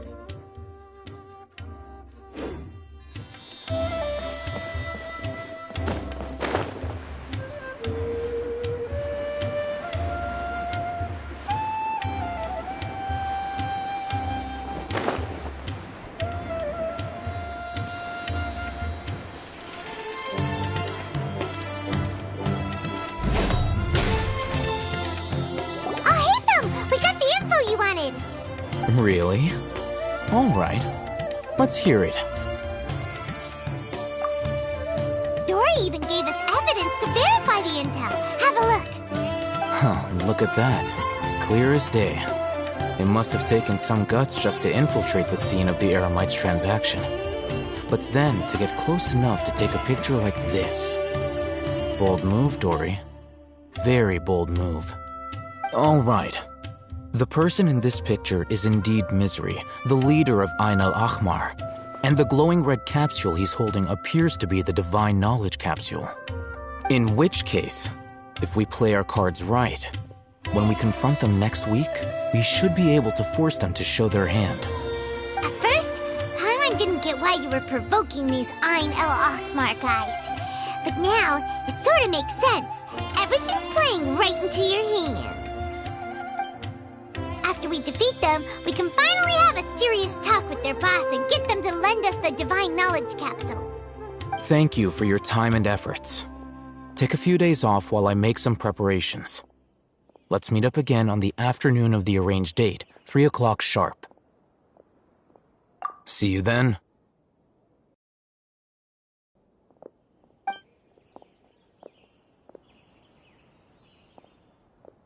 Alhaitham sure is taking his time. Where could he be? Oh, there he is. Sorry to keep you waiting. Let's head to the pier in front of Pharos Lighthouse. Yep, let's go.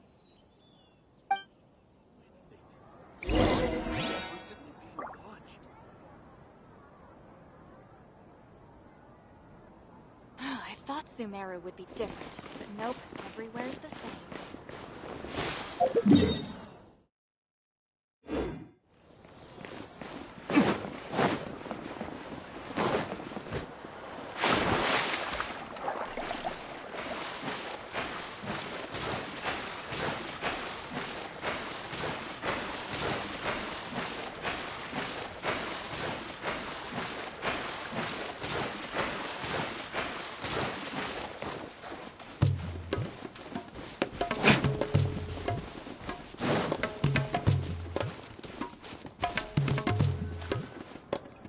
Alhaitham. I knew you were crazy, but I didn't know you were crazy enough to actually show up. It was I who demanded that these negotiations take place. I was more worried that you might go back on your promise. But to your credit, it appears that you're sticking to your word. This is turning into quite an occasion. I also brought some backup. I assume you don't mind. Backup? Aren't you the brat from the restaurant the other day? You've come to support this lunatic because he helped you out? Fine, your funeral. I'm not going to mince my words. Once we're done with you, you'll be nothing more than fish food. Get 'em, boys!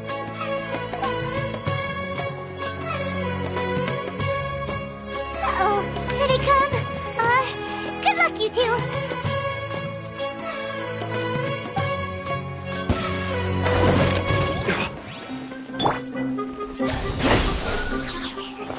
Where do you think you're going?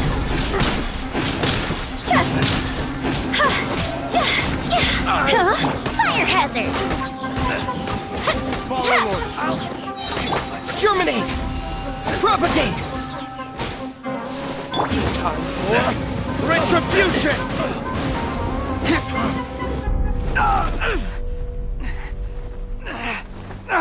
Academia scum!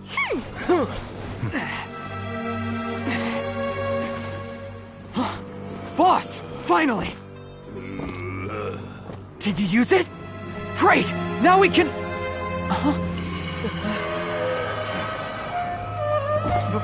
Boss?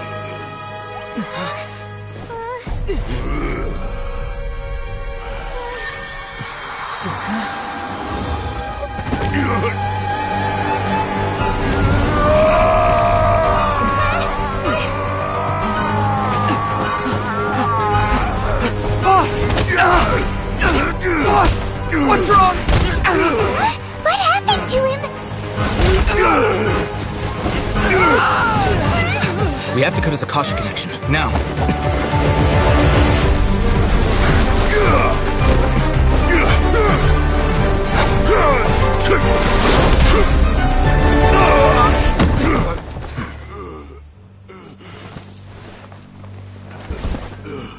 Target acquired! Arrest him!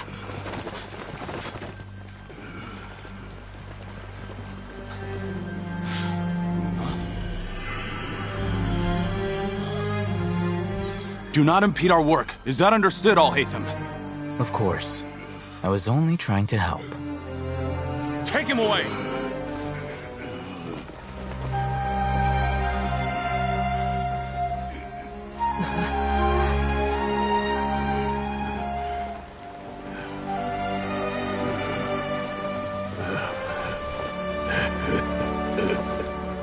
World, forget me.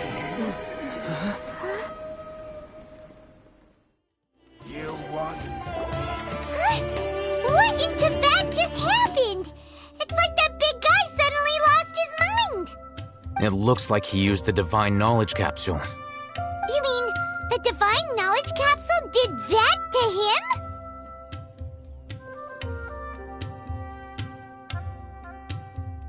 Oh, yeah. You mean how some researchers go insane after getting knowledge from Irminsul? I've heard of numerous incidents of researchers in Satyavada life going insane. The state that man is now in suggests that this is a similar situation. This Divine Knowledge Capsule does appear to be linked to the gods, but beyond that, it doesn't seem anything like the rumors suggest. Possessing it doesn't grant you divine wisdom or power. Did you hear what he said? World, forget me. What could that possibly mean?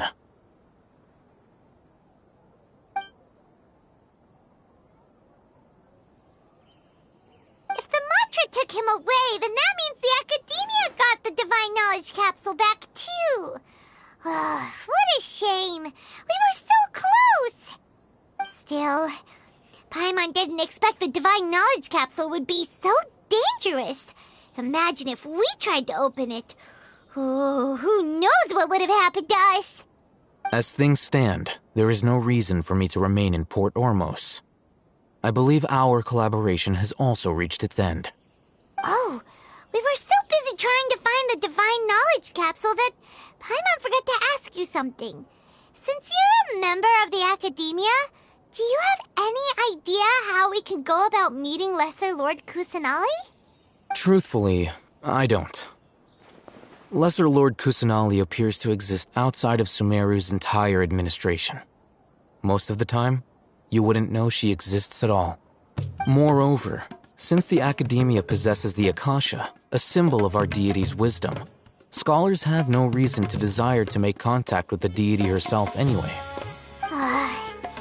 Everything about Lesser Lord Kusanali is such a mystery!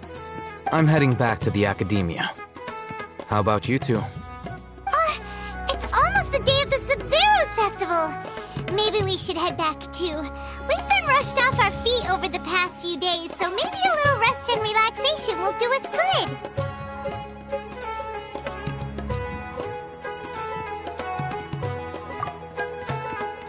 Then we'll part ways here, Al-Haytham, until we meet again.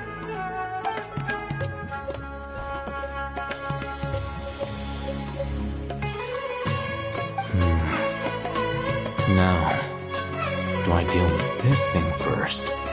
Or should I produce the report that the higher-ups require?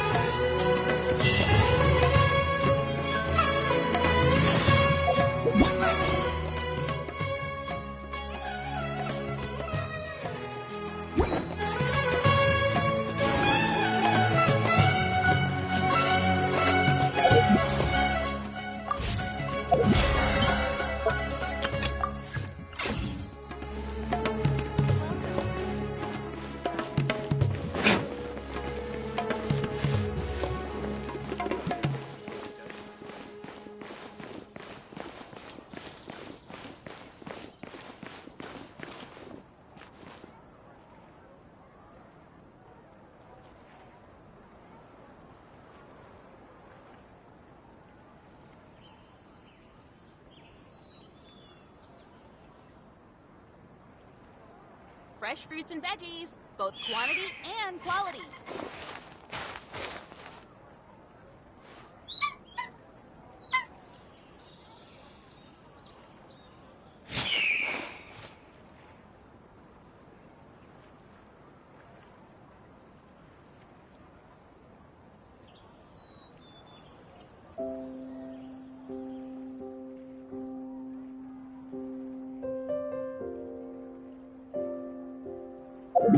Fresh fruit.